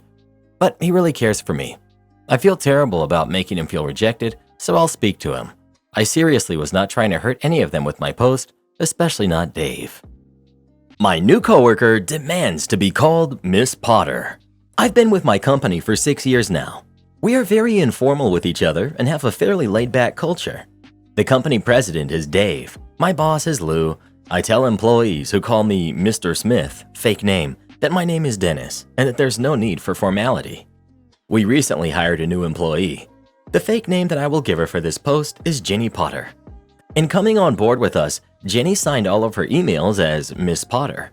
When she answers the phone, it's, "Good afternoon, this is Miss Potter speaking." When she calls me, it's, "Good morning, Dennis, this is Miss Potter." And my response is always, "Good morning, Jenny, how can I help you?" If I send an email to Jenny, the response is signed by Miss Potter, emphasis hers. She is 3 levels below me in a different line of report in terms of company hierarchy, so her supervisor's boss reports to someone on the same level as me, if that makes sense. It got back to me that she thinks I'm disrespectful for not calling her Miss Potter when I speak to her. When I speak to others about it, most state that they just ignore it, don't use a name to address her or respond to her queries, and let her call herself whatever she wants to. My boss thinks it's idiotic and that she's not at any level within the company to demand that. When I told my wife, she replied that it's obviously a button for this woman, and I'm being a jerk by antagonizing her. My counterpoint to this is that nobody in the company gets addressed formally, and if I don't call my boss or his boss by anything but their first names, I'm not going to formally address another employee several layers down the hierarchy. You're the jerk. She's being very polite about how she wants to be addressed, and you're being a jerk about it. She wants to be called Miss, call her Miss. Your position doesn't excuse this behavior. In fact, it makes it worse. She's not being that polite by demanding she be addressed with an honorific when no one else is. She's demanding she be addressed with more respect than anyone else at the company. Asking someone to refer to you as Mr. or Mrs. when everyone is on a first-name basis is the same as asking someone to call you sir or ma'am. He's allowed to be uncomfortable with that, and it makes sense that him being her superior makes it even weirder. It would be like having to call someone who works for you ma'am, or like students referring to a teacher by their first name and the professor responding with, "Good to see you as well, Mr. Smith." You know who historically gets referred to by their first name and asked to respond formally? Servants, typically. So yeah, the reason his position is relevant is because she's asking him to verbally refer to her as his superior when he speaks to her, even though she's dramatically inferior to him at the company. Edit. Her reasonable recourse is to ask to be called by her last name. "Hey there, Potter, how's it going today?" Very common practice, very normal. No honorific or implied relationship. Very simple. And she's clearly already comfortable using the last name, so it would be unreasonable to say that Miss Potter is significantly different enough from just Potter to upset her. He gets to decide to be called by his first name or not. She gets to decide to be called by her first name or not. Just because he breaks the conventions of basic business etiquette does not mean that she has to, no matter their relative positions. You're the jerk. You're the jerk. It's about boundaries, not hierarchy. Maybe she likes to keep it formal so she can draw a line between private affairs and work-related stuff, or she simply isn't comfortable being called by her first name. Absolutely nothing wrong with that. Don't you have more important things to tend to other than gossiping about coworkers and being a blabbermouth? Honestly, you sound exhausting to be around. No jerks here. She's allowed to have her preference, and I suppose you should respect that, but at the same time, I find it a bit disrespectful on her part to insist on a more formal address for herself in a work environment where that is extremely far from the norm. It would be one thing if everyone used titles at your workplace and she wished to be called properly, referred to as doctor because she has a PhD, but you insisted on saying Miss or Mrs., but no one in your workplace uses these terms, so it's just weird. Not the jerk. This is why you always have to weed these people out during the hiring process. My husband is a hiring manager for a large company, so I get to see the ins and outs. He'll spend days going through years of a person's social media accounts. If he sees anything at all to give off the impression that they'll be problematic, he shreds their resume and puts them on a do not hire list. I can tell you firsthand that he'd shred about 99% of the resumes from people here on Reddit. You are all just about as loony as it gets. Well, who do you think is the jerk? OP or the new employee? Please let us know. I'd start calling her Harry. Am I the jerk for not wanting to continue my daughter's gymnastics training? When my daughter was young, we introduced her to gymnastics. She was totally hooked and kept asking for more and more lessons. We encouraged her, thinking she would eventually lose interest. Now she's 12, training 20 hours a week, spending weekend after weekend competing at high-level competitions. Problem is, she's 5'7" already and still growing. She's starting to have ambition for D1 scholarships or even the Olympics. That makes me very worried. Being 5'7" basically destroys her chance of going to the Olympics. D1 gymnastics scholarships are already rare. The odds of her getting one with her height are even more rare. It makes me feel bad that our daughter is very, very dedicated. She's almost always the first one at the gym and the last one to leave. She watches replays of her routine on our drive to training, turns down social events because she needs to train, does extra conditioning at home. Yet, I cannot justify blowing thousands of dollars a year and hundreds of hours in time every year to gamble on something with so little chance of success. All the hours spent at her training, driving her to competition, is already causing our family life to suffer. She under-rotates her skills because of her height and gets injured more frequently than others. Her academics are suffering because of her gymnastics commitment. Her life is going in the wrong direction because of gymnastics. The Band-Aid is better ripped off earlier than later. My husband agrees. I broke the news to my daughter. Frankly, it broke my heart to tell her to give up on something that she's worked so hard for. I told her I know she's a hard worker. She would get much better rewards if she channels her hard work somewhere else, like in school or another sport. She plays tennis with her family only casually, yet she was able to win a few U12 tournaments locally. If that's not talent, I don't know what is. Needless to say, she did not take that well. She cried and cried and cried, locking herself in her room, refusing to eat, saying maybe if she doesn't eat, she will become shorter. I told her over and over that I love her and I just want what's best for her, but she wouldn't have any of it. I tried to reason with her, telling her chasing a dream is a privilege, not a right. No use. My husband has now softened, even though we used to have an agreement. Our family is now phoning us to try and persuade us to let her continue training, even offering support for training costs and pickup and drop-offs. If she has the right body to be an elite gymnast, or if she is tall like she is, but is not struggling because of her height, I would support her unconditionally. However, that's not the case. Sometimes I feel like giving in, but to think it through, I was the person who drove her to training and competition. I'm the breadwinner who paid for her training. It should be my right to call it off, especially as a parent. Help me out, Reddit. Am I in the wrong? You're the jerk. You're taking away her passion instead of trying to come up with a compromise that still allows her to train and participate in what she loves. I was a dancer and too tall for anything. You know what? I continued to dance into my late teen years. I was aware of my limitations, but dance was never taken from me. You're taking something away from your daughter without even discussing it with her or trying to work something out. I'm gonna say no jerks here. Ex-athlete here that peaked at a whopping 5'2" in a tall people sport. I completely see both sides. Constant overtraining is just going to lead to a lifetime of injuries. I'm 46 and need surgery on 3 joints, but I loved playing and no one could tell me to stop. So here I am, broken by age 40, in for a lifetime of pain. Maybe try diving. Same skills, not the same height limitations. Can you taper off? 20 hours a week, frequent injuries, no social life, and grades not as good as they could be are super valid reasons to want her to focus her energy in other places too. This right here.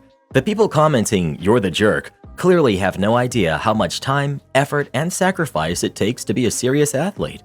My younger sister was in the same boat, swam 6 hours a day and wanted to make it a career. However, she's 5'6", and even she understood that it wasn't going to happen once she stopped growing. Reality sucks, but it's just that, reality. You don't get to change it because you want something really badly. Not the jerk. All the "you're the jerk" people are totally unrealistic.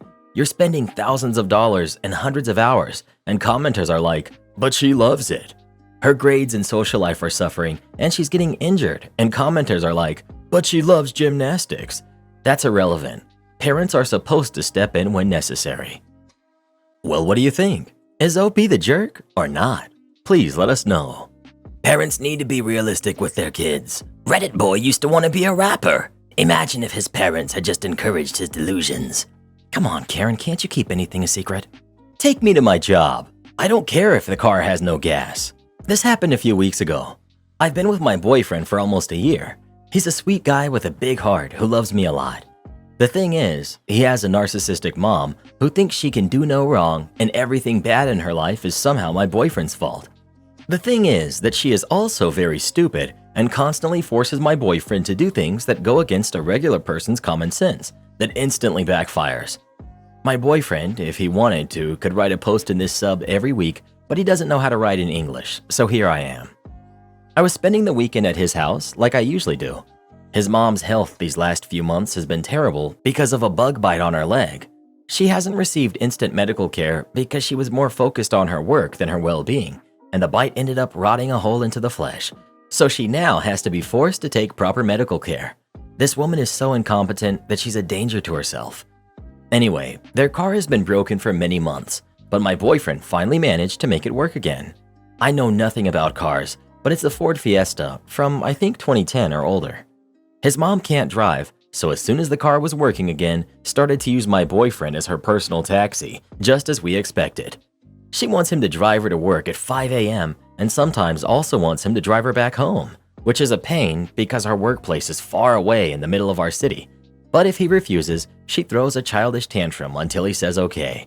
She literally could get away with anything by throwing tantrums, even for stupid things. Once she was angered because boyfriend forgot to clean a small corner after he left the entire house perfectly clean.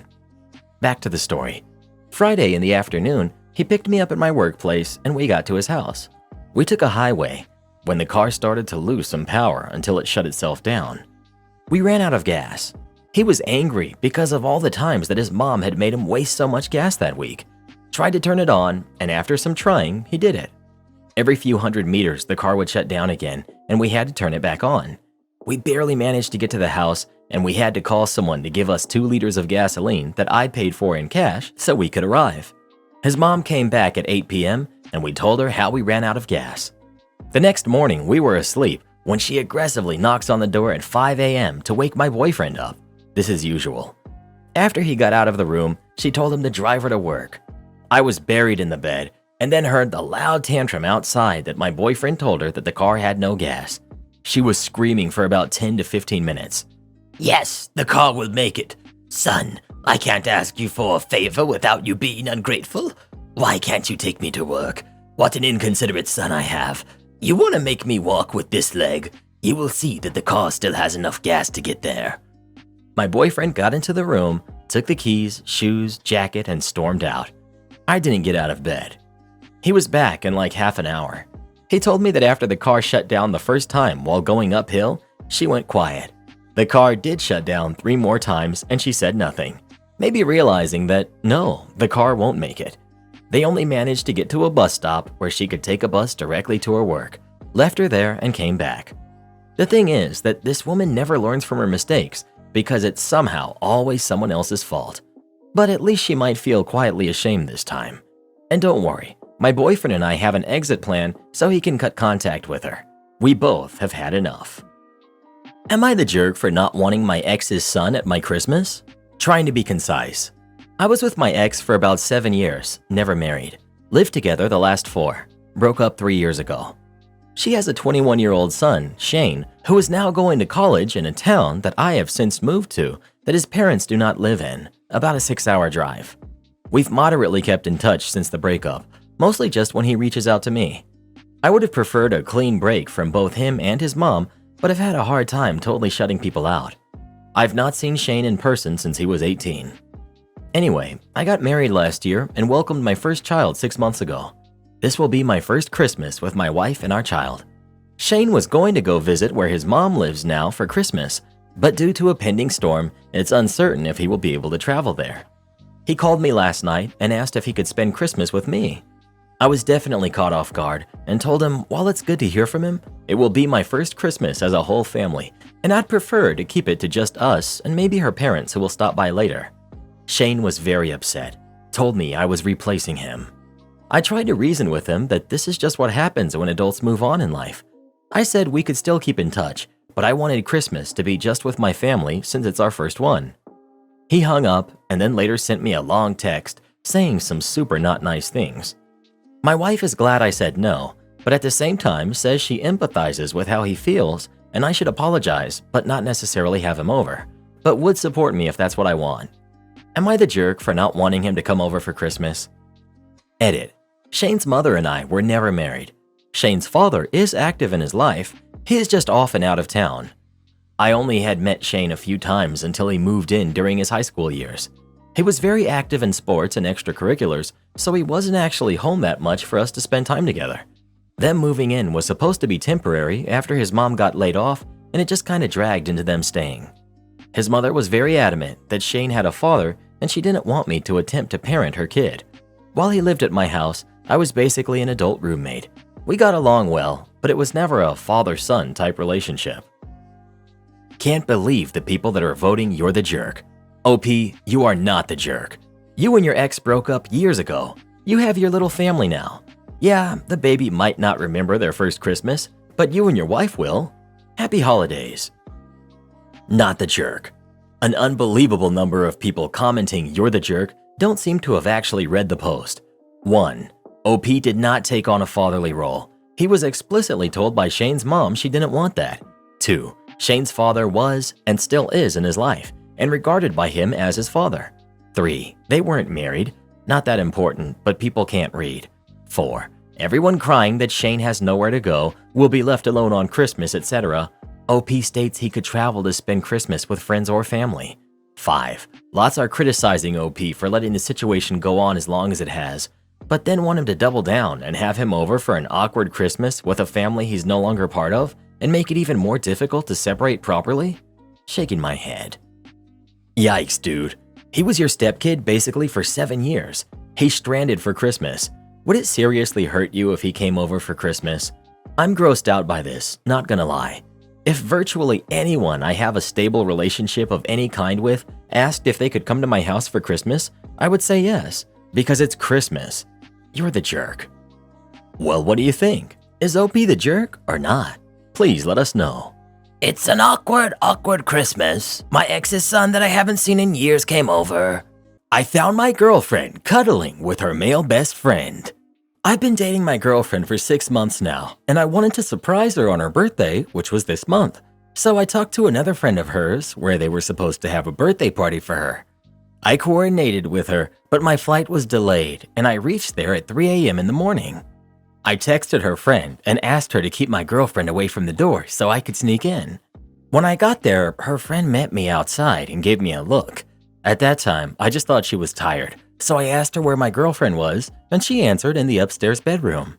She then put her hands on my shoulder and said, "All the best." Again, I thought it was weird, but I was excited to see my girlfriend, so I brushed it off. Anyways, I ran upstairs and I found my girlfriend cuddling with her best friend, who's a dude. They were in deep sleep, and I was so shocked that I ran out of there. Her friend saw me and said that she was sorry. I got a cab and I went back to my place. My girlfriend has been calling me ever since, but I blocked her everywhere. I don't know what to do next. Should I talk to her or just chalk it up to a lesson learned and move on? What's the best way forward from here? I'm so confused, so some help would be appreciated. Thank you. If they were truly just platonic, her roommate would not have handled it this way. She sent you up to save you the pain of this relationship continuing as your girlfriend is a cheater. Better for you to find out what she's like now rather than later. You dodged a major bullet, and while it may hurt right now, it will heal faster than letting it fester. So get over her and enjoy your life. You'll find someone better eventually. No need to doubt yourself over her. You sound super insecure. I cuddle with guy friends all the time, and if a boyfriend ever had a problem with that, I'd dump him. Instead of actually talking to her about it like an adult, you throw a fit. I think she's the one dodging the bullet, and you should therapy for your insecurities. Just because a girl cuddles with a guy friend does not mean that she's cheating on you. My husband just admitted to having an affair and getting someone else pregnant. My husband and I got married 3 years ago. When I was a teenager, I was told that due to medical complications, I may never be able to have kids. But after 2 years of trying and fertility treatments, I'm now halfway through my pregnancy with our miracle baby. Unfortunately, because of some complications, I had to cut back on my hours at work. It's very physical. My husband offered to pick up more hours to compensate, so he's been working a lot more the past 2 months and coming home later. I couldn't see that anything was amiss. Things were the same as they'd always been. He always brings home flowers, food, and things for the baby, coffee. He's always sending me thoughtful and loving texts throughout the day. The gaps where he was unreachable were explainable. But this morning, he sat me down and gave me news that rocked me. He told me that he's been having an affair for the past 6 weeks and that his affair partner just found out that she's pregnant. He says that if she decides to keep the baby, she's going to raise it by herself and that they mutually agreed to end the relationship already. He wants to make things right. I don't know how things can ever be made right again. He just wants to move on from what he's calling his transgression. How do I ever forgive him? How do you deal with the unthinkable? How do I learn to live with the idea that my child's sibling might be out there somewhere someday? Most importantly, how do I learn to move on like he wants me to? Edit. I have an OB appointment for unrelated medical reasons tomorrow, at which I will make sure to request extensive testing. I have plans to meet with a lawyer on Monday. I'm talking to my sister to see if I can stay with her. My relationships with much of my family are not good, but I have a pretty positive relationship with her. I will not be seeking other options other than having my baby due to being pretty far along, and I've been told in the past I would not conceive. Regardless of what my husband has done, I love my baby. Edit 2. I saw my OB on Friday and will hopefully have some test results. Fingers crossed everything's negative within the next few days. I'll meet up with my lawyer tomorrow and go from there. My sister advised me to stay in the house that my husband and I co-own until I talk to a lawyer. This has been such an emotionally harrowing time for me. He's acting like everything is normal. All I want to do is sleep. I keep telling myself that it'll all be over soon. I don't know about you, but I wouldn't be okay having a baby with a man who just abandoned one. OP. I keep coming back to this. It sounds like she's on the fence about the pregnancy, which is ultimately 100% her choice. But the ease with which he's willing to take the stance of just forgetting the whole thing happened is hard for me. I'm more than halfway through my pregnancy, 23 weeks, so I'm in a different position. I was thinking the exact same thing. I'm not getting that he has any fear of losing you. Why? Either he thinks you're easy to control or not that bright, or desperate to stay his wife. Which is it? Why isn't he begging you to stay with him? Why does he feel you'll just go along with forgetting that he cheated on you? OP, I think he knows that my initial reaction was going to be that, yes, we could fix things, or I would agree to make things right. I think he knows that I have so much invested, emotionally, in this relationship. He is my first real love, my first, well, everything really, and that I'm more likely to fight for what we have than to give it up. Even I'm surprised at how conflicted I feel. Update. First off, she decided not to keep her baby, which was confirmed to me by her. Talking to her was really weird, and she didn't answer a lot of questions that I had for her. This is a person who knows me and has met me a number of times, and I just don't get it. The motivations on both sides don't make any sense to me, and I don't know if they ever will. It helped to learn that there was no romantic feelings, but it was still confusing, especially since I perceive my husband and I to have a healthy love life, and I don't get what's fun or exciting about leaving the boundaries of your marriage. We are in therapy, separately and together. Going separately is helping me to sort out a lot of my own feelings, but I think that going together is essentially one way or another as well. He has been cooperative and participating in therapy. I'm hoping that we can figure out at least some of these things.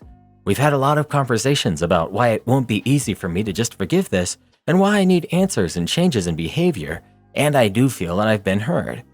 Divorce is not completely off the table, but it's a hard situation to be in, especially in a vulnerable state like being pregnant. I've consulted with a lawyer and made my parameters clear to him, but for now, I want to try to work things out. I know this isn't the update that a lot of people hoped for, but for me, I think this is the right choice. Again, divorce is not off the table. What is off the table right now is trying to make a decision that will affect my life greatly when I'm already in an extremely vulnerable position. Update. 6 months ago, my life was the best it had ever been. My husband and I had just found out we were pregnant. Our relationship seemed happy and strong as ever, just on top of the world. So I found out that shortly before we got married, he had had another affair that I never found out about before. I was devastated beyond devastation. He said some things to me that I will never forget or be able to forgive. So I went into preterm labor at 26 weeks, which they were able to stop, but after 4 weeks, I'm still having a lot of complications and I may have to deliver the baby early. My family has been nasty and uncooperative since we fought. He hasn't come to see me in the hospital even once in 4 weeks. My life was incredible before all of this, before I knew about all of this. I wish I could go back to that. The time I was petty during my boss's divorce. Around the end of 2017, my boss's wife went through a midlife crisis and decided to have an affair and move out of their house. Divorce proceedings initiated shortly after. In the following March, there was an incident between the two of them that necessitated court intervention, and for them to meet some requirements as a result. One of those requirements was her being required to walk around the house and make a list of all the items that were hers. Cue pettiness on her part. Boss's lawyer stated that, "In my 20 years of law practice, I have never seen a list this petty. Half of the dish towels, half of the paper plate holders, half of the pots, the curtains in the lounge, etc. You get the idea. She made sure that she got half of everything." However, my boss did not allow her to come into the house herself to pack, as she had spent the previous 5 months stealing out of the house at every opportunity, and he didn't trust her to pack only her belongings. So he made me do it. Small company, nothing else really for me to be doing. This is where the pettiness comes in. She requested 1 saucepan. I shook both, and one had a loose handle. She got that one. She asked for the curtains in the lounge. She didn't ask for the curtain hooks, so I took all of those out. Half of the dish towels? She got all the grouty mismatched ones, not the nice red set. Half of the containers in the storage room? Never specified she wanted the contents, so she got empty containers. I did this for the entire list, making sure that I was as petty as possible when packing up the house. The result. Part 1. Once she took all of her stuff, she sent a very long letter via her lawyer, stating that what she received was not what was listed in her belongings. We painstakingly went through the entire list, explaining that she received exactly what was written on her list, and we couldn't possibly be at fault since she wasn't specific enough. Their divorce was finalized at the end of 2019. Occasionally, we will still get the stray email saying we need to return items to her that weren't provided back in 2018. It makes my petty heart burn bright, knowing that she tried to be a jerk about taking things and I turned it back on her and ruined it by being extra petty. Edit. I did not behave like this in a vacuum. I did not do over a kindly woman that I didn't know. No, I'm not dating or married to my boss. I can't believe I have to say this, but not every woman in a divorce is the good party. Divorce brings out the worst in people. I'm my boss's personal assistant, and it's my job to read his emails. I won't be responding to any further comments, mostly for my own sanity. I've answered most of the questions in other comments, and I want to go outside and touch grass for a bit. You need to leave my car alone. If you say so. This is not my story, but my friend Adam's. Adam is a retired police officer, and this takes place in the mid-90s, back when Adam was a cop, maybe a year or two into his service. At the time this story takes place, a fire bug had targeted several businesses over the course of a 3-month period. The fires were put out, but they were getting bigger and bigger, causing thousands of dollars in damage. Everyone was on edge, and the police were patrolling the area every night to try and catch Mr. Firebug. On this particular night, in the middle of February, Adam and his partner, Rick, drew the short stick and thus were assigned to patrol part of the area.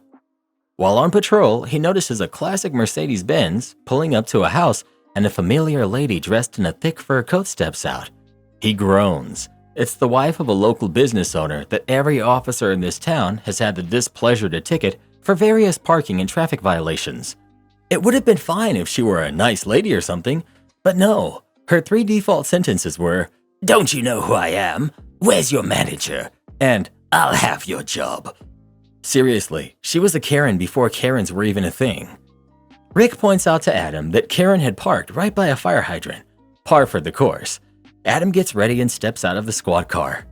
"Good evening, Mrs. Karen," Adam says. "What are you doing here?" Karen bellowed. Adam guessed that's the Karen's versions of hello. "Working the beat. You do know you're parked next to a fire hydrant."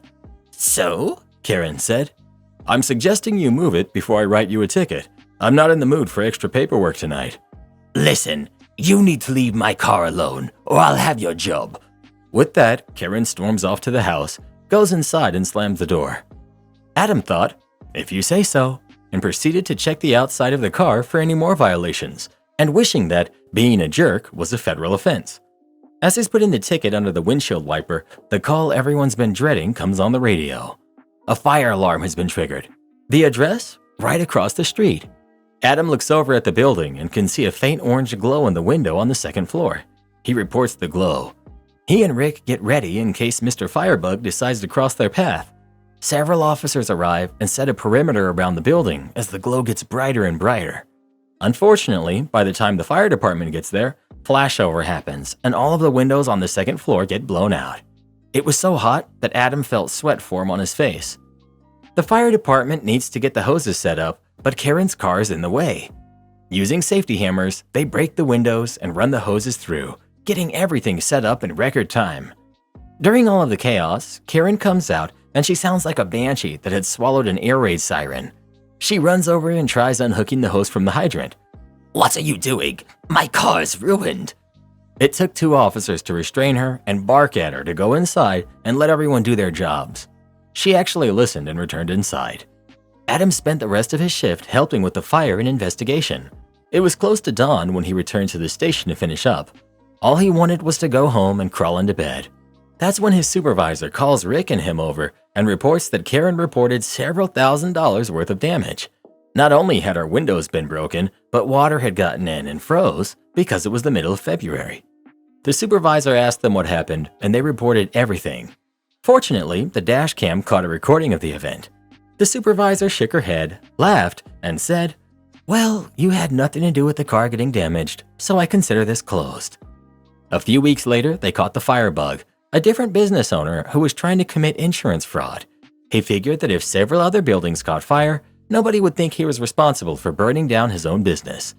Unfortunately, Karen never did seem to learn her lesson, so she was back to racking up tickets and being a thorn in the police side. She did have to pay for the damages and the ticket that Adam gave her.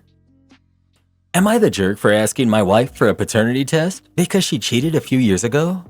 Me, 32, and my wife, who's 30, have been married for 8 years now. 3 years ago, she cheated with a friend of hers, and after some time, we managed to reconcile.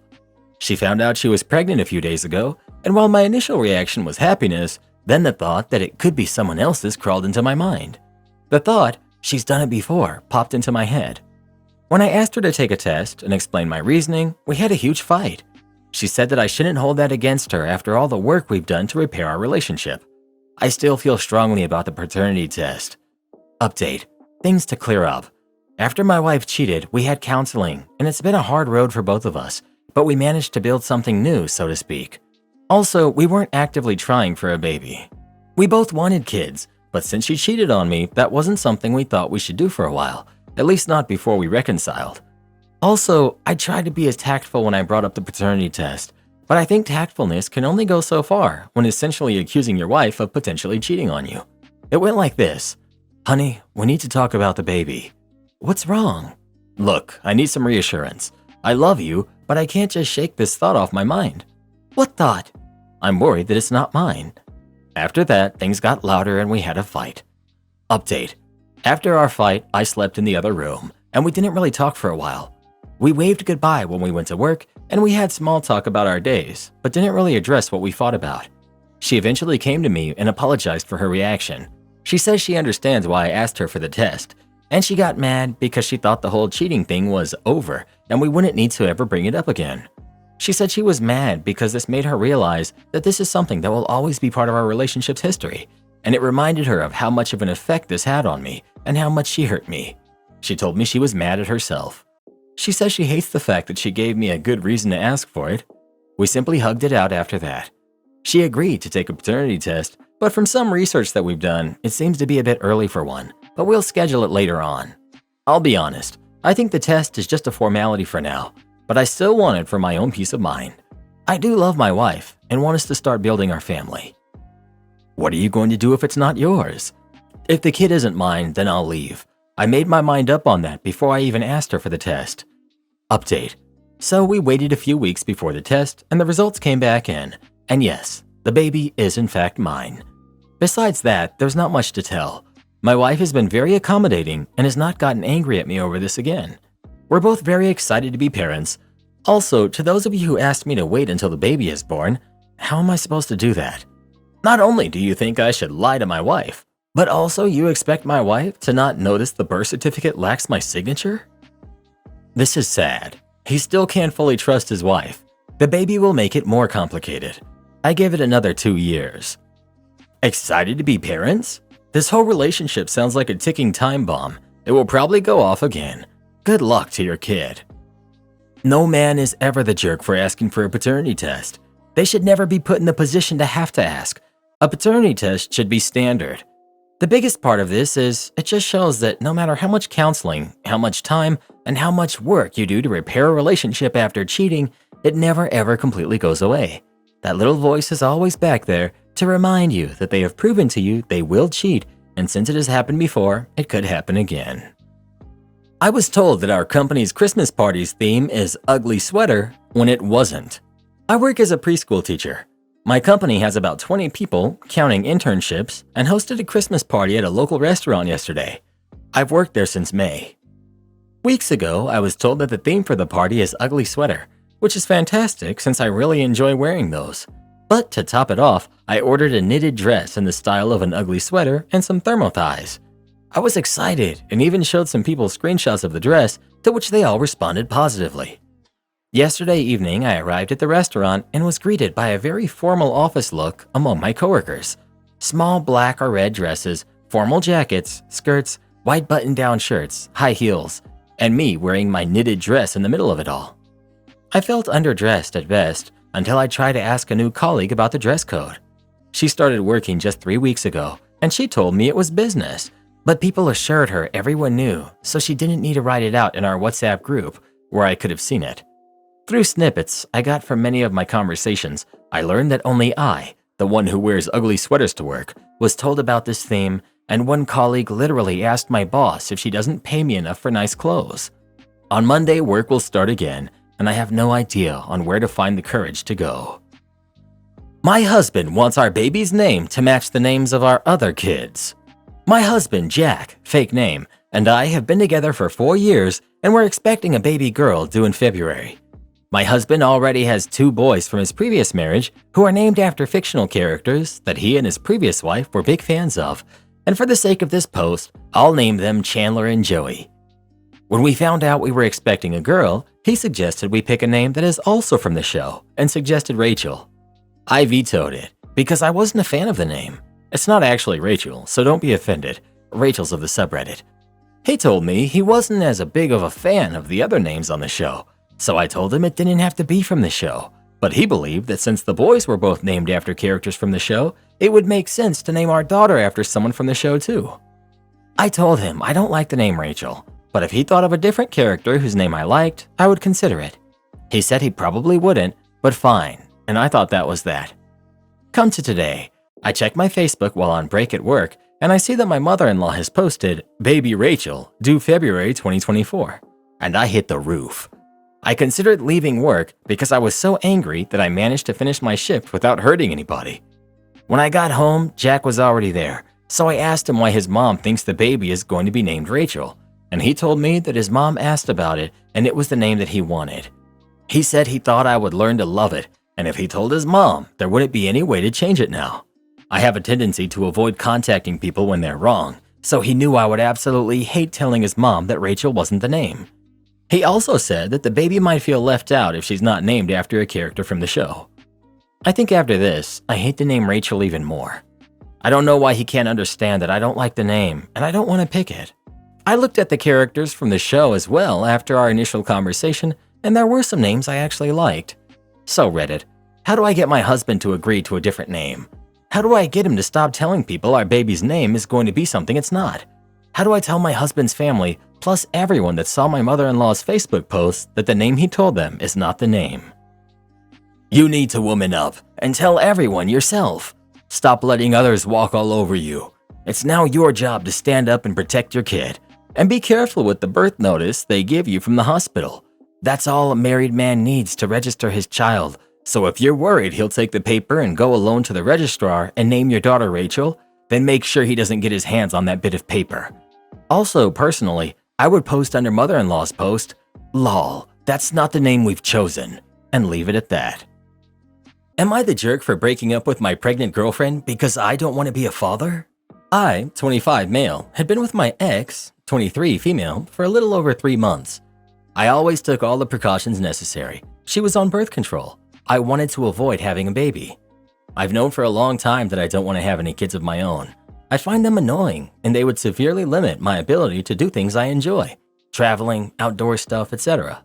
Unfortunately for me, she's now pregnant. The first thing I did was suggest not having it. I offered to pay for her flight and hotel, and I told her I'd be happy to come with her to get it done. I have a stable job and I make good money, so it wouldn't be too much of a hit for me. She works as a receptionist and doesn't make a lot, so I figured it would be better for me to pay. That's when she told me she was hoping to keep it and that she wanted me to help her raise the kid as its father. I have no intention of being a father. Beyond just my dislike of kids, I'm not ready for that. I made it very clear that I didn't want the baby, but she kept insisting that I'd have a change of heart once it's born and to just try it out. After a long exchange, I told her that if she intended to keep the baby, I would not act as a father. I broke up with her and told her that I would pay child support once it's born, but that I expect her to respect my wishes and keep the kid away from me. Since then, she's been frantically texting me, begging me to come back and telling me she'll forgive me. She sent me voicemails crying. It does hurt to see, but I haven't responded. The other day, she texted me, saying how she can't raise the kid alone and how I'm basically forcing her to not have it by just leaving. She ended the text, begging me to talk again. I certainly feel crappy. I really liked her and we had a good relationship before this, but I just don't want to be a father. I'm already bitter about the fact that I'll have to pay child support for 18 years, which will somewhat limit me financially. I also feel it isn't right for a parent who doesn't want their kid to be involved. I just end up taking it out on them, which I feel isn't right. With all this said, I came here to ask, am I the jerk? I certainly feel like one, but I also stand by what I said. Edit. On the topic of having vasectomy, I tried. I met with a doctor last year and asked about getting one done, but he refused and said every doctor he knows won't do it until I'm at least 30. Update 1. I've hired one of the better family court lawyers in my state. She has someone representing her pro bono. It has been made clear to my ex and her representative that she's not to contact me personally and that all contact will go through my lawyer from now on. A paternity test is scheduled for next Wednesday. I don't know how long it will take to get the results, but the test is happening. If the kid is mine, we will go to court to determine child support payments and will set up the process for me to sign away my rights. On providing emotional support and getting back together with the ex. I don't want to give her emotional support and lead her on. If I'm around, she'll think I plan to get back together and be a present father, which I don't want. She should know I don't want the kid. That way, she's more likely to go through with not having it or adoption. I also don't want to be present for the birth for similar reasons. Plus, I'm pretty certain that even if I did change my mind on the kid, I wouldn't want to be with her. She expects me to get back together with her to raise the kid. But if I did end up seeing the kid and wanting her, I'd have to go through some annoying legal procedure to try and secure joint custody or something. This is a mess in so many ways that it isn't worth suffering through. I'm still certain I don't want the kid, but if I suddenly changed my mind to want the kid and then didn't get any custody, that would be pretty depressing. I'd rather just stay unattached and deal with any regrets I have later. About my parents, yes, they want grandkids. They've been hounding me ever since I turned 20 about when I'm going to give them grandkids. I've already told them I don't want kids, and my sister's not going to be having any, so they're disappointed at this point. If they found out about the kid and that I was leaving, they would be furious, so I'm just not telling them. About how I'll feel in the future, I honestly cannot say 100%. I know that right now I 100% don't want kids, and I'm going off that feeling to assume how I'll feel in the future will be the same. Everyone lives with some level of regret, so I've come to peace with the idea that if I end up regretting this, I'll just have to move on and live with that like everyone else. If for some reason I felt regret, I wouldn't try to contact the kid. I'd just keep it to myself and keep chugging along like usual. If the kid does find me one day, I'll just be honest depending on how I'm feeling. Either, I was 25 and I didn't want kids, and I still don't, sorry. Or, I was 25 and I thought I didn't want kids, I wasn't ready. It's been one of the biggest regrets of my life and I'm sorry. Depending on how I'm feeling, most likely the former. I don't know what gave you the impression that I've softened to the idea of having kids. I still firmly don't want any. I just feel pity for the kid, cause it's not really their fault. I don't exactly feel good about leaving the kid on a moral level, but on a more personal of what is best for me, I feel very confident in leaving. It's certainly a selfish decision, but I've been upfront with the fact that I'm a selfish person. I feel bad about it, but I'm putting myself and my own personal needs first in this situation by doing what I think is best for me. I feel for this woman, but this is a 3-month relationship, and she's devastated that this man doesn't want to be a father? It would be so much worse having him around when he's going to be angry, bitter, and resentful. Everything about this sucks, but talking him into it is the last thing she will want in 5 years. She sounds completely delusional, as she hasn't heard anything that he said. They only dated 3 months. He broke up with her, and she thinks he's going to propose? Every time there's a post from a mom whose partner very clearly has no interest in being a dad, but she plans to stay with him anyway, for the kids, people correctly tell her what a terrible idea that is. But here's this guy doing everything in his power to prevent that exact scenario from playing out, and people are losing their minds. Being raised by a single parent who loves and is committed to the kid is so much better for them than being raised in a 2-parent household where one of the parents does not want to be there. I was a single mom at 20, and it was so much better than the co-parenting crap that some of my friends and family members had and still have going on. She'll get the child support from him. That's more than what most single parents get. My own kid's biological father never paid a cent. She'll manage, if she can get over the delusion that biological dad wants anything to do with her and the baby. The first 3 years are kind of horrible, but they are with or without a partner. But it gets easier and easier as time goes on, and I haven't had any regret of my decision to keep my baby. Imagine a world where people got to know each other very well through long-term relationships before bringing babies into the world. You know what they say on Reddit, Karen? This ain't the 50s no more. Oh, don't remind me. I hate when they say that. Am I the jerk for telling my mother-in-law to get out of my house and stay at a hotel? My wife, 43 female, and I, 40 male, have been married for 18 years, and for the entirety of our marriage, I've had a great relationship with her parents. Both of them were Marines, and so was I, so we get along from the get-go. My mother-in-law lives in California, where I met my wife, and we live in Florida now. My wife is very close to her family, which is foreign to me. My family was never really close. My dad is a textbook covert narcissist, and my mom always went with what he said. So because I wouldn't put up with his BS, I was the black sheep for a while. Mother-in-law was always welcome over, and I even paid for her to fly here to surprise my wife once or twice.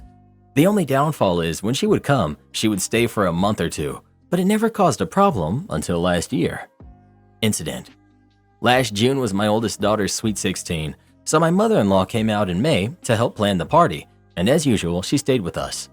We have a big enough house, but my wife's cousin is also staying with us while she goes to school, so it was a little cramped to say the least. Anyway, she cooked, cleaned, and helped out with groceries and even our laundry. It was great for the first couple of months, but then August rolled around and she became snippy, and her not-so-nice side started to show. She started complaining about little things and started moving things and rearranging things to suit her. We just brushed all that off. I started getting irritated when she and my wife kept bugging me about upgrading my TV. I bought a 55-inch Vizio LED in 2009 when they first started becoming affordable, and it still works great. I'm a simple guy. My pride and joy, other than my daughter's, is my '73 Jeep, which I restored on my own. Anyway, I finally just said to heck with it and let her do it. Fast forward a few weeks, and she came home from grocery shopping one day and immediately started on us. She said she texted my wife and daughter to open the garage for her, but my daughter wasn't home and my wife's phone was on silent. We brushed it off and helped her bring the groceries in.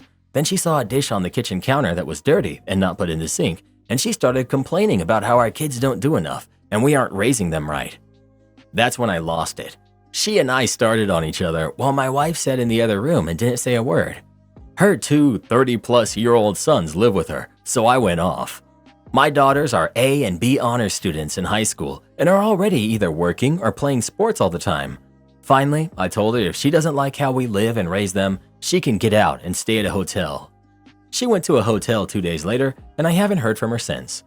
I texted her on Christmas, New Year's, her birthday, and other times, just saying I love her and I hope she's doing well. She hasn't responded once. Am I the jerk for going off on her, or was I right for standing my ground? Not the jerk. Mother-in-law needs to understand that even if she gets to stay for several months, she's still a guest in your house and should behave like a guest, not like she owns the place. She probably feels you owe her an apology, which you don't, at least not unless she's willing to apologize too, and you have made the first step to patch things up several times. How does your wife feel about the whole situation, and is her mom still talking to her? OP.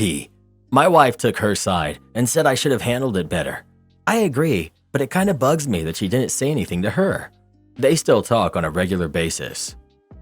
I think I'd be bugged too. It's her mom. She should have handled it before it became an issue. But to be honest, it sounds like mother-in-law is just punishing herself by this point.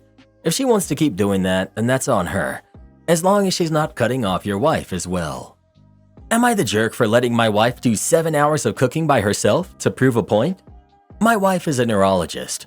Once a month, we have a tradition where we and 4 other families we are friends with from her work gather in our house for dinner. This month was our turn to host. Usually I cook all the meals at home because my wife is an incompetent cook, although she claims she's an amazing cook.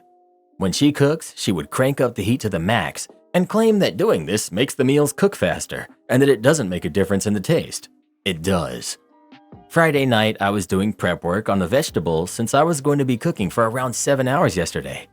I was almost done when my wife came into the kitchen complaining that I was wasting my time and that I should be helping with the kids. I got annoyed. We've had this fight for years. If I cooked something simple, then for the next 4 months, she would nag me for weeks after each dinner with her friend how I embarrassed her. This time, I wasn't in the mood for fighting, so I wrote out the entire menu with the schedule of when each dish had to be cooked. The menu was traditional homemade bread, 4 dips, 2 platters of cured meats and sausages for the appetizers. For the main course, there was lasagna and chicken skewers with an Indian marinade and 2 salads, green salad and cabbage with carrots. For dessert, there was a New York cheesecake and a lemon tart with Swiss meringue. There are 2 options for each because one of the husbands is lactose intolerant, and we will seem cheap if we only had one option, my wife's words. When I was done, I called her parents and had them fake an emergency. Yesterday, they called and said that a pipe burst and they wanted my help. Since my wife is competent and can do everything by herself, I took the kids with me to fix the pipe and I let her cook. I spent the day resting while pretending to fix the pipe, and my parents were playing with the kids. An hour and a half before dinner, I took the kids home so we can get ready. As I imagined, my wife did a horrible job. Either the food was raw, burnt, or a combination of both. Her friends probably went to McDonald's after that dinner because we have a lot of scraps left over. Now she's singing a different song and saying that I abandoned her when I was the one that knows how to cook and she doesn't, and blames me for the whole fiasco. I still haven't told her the truth, and I'm not planning to actually. This is why I made a new account, but I wanted to know if I was the idiot in the situation because she still hasn't learned her lesson and still blames me. I do everything she wants, but I'm the bad guy. And if I let her do things how she wants to do them, I'm still the bad guy. Sounds like you at least learned that you're always going to be the bad guy. Now, it's time for you to figure out if you want to continue living that way and what to do about it. Not the jerk for what you did, as everyone reaches a breaking point. I didn't appreciate what my husband did. I learned after the divorce. Some people don't see they're wrong until it's over. I'm in the process of ending my 22-year marriage. The last 12 years, I held on to hope that she would see value and appreciate me for the things I do and did. I raised our kids. I built our home. I repaired our cars, mowed lawns, prepared taxes, managed finances, worked full-time, and the list goes on and on. I love your comment, but I am past believing that she will ever acknowledge even a minor percentage of the things I do and did. I, along with 4 different marriage therapists, tried to get her to see my worth, but it was for nothing. She hates me more today than ever before. I think she's about to figure out how the world really is. Stepdad unearthed my time capsule. When the clock hit midnight on the year 2000, all of the members of my family and extended family were there. We all signed a paper and each put something into a time capsule. Shortly after, my grandfather passed from a brain tumor. I was 9 at the time, and my grandmother and I buried the time capsule behind the headstone at the cemetery. She told me to take it out in 10 years and have a look. No one else was there for that. I don't remember much of what was in there because I was so young. 2010 came and went, and I didn't feel like taking it out yet. Not much had happened in 10 years, so I wanted to wait longer. Fast forward to 2022. My grandmother passed after living a long and full life. I disclosed to my family about the time capsule when we were at the graveyard, and it seemed like my stepdad took interest. Parents were divorced, and Mom married him in 2008. I confirmed it was still there by poking a small wooden stake in the ground and poked around until I hit something solid. Decided it was still too early and wanted to wait longer. Today I got a picture in the family chat showing him unearthing the time capsule my mom and him took a trip to the cemetery for. I was upset, and I still haven't responded. I don't know how to go about this. I don't know if I should tell him how much it meant to me to be the one to take it out, or if I should just brush it off. It's one of those things I think about every once in a while, and I get more excited as time goes on. I don't even remember what I put in there. Could have been a toy car or whatever, but I don't know. Am I the jerk for being upset about this? Thank you in advance. You're not the jerk for having the feelings that you have, but you could be the jerk depending on how you handle and express those feelings. From here on out, I'd focus on what you want to do to get out of the situation now. Do you want to see everything that was in the time capsule? Or would you like them to rewrap it up and you can have a surprise later on? OP. My stepdad and I have a great relationship and he's been there for me. I don't think he intended to cause harm or anything. I just think curiosity got the better of him. Yeah, I'd like to see everything in there now. What's done is done, and I don't feel like turning this into a mess will make anything better in the long run. I don't want them to rebury it. I think I was more excited to go there eventually and unearth it myself. It's in another state. Update. I was a mess for a few days. I was trying to figure out why it bothered me so much that he did that without my permission. There's so much hurt going on recently in the world, and this was such a small thing in the big picture. But I've been waiting for that moment most of my life, and it was taken away from me. I'm a very calm person, and it takes a lot to get to me. I don't know if it was the sum total of stressors in life and anger that I've bottled up over the years, but I was honestly considering calling off Thanksgiving with them over this. Crazy. So basically, I sent a text to my stepdad saying that I was very upset that he took it out of the ground without my permission. Instead of apologizing, he said he thought I would be happy that he found it and was just trying to locate it for me. I knew exactly where it was since I was 9, and I never asked him for help finding it. I told him that I was not happy about it at all, and that it meant a lot to me, and the moment has been ruined. He then told me that he will put it exactly where it was, and in his words, no harm, no foul. He didn't apologize at this point, so I decided to not reply and continue stewing. I just got a text from him saying that he sincerely apologizes for what he did and that his intention was to map out exactly where it was for me to find it in the future. When he took it out of the ground, he found that the seal had been corroded and sand and dirt was inside, so he was going to take it out because it had been compromised. I need to let go of the feelings I had over this. I have no idea why it brought me from 0 to 10 so fast. I'm going to forgive him and let it go. I'm only hurting myself and my relationship with my stepdad by blowing this up. However, I will not be disclosing anything like this to him again. My sweet wife was so supportive and said that we can make our own time capsule for our daughter, born this year, to dig up years from now. That made it much better for me. Thank you all for your support. Am I the jerk for telling my father's affair partner that she married him and she can take care of him now? My father was not a very warm and caring father when my siblings and I, all in our 20s now, were young. I'm the youngest, and I was only 8 when we all found out that he was having an affair with the woman he worked with. The affair only came out because the affair partner grew tired of our father staying married to my mom and showed no signs of being willing to divorce mom for her. So she took measures into her own hands and confronted mom with the truth. My siblings and I were all home at the time. It blindsided my mom significantly because while she knew our father worked a lot, he had always been attentive as a spouse to her, and he could play pretend that he was invested in his kids. My mom's marriage to him fell apart, and she moved out of his house with us, and we started anew. My father fought for shared custody. I often wonder if this was to punish her or us or something, because it's not like he had any role in our lives at all, but he was awarded shared custody. His affair partner threw herself into this role of stepmom, and she acted like she was some new person who had no bad history with us or our family. She even ignored the fact she destroyed our mom's heart right in front of us. We did not like her, and within 2 years, she told our father she no longer wanted us around anymore because all we did was bully her and made her feel like she was some unimportant mistake that he made. And she was also bothered by the fact none of us would acknowledge her as our father's wife or our stepmom. When asked, we would always say she was our father's affair partner. This wasn't something she wanted following her around or thrown in her face. So we had no contact with our father for more than a decade. I'm 22 now. Recently, the affair partner made contact to inform us that our father had suffered several health complications and he's now ill and disabled. My oldest brother confirmed that it's true and is aware of which hospital he's currently in. None of us had any interest in seeing him, and we expressed this, though not to her, to our father's sister. His affair partner decided my siblings would never give in, but she knew a much younger me had a hope for a better relationship with my dad, and she tried to say she couldn't care for him and their 4 younger kids that they have under the age of 7, and that my family needs me.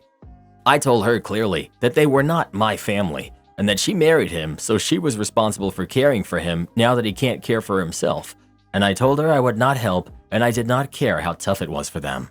Her response was full of anger, but she basically called me a jerk.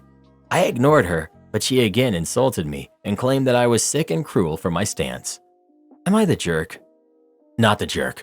Your dad made the choice to be crappy to your family, and his affair partner chose to marry him. There's that whole in sickness and in health marriage thing she seems to have forgotten about. Not the jerk. This is karma in action. She's reaping what she sowed. She destroyed your mother and your family. You owe her nothing. There are 2 jerks in this tale, your father and his affair partner. Am I the jerk for telling my friend that hiring a live-in nanny would make him less of and not a parent? My friend and his wife have been talking about getting pregnant now that they're married. They both work very long hours 7 days a week, as they're both workaholics. We're talking 80+ hours each, and they've been like this for the past 7 years that they've been together. When I asked who's going to work less, my friend said they're going to hire a live-in nanny to take care of their kid while they work all day. They make around $200 to $250K a year together and could easily spend less time working given how much money they have saved.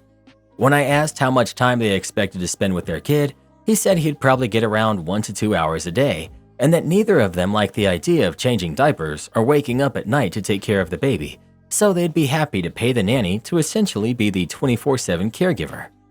As a father, I was taken aback. Part of being a parent is quite literally taking care of your kids, changing diapers, tantrums, being there. I asked how his kid would feel growing up without his or her parents, and he asked what I meant. I told him he's not really a parent if he rarely ever sees his kid and never actually does anything a parent does. Just because your wife gave birth and you happen to be the reason she had a baby doesn't make you parents. It's the act of being a parent that makes you a parent. He got really upset with me and hasn't talked to me much all week, and his wife has been posting passive-aggressively on Facebook since the day I said it, but I really don't feel like I'm in the wrong. They act like they want to be parents, but would rather pay someone else to do all the work. It just doesn't make sense. Am I the jerk? Not the jerk. You have a point. A live-in nanny by itself doesn't make you any less of a parent, especially if you really need the extra help.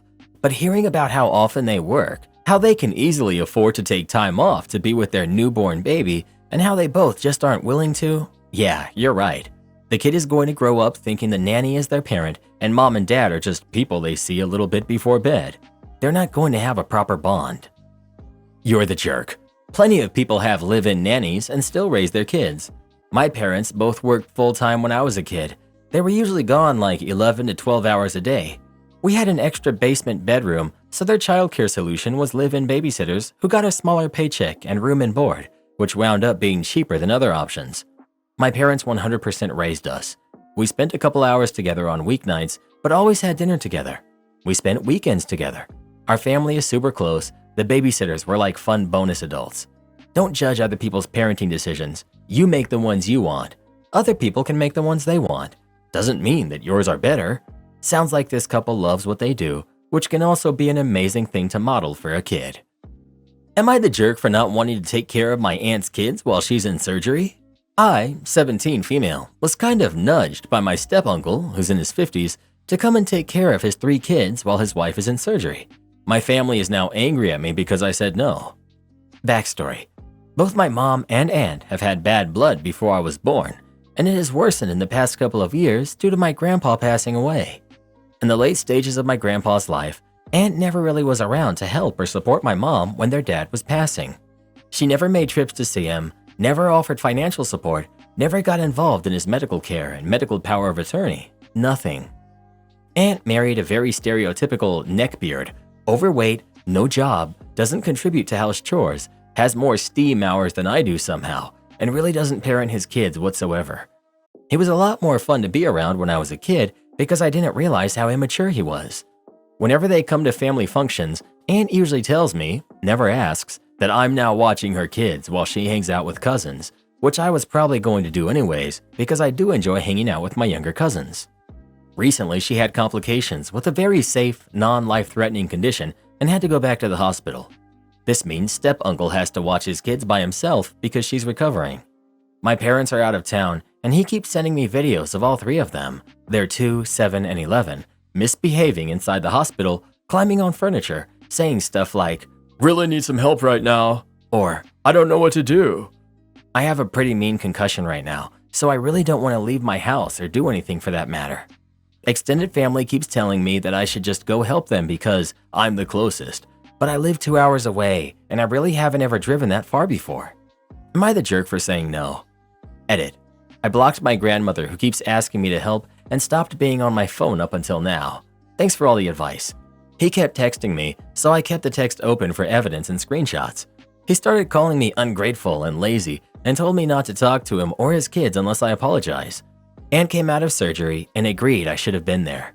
Anyways, I got my school note in and I can play video games now because I'm on the back end of my concussion.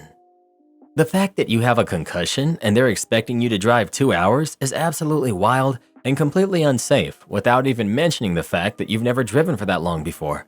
You're not the jerk, hon. Good for you for standing up for yourself. Imagine your mother-in-law keeps telling your spouse that they deserve better than you, and now they're actually starting to believe it. That's exactly what happens in our next video, the one that just popped up on your screen. Give it a tap, come have a listen. You won't believe what happens next.